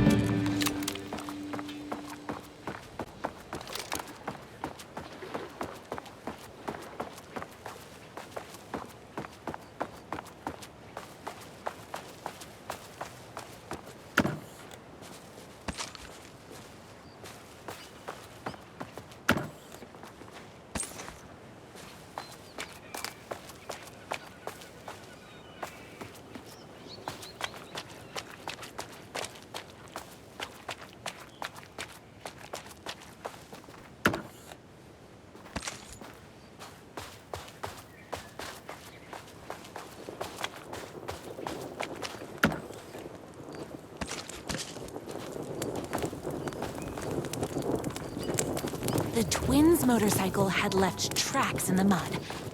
I recognized the tread pattern immediately, thanks to my famously keen perception. The tracks would lead me right to my writer and his kidnapper. I felt like the detective from my writer's books, solving the case with my wits.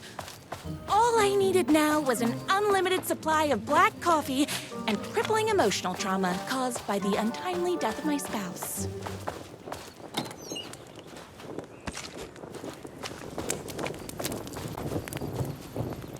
More haters.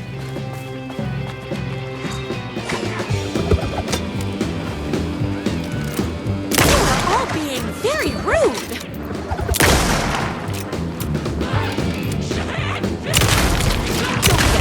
Me and my writer.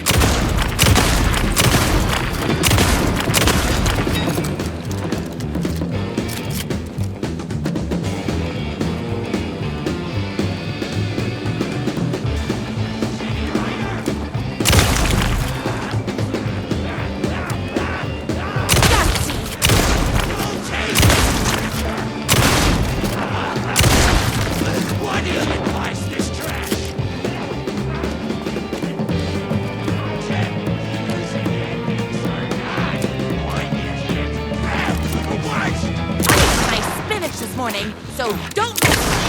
My gun's hungry.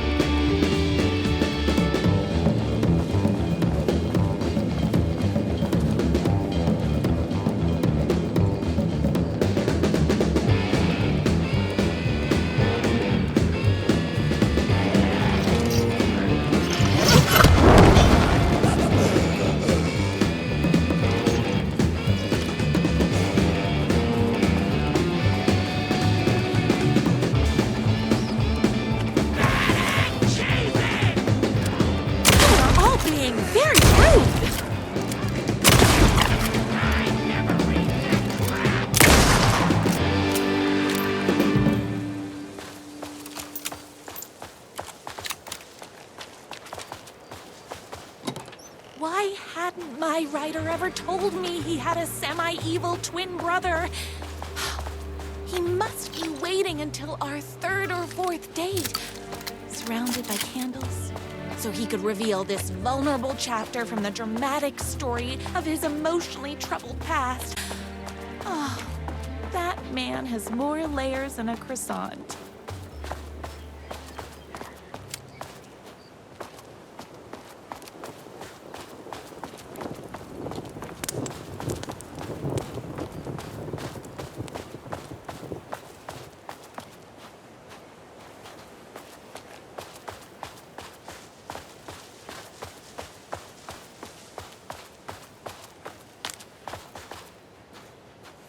I couldn't let these monsters continue to plague my dear writer with their negativity. I would treat them the same way I treat trolls on my fan site, but this time, I was banning them from life.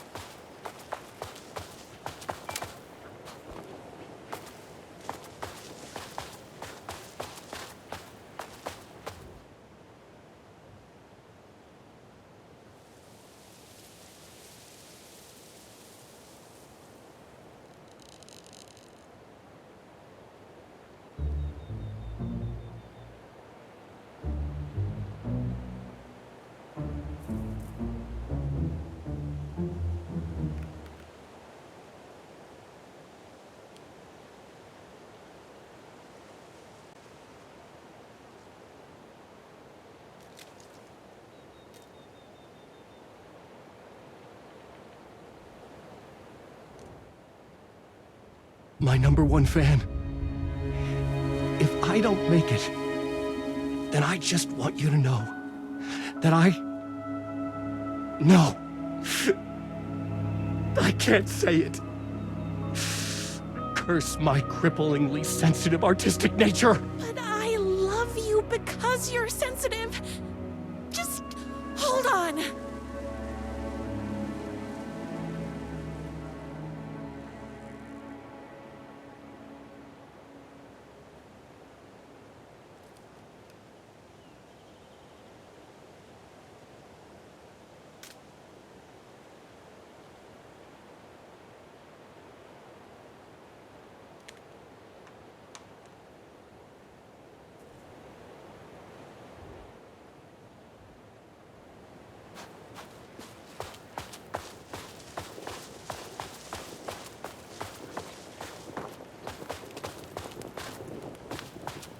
The motorcycle tracks ended at a cabin. Was my writer inside? Hello? Isn't anyone gonna rescue this poor little writer? Hello? Is anybody there? I'm just a frail writer and I require aid. He's inside!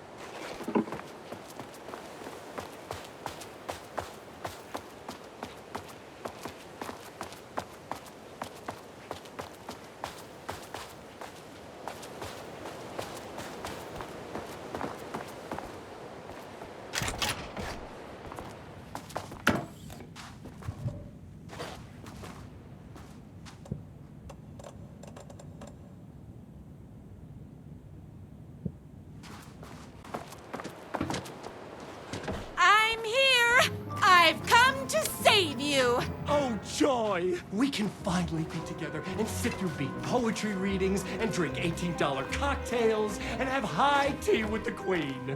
Wait a minute. My writer only drinks coffee. 2 sugars, no milk. I keep all the mugs. Okay, no more tricks. I'll be waiting upstairs.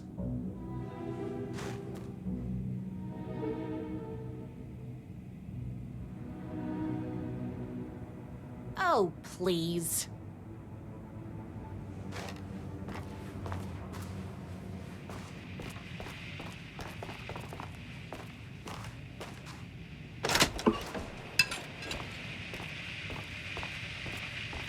Running with wolves seems like a dangerous hobby.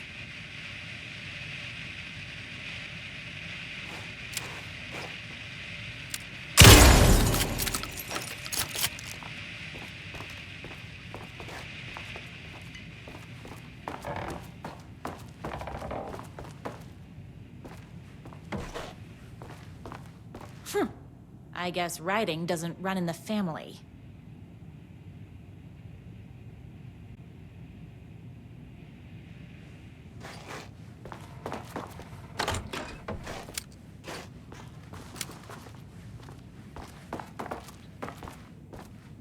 Where are you? I was never upstairs. I lied when I said there were no more tricks. Ooh, you're starting to peeve me off, mister. Where is my writer? I'm just having a little fun. Let's chat down at the beach. It's just out the back. First, he kidnaps my writer. Then he calls him a tea drinker. He had crossed the line. I was going to go to that beach and give this jerk the scolding of a lifetime.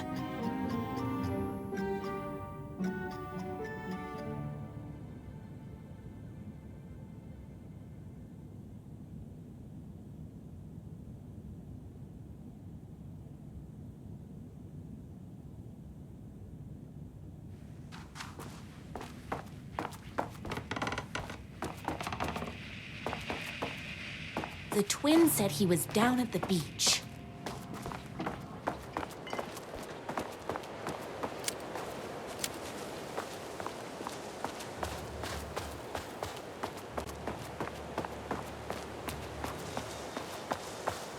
Hey, me and my bike were just enjoying the view. Where is my writer? What do you even see in that crybaby? He's boring, he dresses like a nerd. Hush your mouth! He is a stylish intellectual who is in touch with his feelings. You're starting to cramp my style, babe.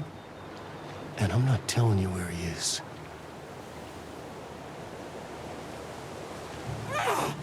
What did he ever do to you? I, already told you that? At the boatyard? I feel overshadowed by success, like he's taken everything I can compete. Oh, right. I remember now. It's a self-confidence thing. Well, it's a bit more complicated than that. You are going to tell me where he is, or else. Or else what, babe? You asked for it.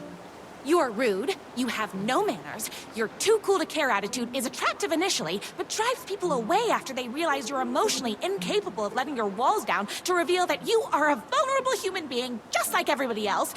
You are trying way too hard with that outfit. No, stop! I don't like being seen! Listen, I never had your precious writer. I was just keeping you distracted while my army of haters storms this mansion. Now the love of your life is doomed. Doomed!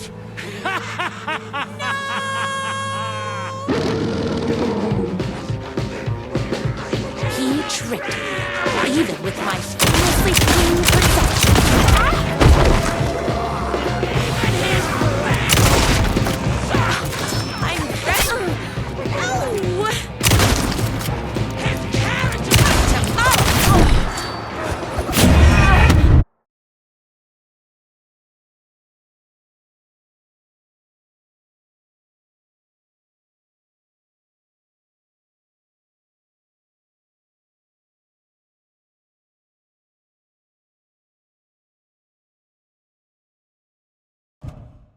Tricked me, even with my famously keen perception.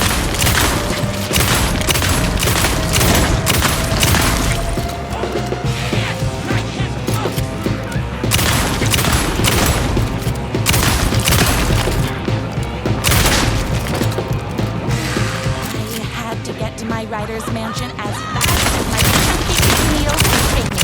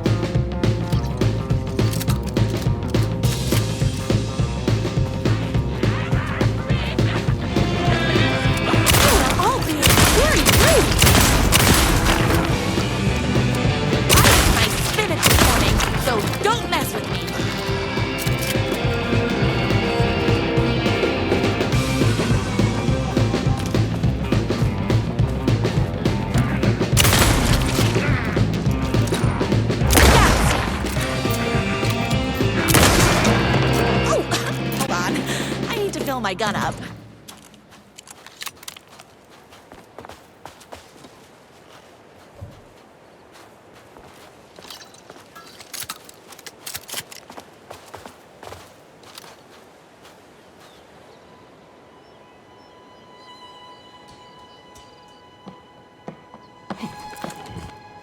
I knew you, my #1 fan, would never fall victim to my twisted brother's lies. His hatred for me is as inexplicable as the sunrise, and just as fiery. But I knew your heart would never waver. You're the only one who can save me. I believe in you.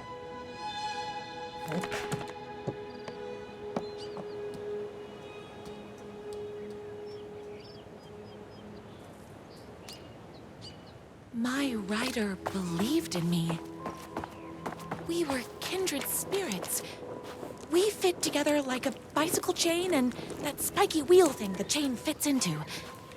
We were connected by love and destiny. He was meant to be mine, always and forever. There was no time to lose. I was the only one who could save the writer and the very soul of literature from these evil haters. The fate of all art rested on my shoulders. The stakes had never been higher.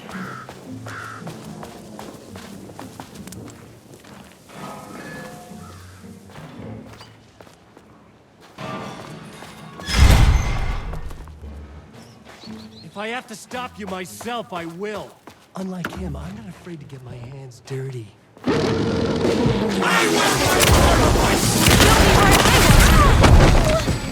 of a sandwich!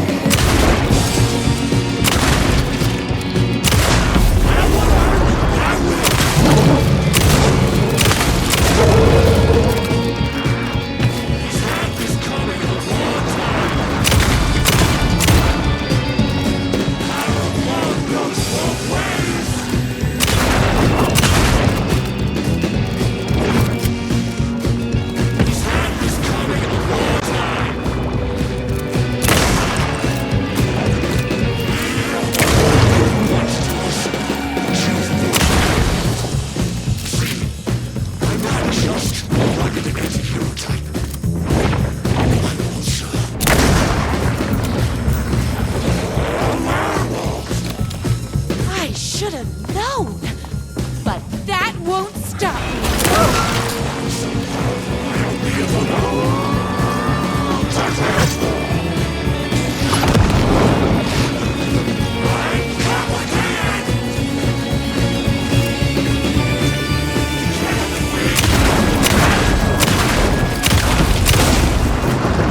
My gun's hungry. Hold on. I need to go. I don't animal cruelty. You've given me no choice.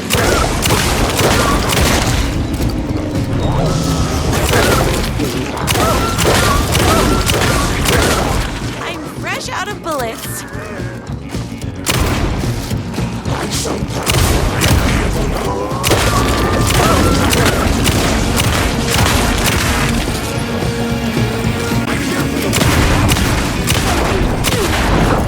Whoops! Gotta put more bullets in.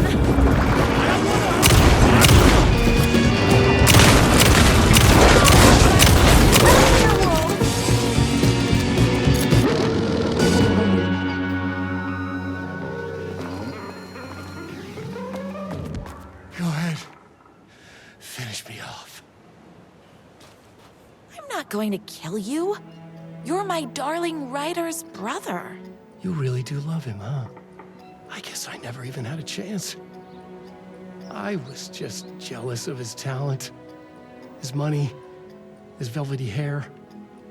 But mostly, that he's got the love of somebody as amazing as you. Oh, you silly werewolf. You could have all those things too. You just need to stop wanting to be him and start wanting to be you. Your words have shown me that it wasn't my brother I hated. It was myself. Oh, what have I done? Those haters will tear him apart, and it's all my fault. Please, go save him. Oh, I intend to.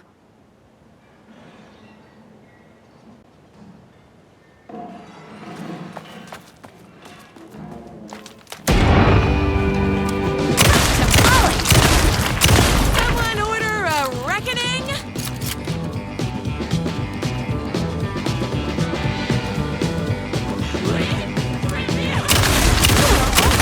Very rude. It's bullets o'clock.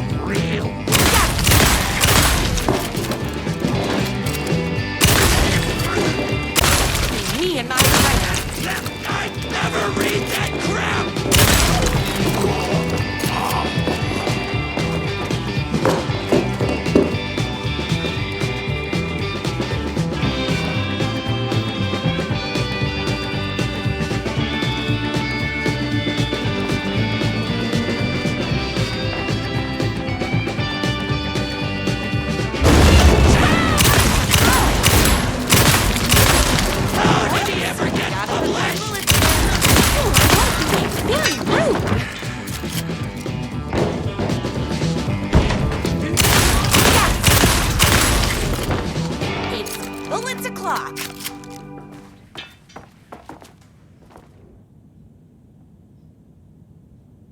That writer isn't going to kiss himself.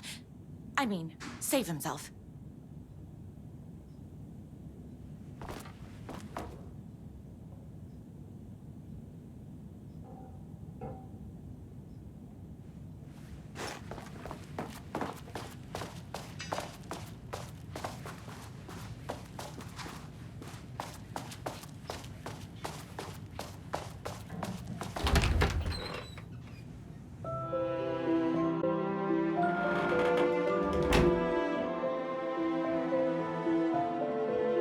And there he was. After all the fighting, we were finally alone. Together. Our love was written in the stars. And so we danced like two spinning planets that would eventually crash into each other in a dazzling display of flames and rocks and other planet stuff. He told me all the sweet things I'd been waiting a lifetime to hear. I saw myself reflected in his eyes. I would always be at his side, to inspire and protect him. He needed me, now and forever. After all, I am his #1 fan.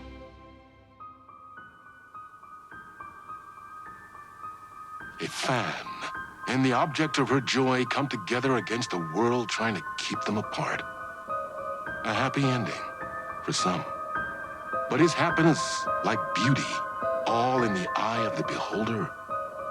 Where is the line between fandom and fixation? One can never tell in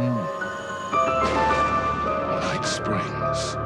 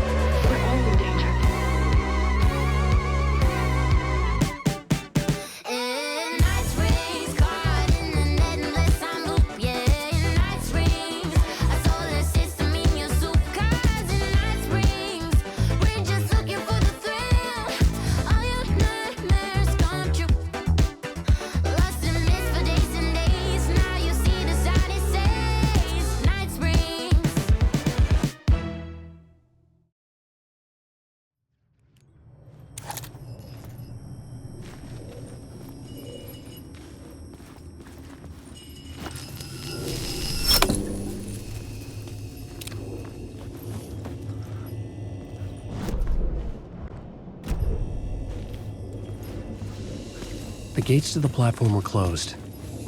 I had a ticket.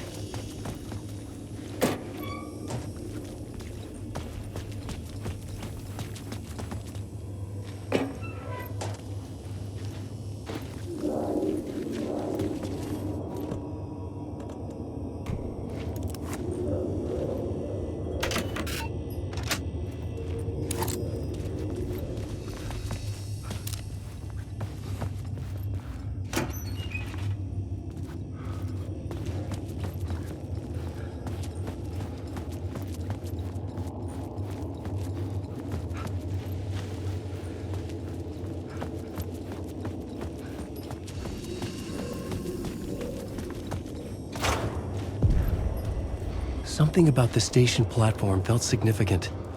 It would work in my writing, but I needed more. Something lingered here. A half-forgotten memory. An echo.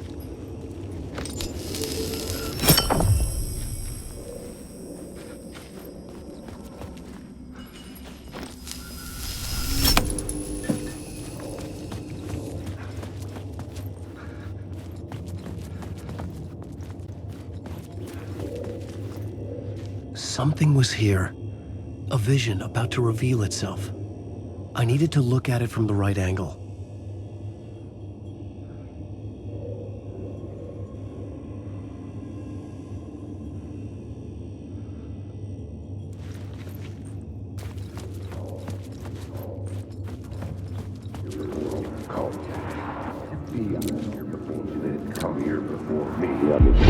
FBI agent had come here before me on the trail of a murder cult.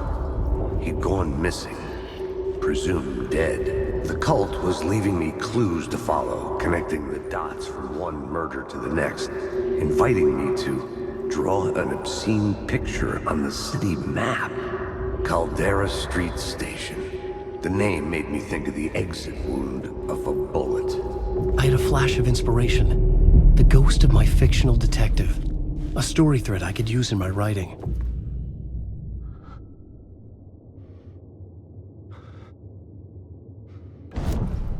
I had a location. I had a story thread. I would put them together, write them into my story to create a path deeper into the dark place.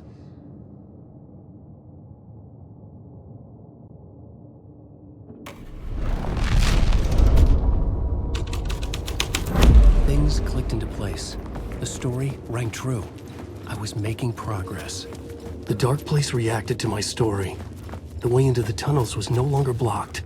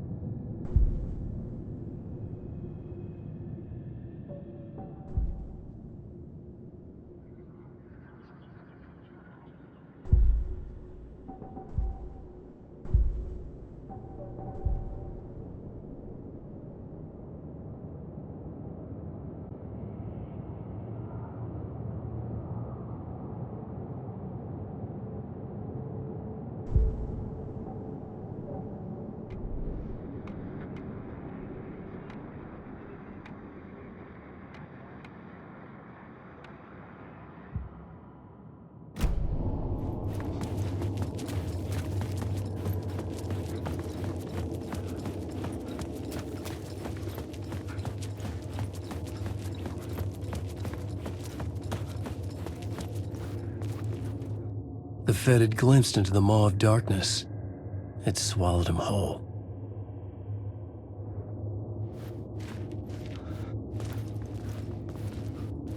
The tracks led into the tunnel. That was my way forward.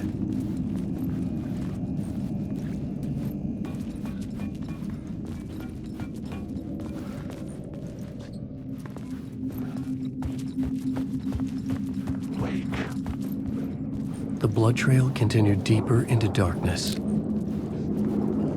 Alan Wake.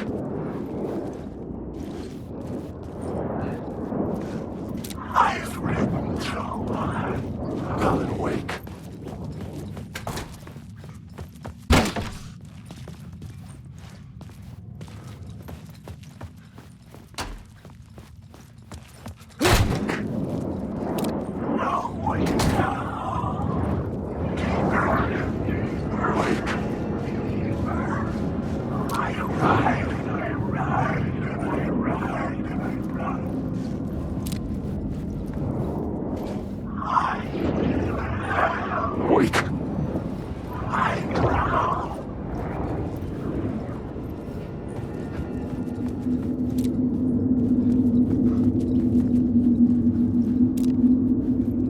story determined where I could go and where I couldn't.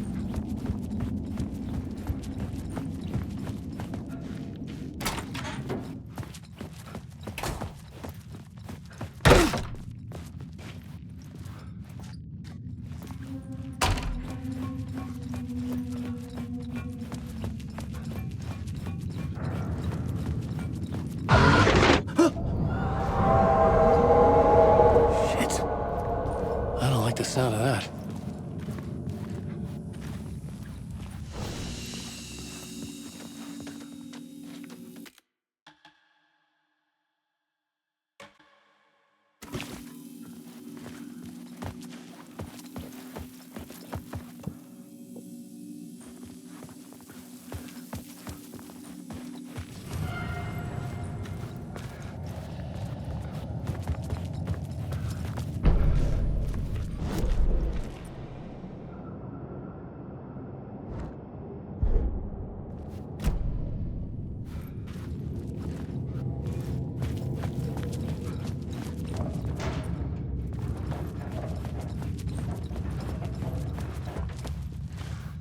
The tunnels were a maze. The blood trail led me on.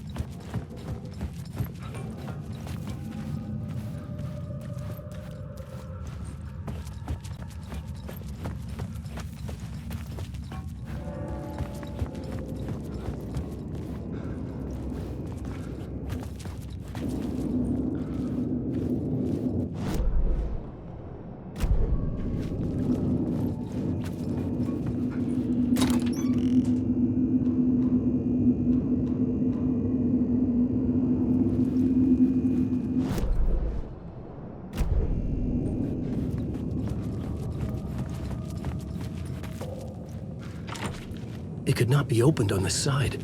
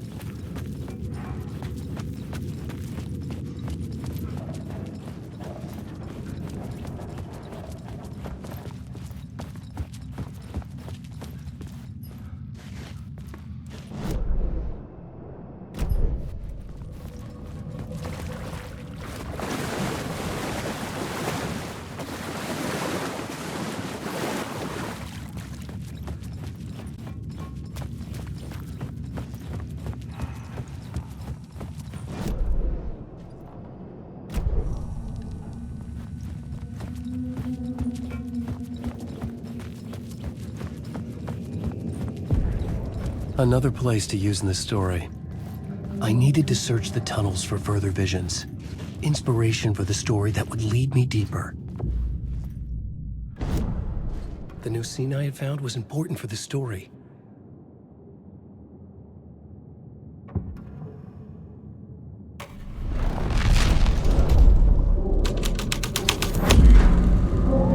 I changed the story, and with that, the dark place changed. Luck to be on this case. The cult can get you anywhere with that black magic shit. Let the day shift handle it. What happened, anyway? Some Fed came looking for the cult, but it was a trap. A satanic blood sacrifice. Anyone who gets involved with the cult, they're next. I heard their leader is this famous writer, Alan Wake. Their unholy motherfucking messiah. Sounds like a load of bull.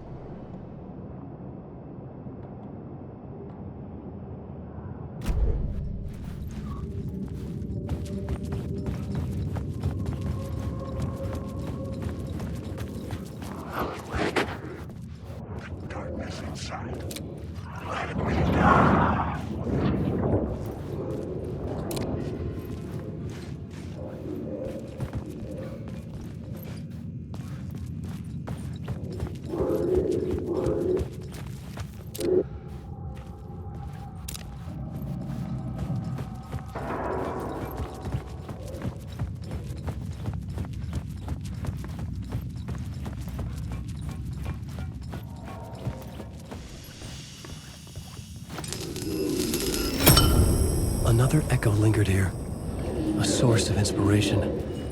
Your research can help me, ma'am. What do you know? Word is your research can help me. Word is your research can help me, ma'am. What do you know? There's more than one urban legend about the cult of the Word. The murder cult used these tunnels for their ritual sacrifices. They say the cult reenacted the murders in Alan Wake's crime books. That Wake was even involved somehow, under a false identity. Mr. Scratch, which is, of course, a nickname for the devil himself. It was disturbing finding myself in the story this way. But I was desperate, and it felt right for the story. Wake.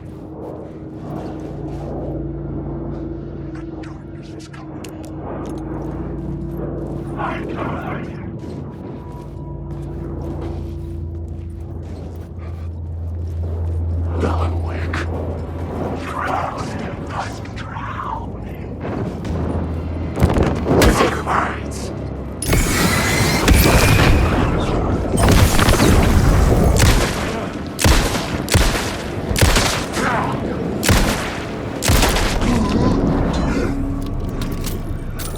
The shadows were gone. Just out of sight.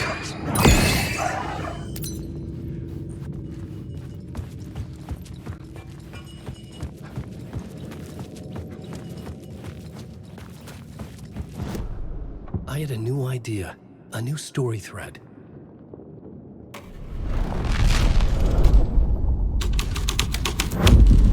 I was making my way deeper into the story. I could imagine this murder cult performing their macabre acts beyond the collapsed tunnel. The cultists laid the Casey novel onto the altar with reverence. Their twisted Bible.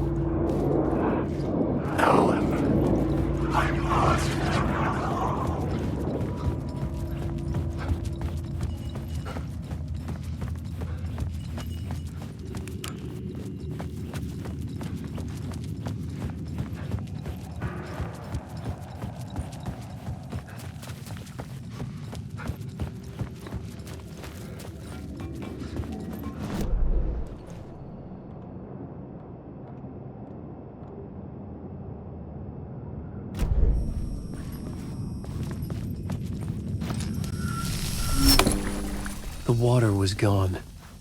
The way forward was open.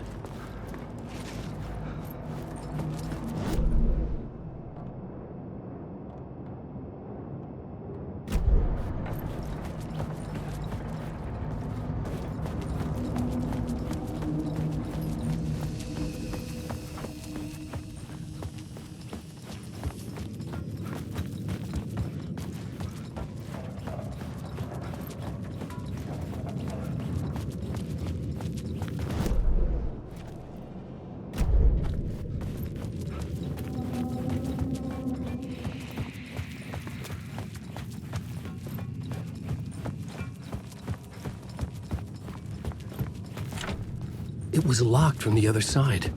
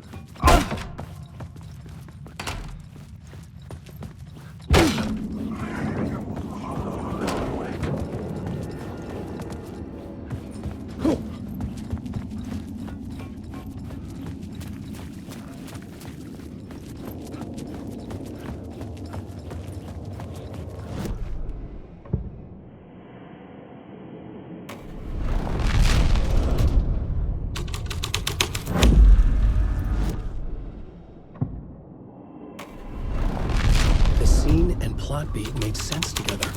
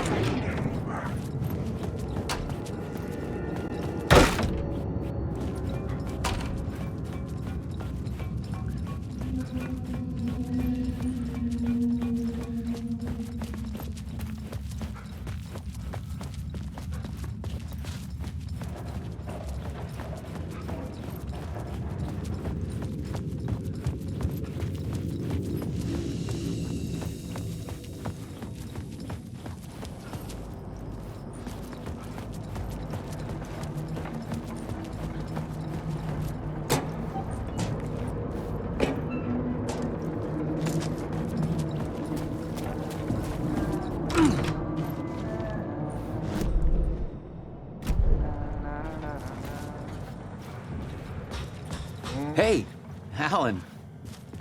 Tim Breaker, in case you don't remember again. I know, Tim. I'm remembering more now. It's good to hear, man. How's your search for Mr. Door going? It's not great. This dream we're in, putting a lot of roadblocks in my way. So you think this is a dream? I'm not ruling it out. You know, my dreams have always been incredibly vivid. They feel real until the second I wake up. In dreams, I'm often someone else. A different person with a different name, living a different life in a different world. It's alternate realities, maybe. But certain things don't change. Like Door. The sketch you have does look like the Door I know. The talk show host. All I know is the Door has something to do with what's happening to me. And he knows that I know. He's like some sadistic mastermind torturing me.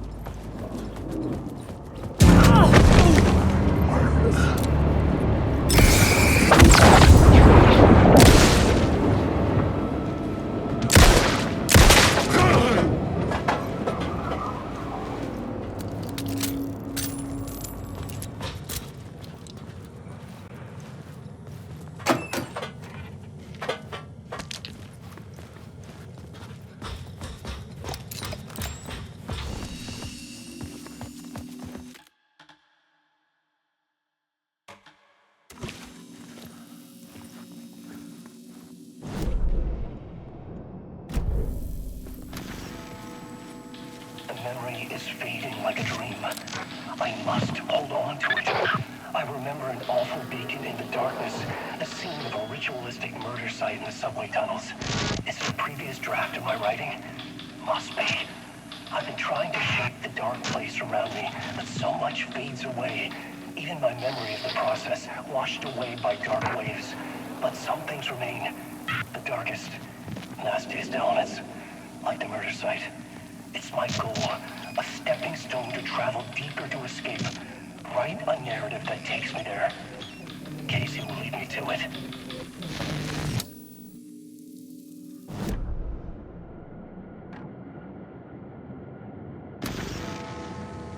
The memory is fading.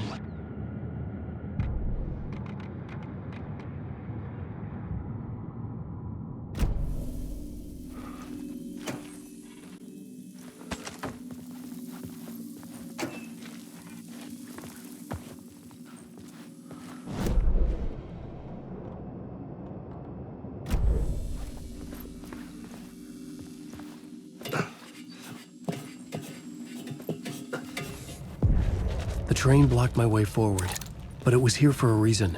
It had a role to play.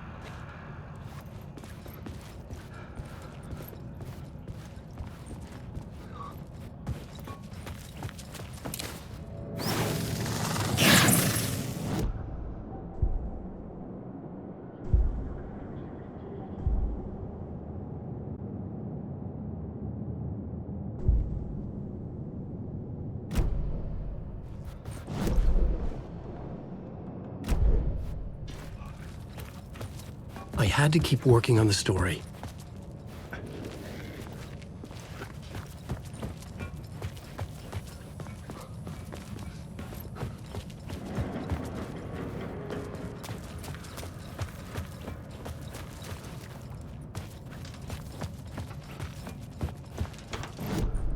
I had a new scene to use, a new setting.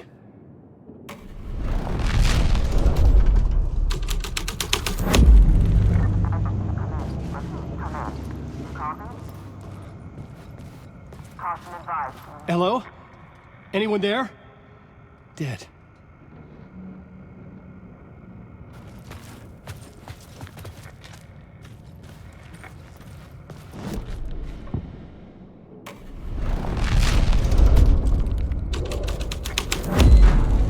My writing was affecting reality.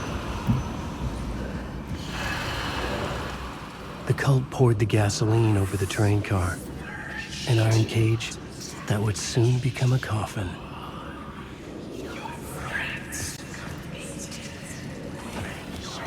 Alan Wake, let you choke on these words.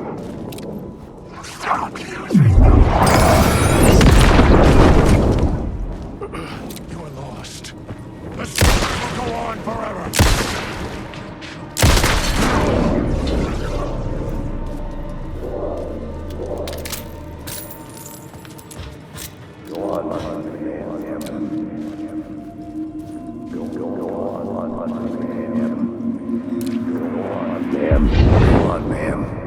This is where the history of the cult gets genuinely disturbing. The cultists track down the torchbearers living in the tunnels. They lock the poor folks up in a derailed subway car, douse it in gasoline. Yeah. Charming. It turns into a bit of a ghost story after that. They say the dark smoke from the fire still roams the tunnels searching for new victims to devour. There are no happy endings in this city. The story thread felt important. I could use it in one of the scenes I'd found.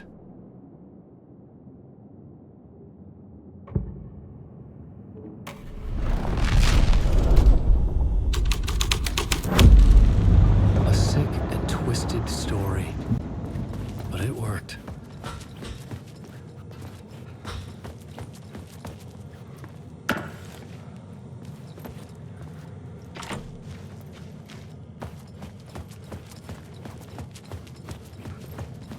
The subway car had become a burnt husk. I could get through it now.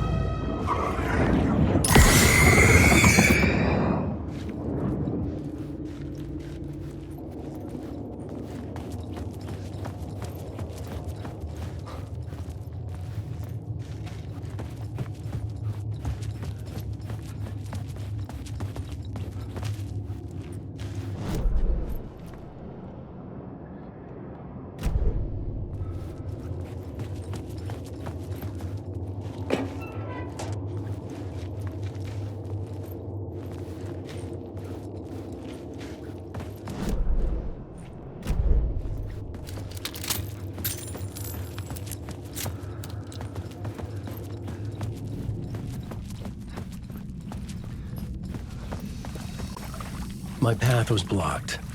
I had to find a way through. The lights would help me.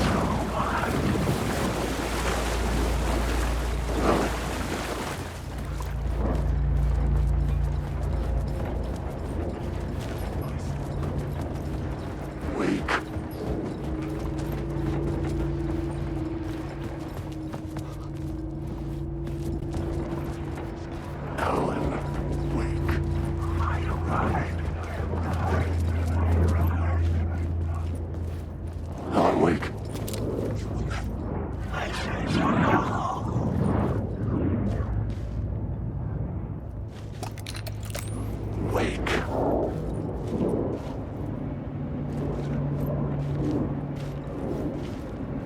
Wake.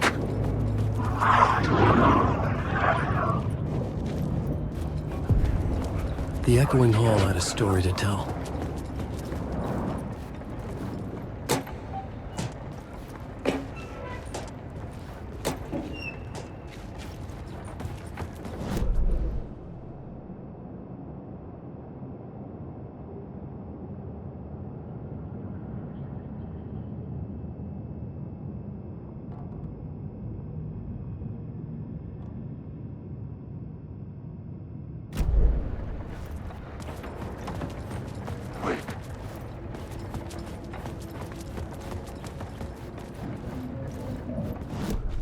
I had a new location for the story.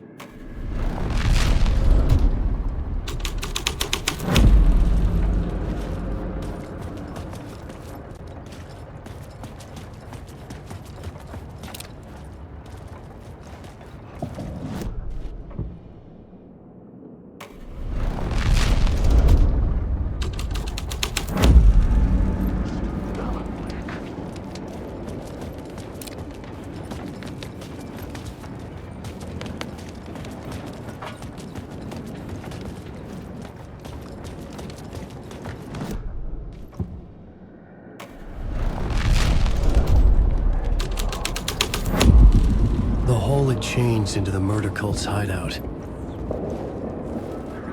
The cultists were close now, a dark presence rising from the depths.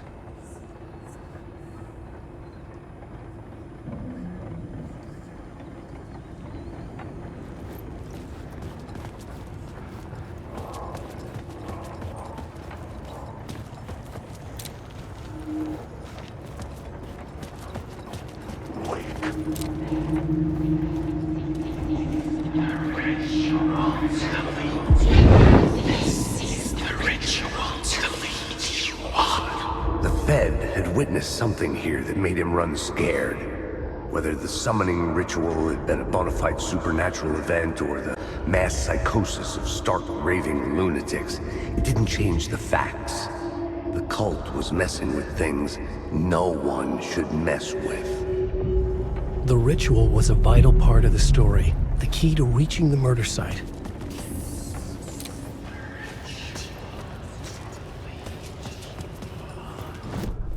I had a new beat for the story.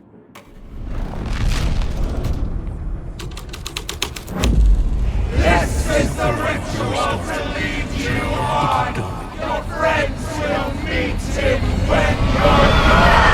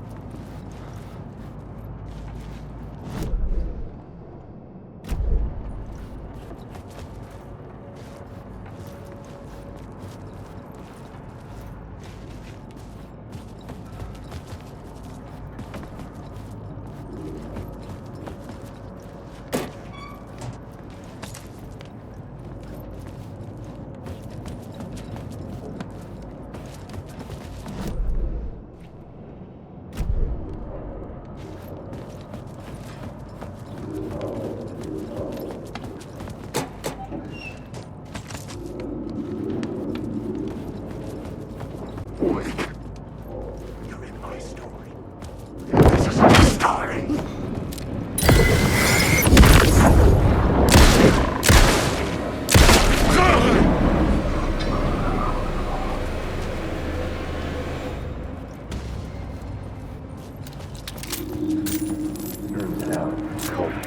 Turns out the cultists weren't the only ones using the tunnels.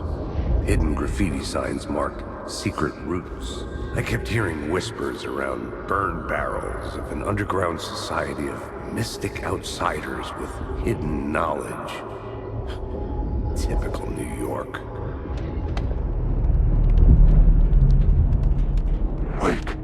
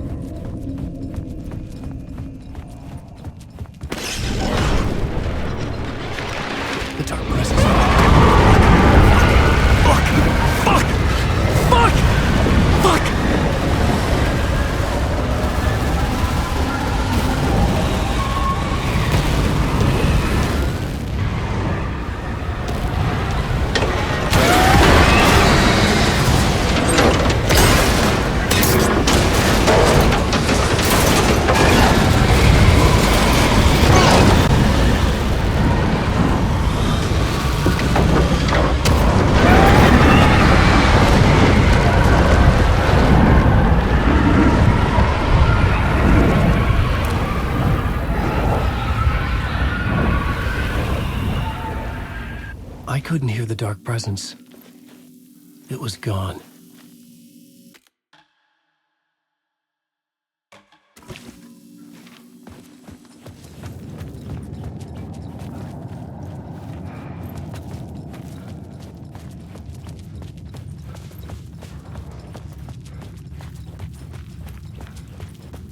The tunnel was open now. I could get through.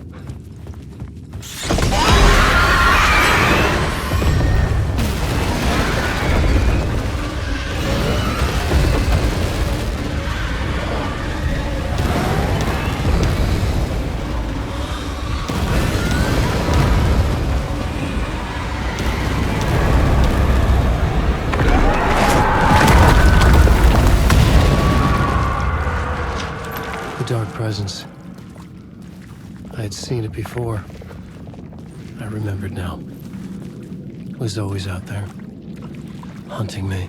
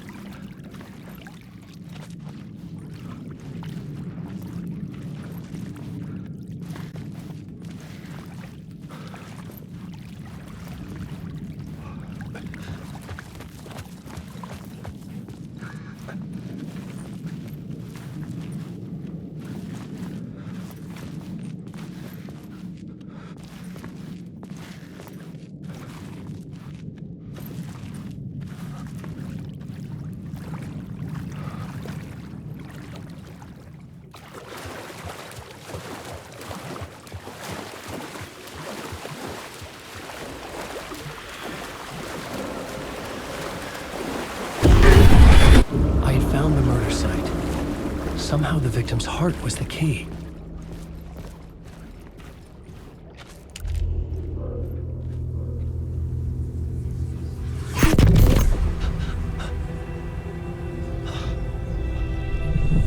Something had shifted. I felt an overwhelming closeness to home. An FBI agent? Who are you? What is this? Who are you? She can hear me. I'm Saga Anderson, FBI. Help me get you. This is Alan Wake. I'm trapped here. The dark place. Under Cauldron Lake. Cauldron Lake? Who are you? I'm trying to escape. I'm making progress, but I'm in danger. The dark presence. Help me. Please, help me. I could sense it. I was closer to home. Had the woman in the vision helped me somehow? Something had changed. Outside. Parliament Tower. Where I had lived with Alice. It was out there. Waiting for me.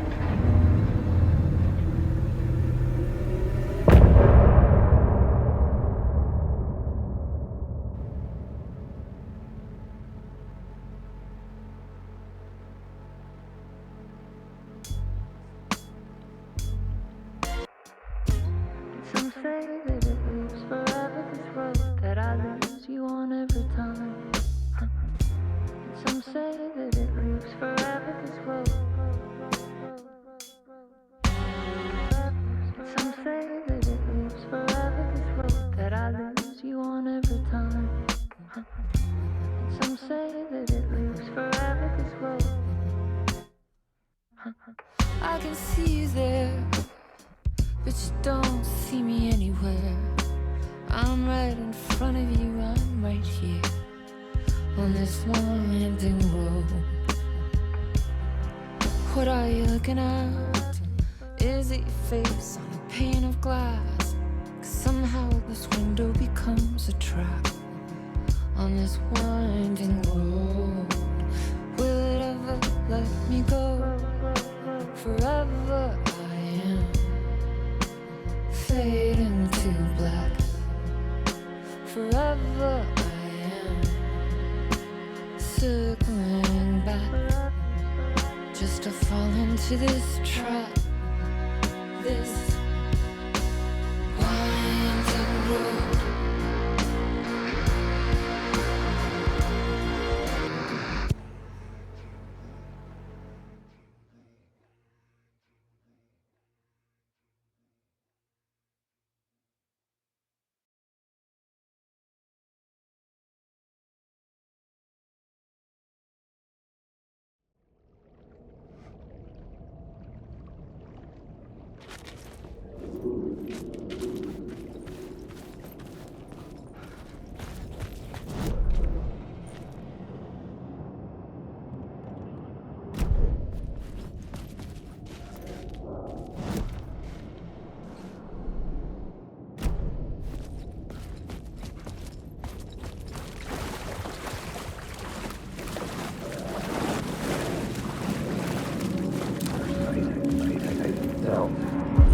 Stepping to the murder site, I'd felt it, hanging in the air. A meaning, the violent emotion of the act, like a cloud of wrath.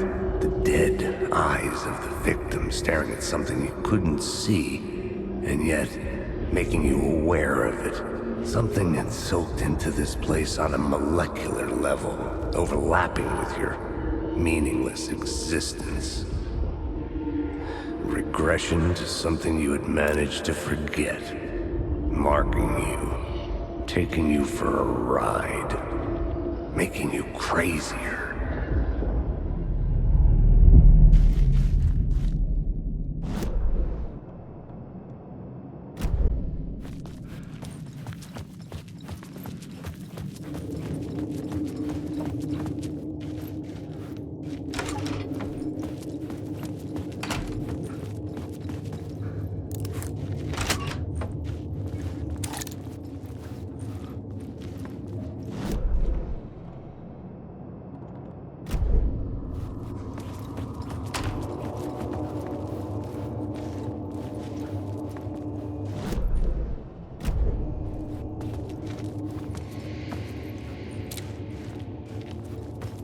The station had changed.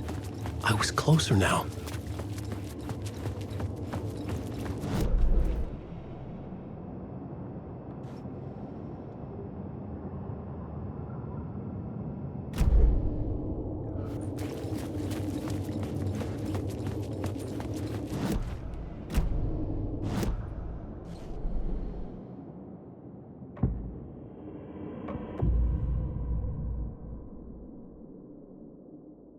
I couldn't add a new element from here.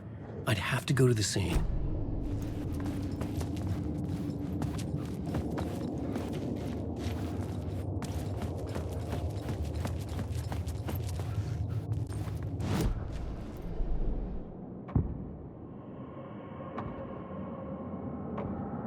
Changing a plot element in a scene without being there was impossible.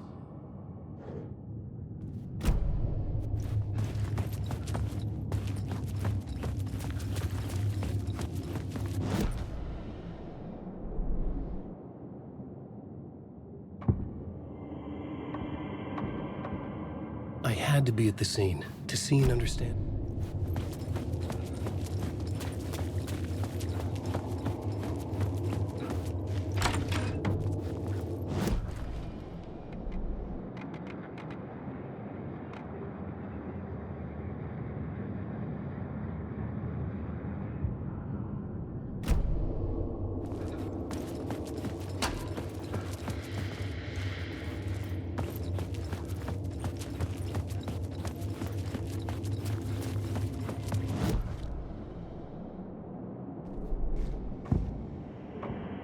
I couldn't add a new element from here.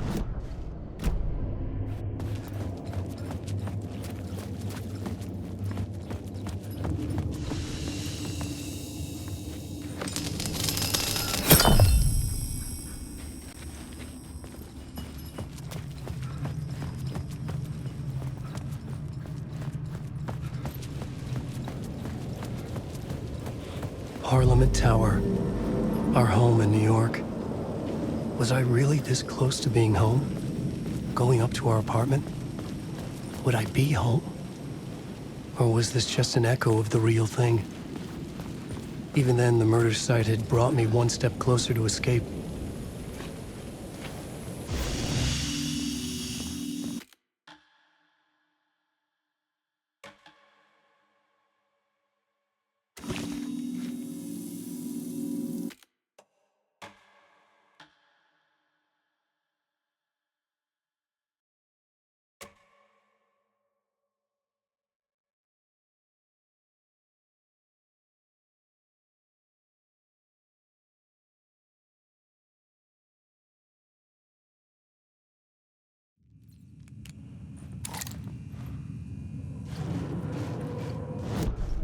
The new story beat fit the story perfectly.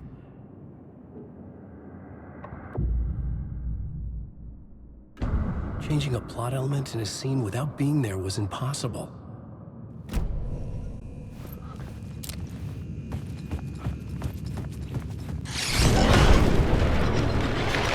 The dark presence.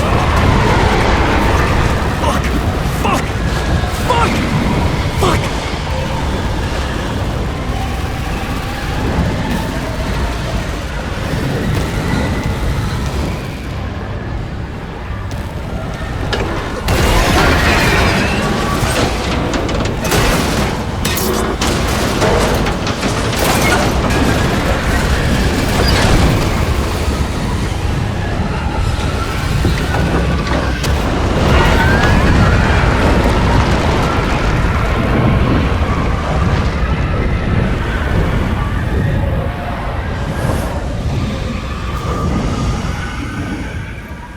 I couldn't hear the dark presence.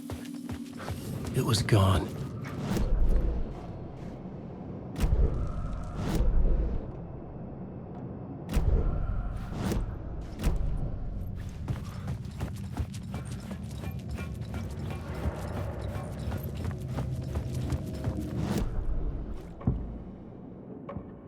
I had to be at the scene, to see and understand it, in order to change it.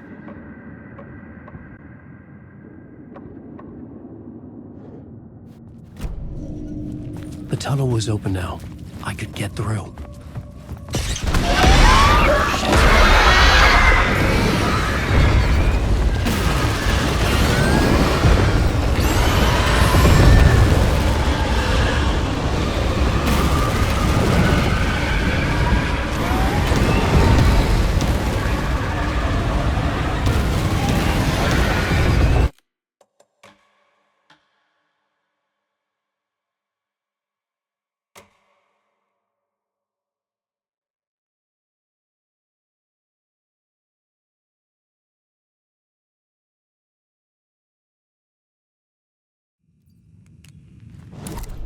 I had a new idea, a new story thread. Changing a plot element in a scene without being there was impossible.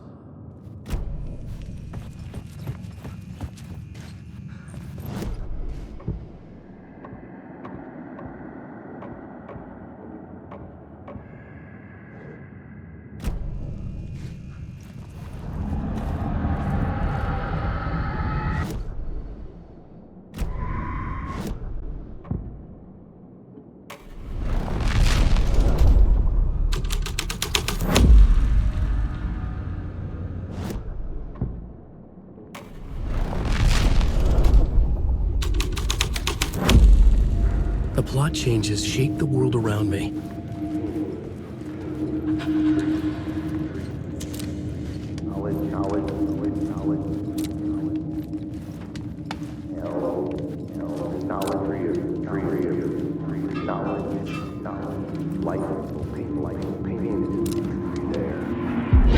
Torchbearers painted the tree there.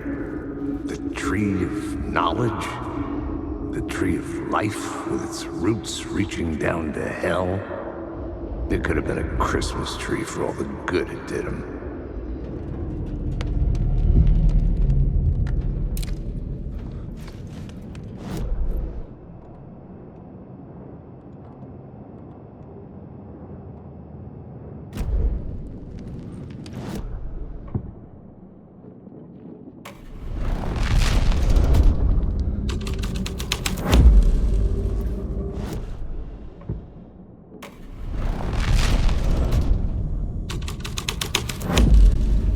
story was taking shape.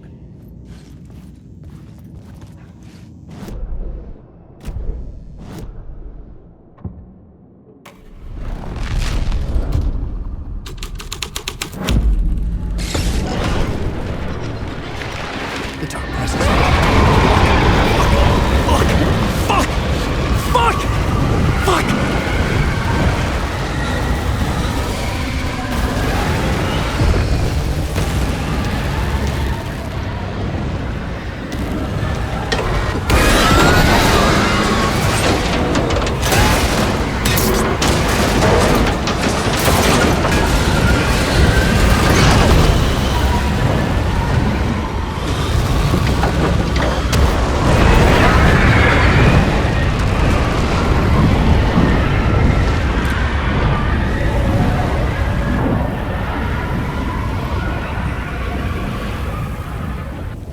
I couldn't hear the dark presence. It was gone.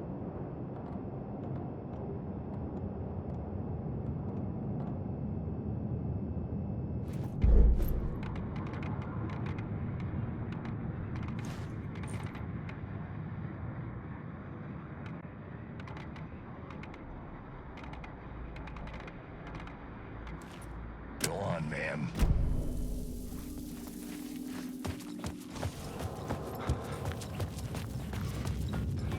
The tunnel was open now. I could get through.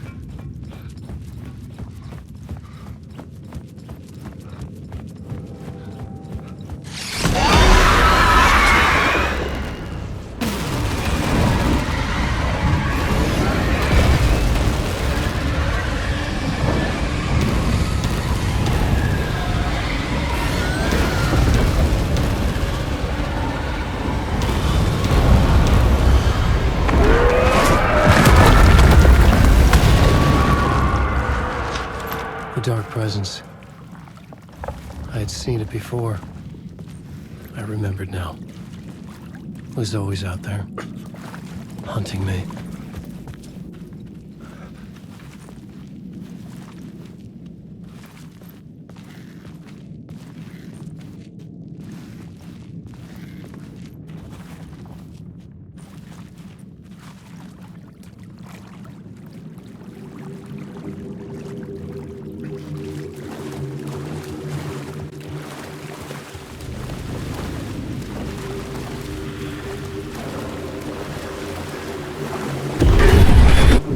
Found the murder site.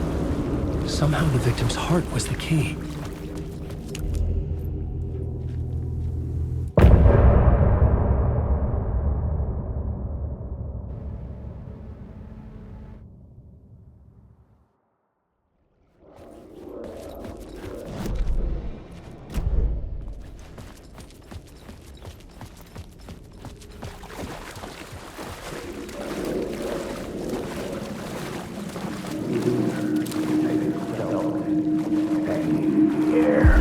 Stepping to the murder site, I'd felt it hanging in the air.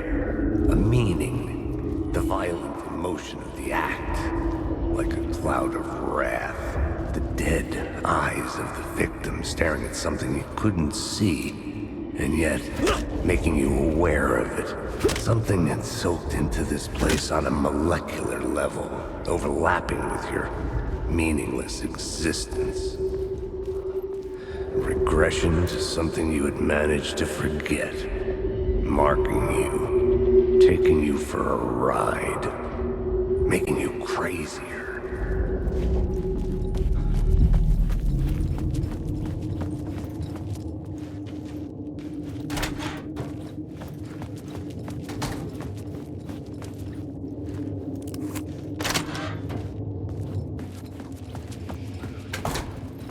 The station had changed. I was closer now.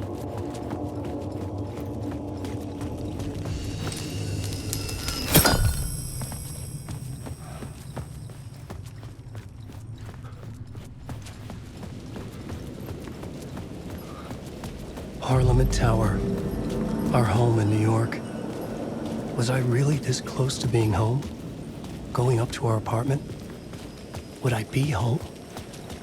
Or was this just an echo of the real thing? Even then, the murder site had brought me one step closer to escape.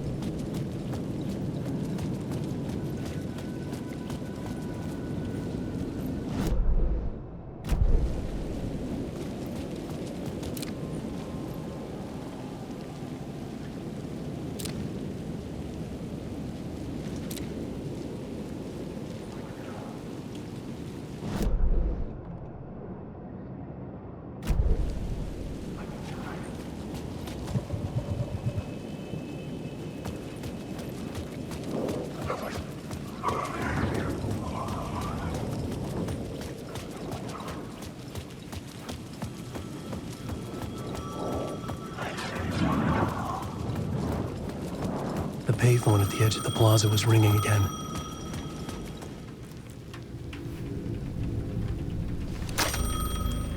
Hey, Alan. Thank God he picked up. I thought I lost you again. Who are you? Why are you helping me? Did you go deeper? To the overlap? Are you talking about the murder site? Yeah, I did. That's fantastic, Alan. We're closer to getting out. We're making progress. Well, we would be if you would answer my damn questions. Last time we spoke, you were pretty worried about Alice. Did you ever check Parliament Tower? To make sure she really got out of the dark place? Well, of course she got out. That's why I'm here. That's the whole goddamn point. Be very careful, Alan. The dark presence is stealing from you. It can already manifest as your double. Scratch will come. Wait, hello?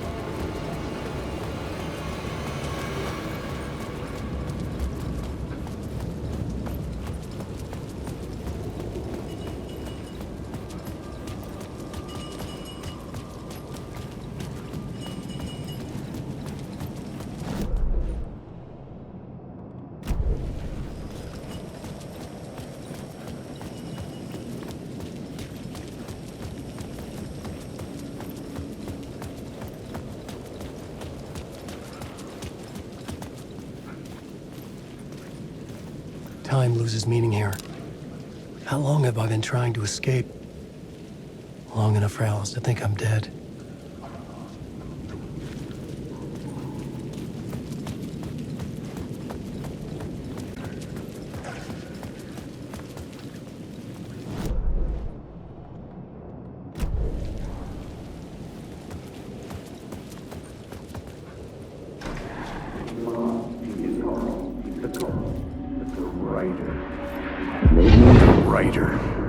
Maybe he was a victim. The cult, using his words.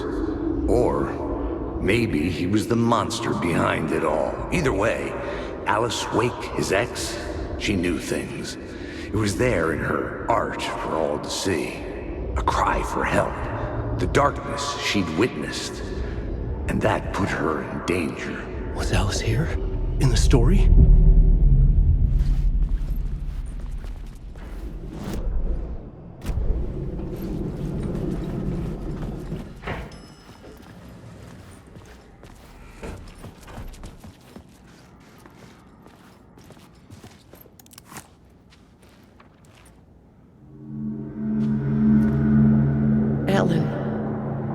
Alice?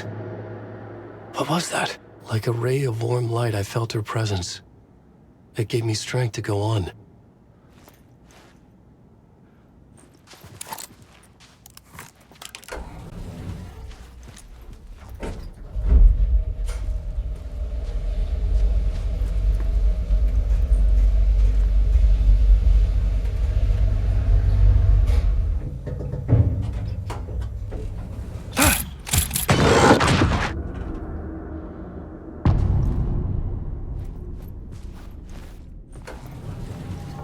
Alice's photo equipment, set to go off when the door opens.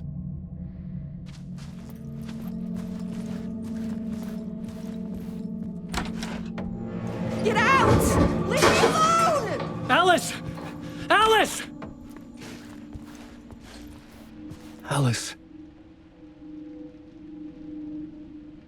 This is a photo of Scratch. How did Alice get this? Is he stalking her?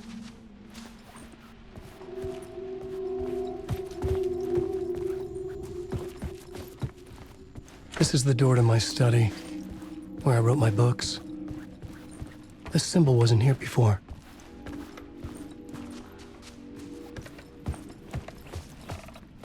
Alice's video camera. No memory card inside.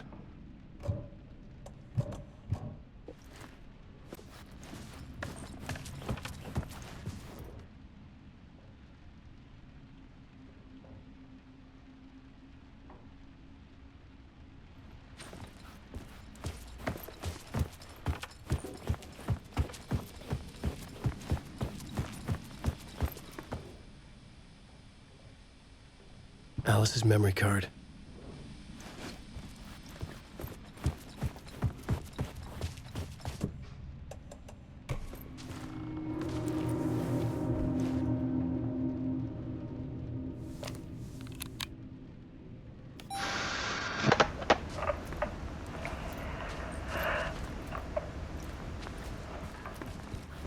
When I was younger, photography was everything to me.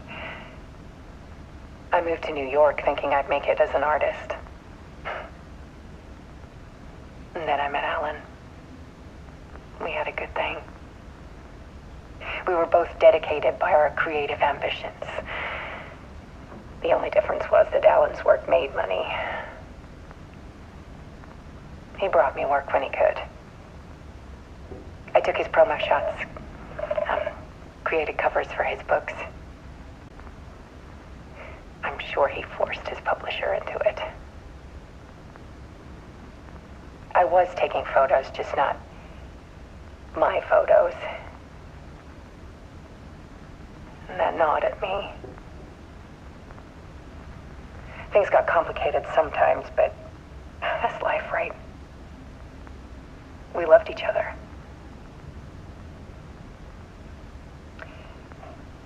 Then Alan hit a block. I brought out a meaner side of him. one I didn't like. I set up a trip to see a doctor in Washington. I didn't tell him until we got there. We argued. Things went wrong. And he was just gone. Drowned, allegedly. Easy for people to think it was my fault. Hell, I do too sometimes.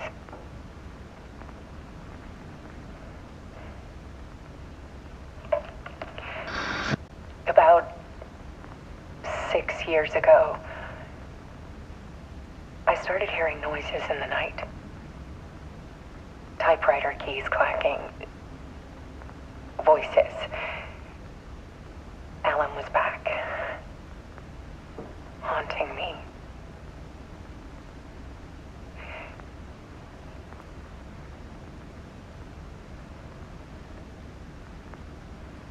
Then it got violent. It was Alan. And yet, it was a monster.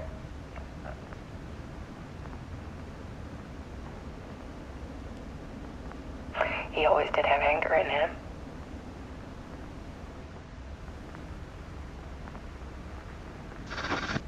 I set up cameras around the apartment with motion sensors and flashes. Now, when the monster comes, I turn it into art. My nightmares caught on film. And this is the focus of my new exhibition. To show people the world is so much darker than they ever knew. I'm calling this exhibit The Dark Place.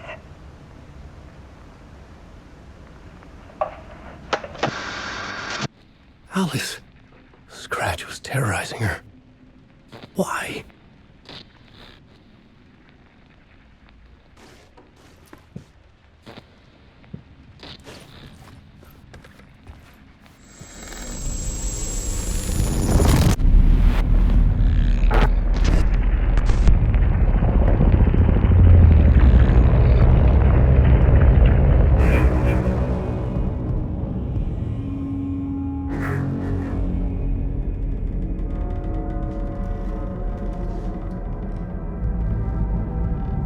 I sat in the writer's room and wrote a story.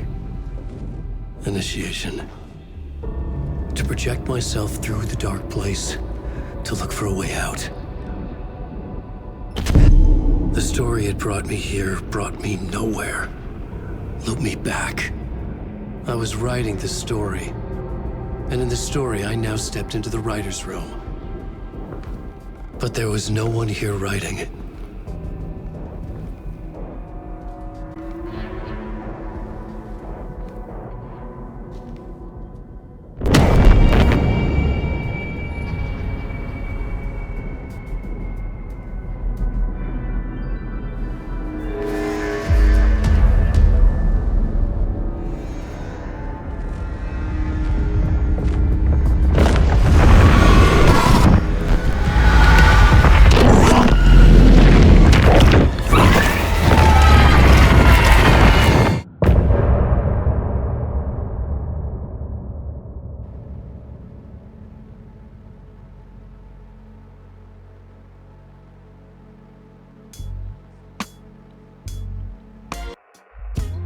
Some say that it lives forever, this road that I lose you on every time. Some say that it lives forever, this road. Some say that it lives forever, this road that I lose you on every time. Some say that it lives forever, this road.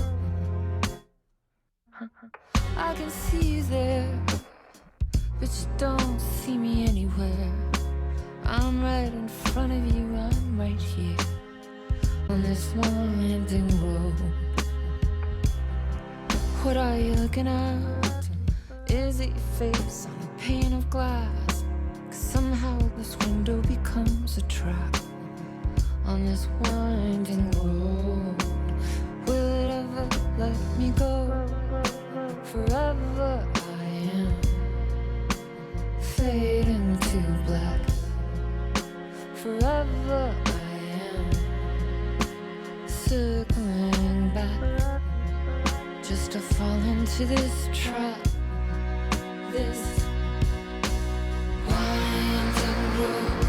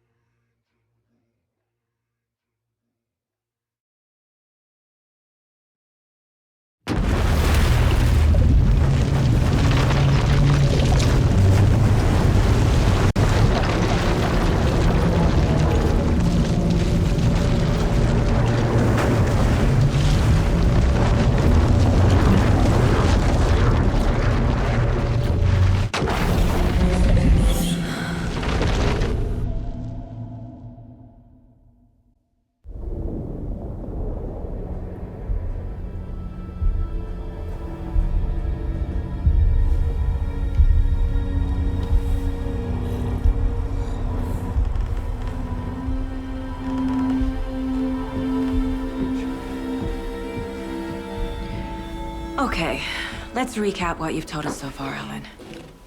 For the past 13 years, you've been trapped in a nightmare dimension called the Dark Place. Yeah. It's like New York, but it's not New York. And can be reached from the bottom of Cauldron Lake, but it's not really under the lake. And after all this time, you've managed to get out. Yeah. But so has your evil doppelganger. Mr. Scratch? Or is it the Dark Presence? Both. It's interchangeable. He's Scratch when he looks like me, but he can change into this other form. And Scratch, the Dark Presence, wants to rewrite the world in his own image. Which would be in your image, as he looks just like you. And turn the world into a fucking nightmare. During Deerfest, which is scheduled to take place in a couple of days. You got out of the Dark Place by writing a novel, the pages we've been finding. But your double edited it into a horror story that's now changing reality, taking over people, making them crazy, bringing the Dark Place to Bright Falls. Yes, fiction coming in contact with the Dark Place can change reality. The story is coming true, soaking into everything, like darkness when night falls. But last time it... This will be back in 2010. Yes, last time it didn't happen all at once. The story came true bit by bit as it unfolded. And that dark presence was still bound to the lake. I stopped it before it got the ending it wanted. Before it broke free. Based on that, there's still time. Which brings us to your magical light switch. The clicker. Magical doesn't quite cover it. Scratch wants it to bring about his ending. That can't happen. If I can get the clicker, I can send him back to the Dark Place, make all this shit go away.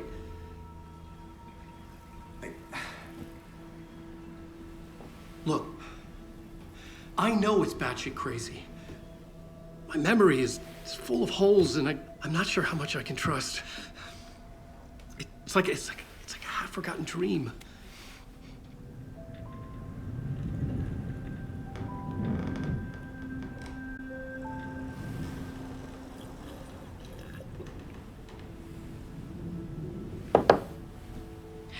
Mr. Wake, Alan, we've seen our share of batshit crazy in the past 24 hours. What I want to know is, why am I? Why are we written into the story? I think I saw you. Or a vision of you in the Dark Place. I think you helped me reach out and escape somehow. With that in the story, Scratch would have edited it to get to you. To hurt you. We are all in danger.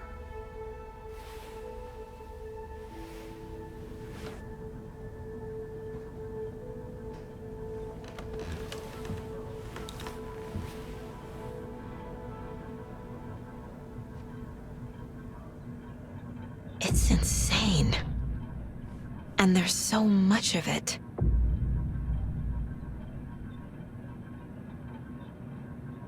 Have you ever heard of the cult of the tree? Creepy bunch. In the habit of wearing deer masks, performing murder rituals, victims turning into monsters possessed by darkness, possibly inspired by a horror story written by a certain author. Ring any bells? The cult. Yes. Yes. They have the clicker. If the cult has the clicker, does that make them Scratch's followers? How are you so certain they even have the clicker? They could be working for Scratch. I don't remember. It's all confused. Alan, if I'm gonna act on this information, you need to be honest with me. Yeah, of course. Is he confused? Or is he hiding something?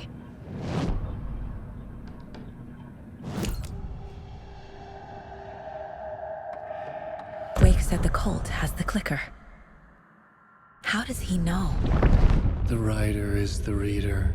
The next chapter, the next chapter, the next chapter. Keep the pages safe, the dark shining of the words. Wake is hiding pages. That's how he knows the cult has the clicker. Wake has a double. Mr. Scratch. Where is he now? A cloud of wrath wears my face. The dark place in your place. Scratching out my body of work. Scratch is here. In Washington. He's hunting Wake. Scratch looks just like Wake. Why?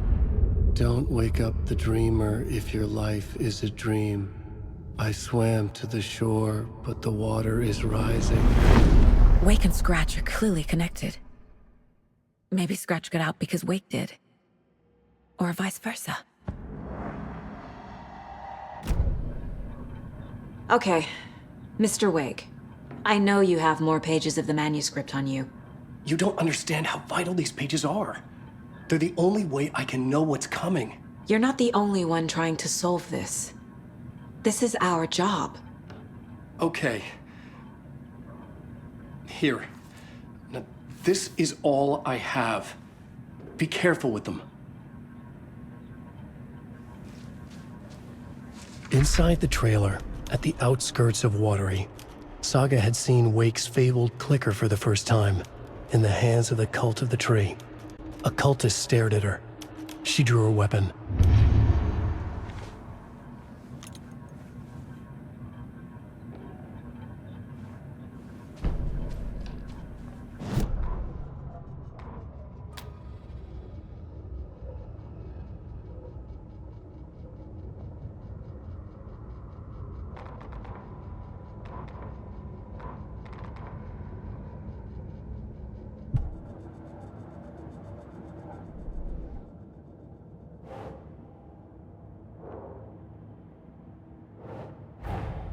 Wake just gave us a lot of information. But this clicker seems like a good place to start. If we find that, then we find the cult.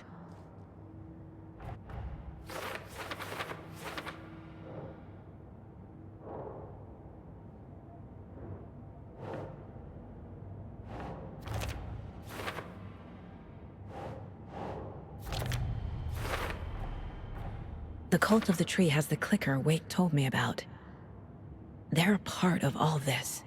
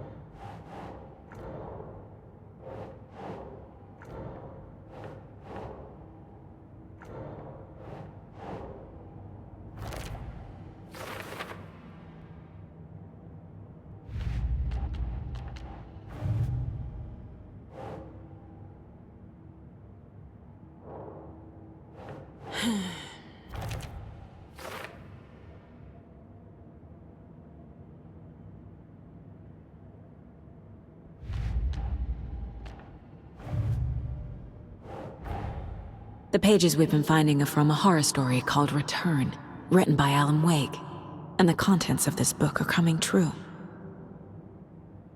Why couldn't it have been a romance?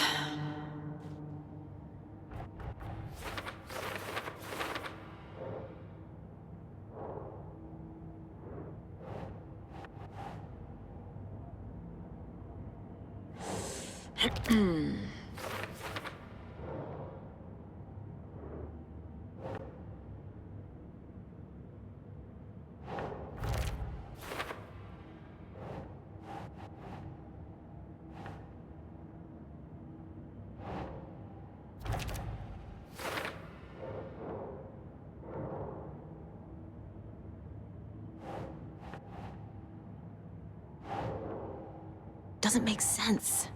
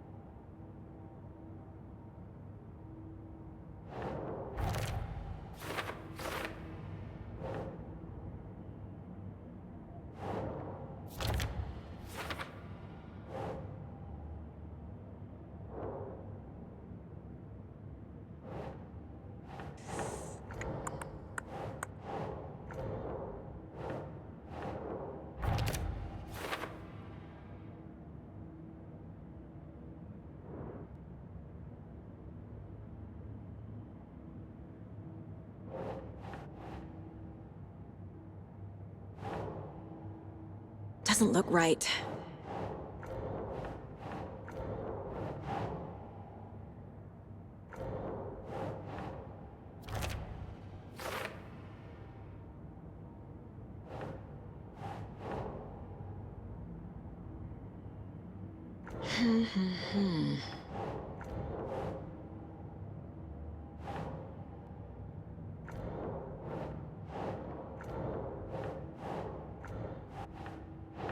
Nah.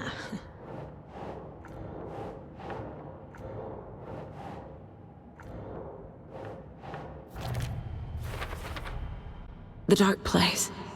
A dimension that's home to monsters. Huh. Wild stuff.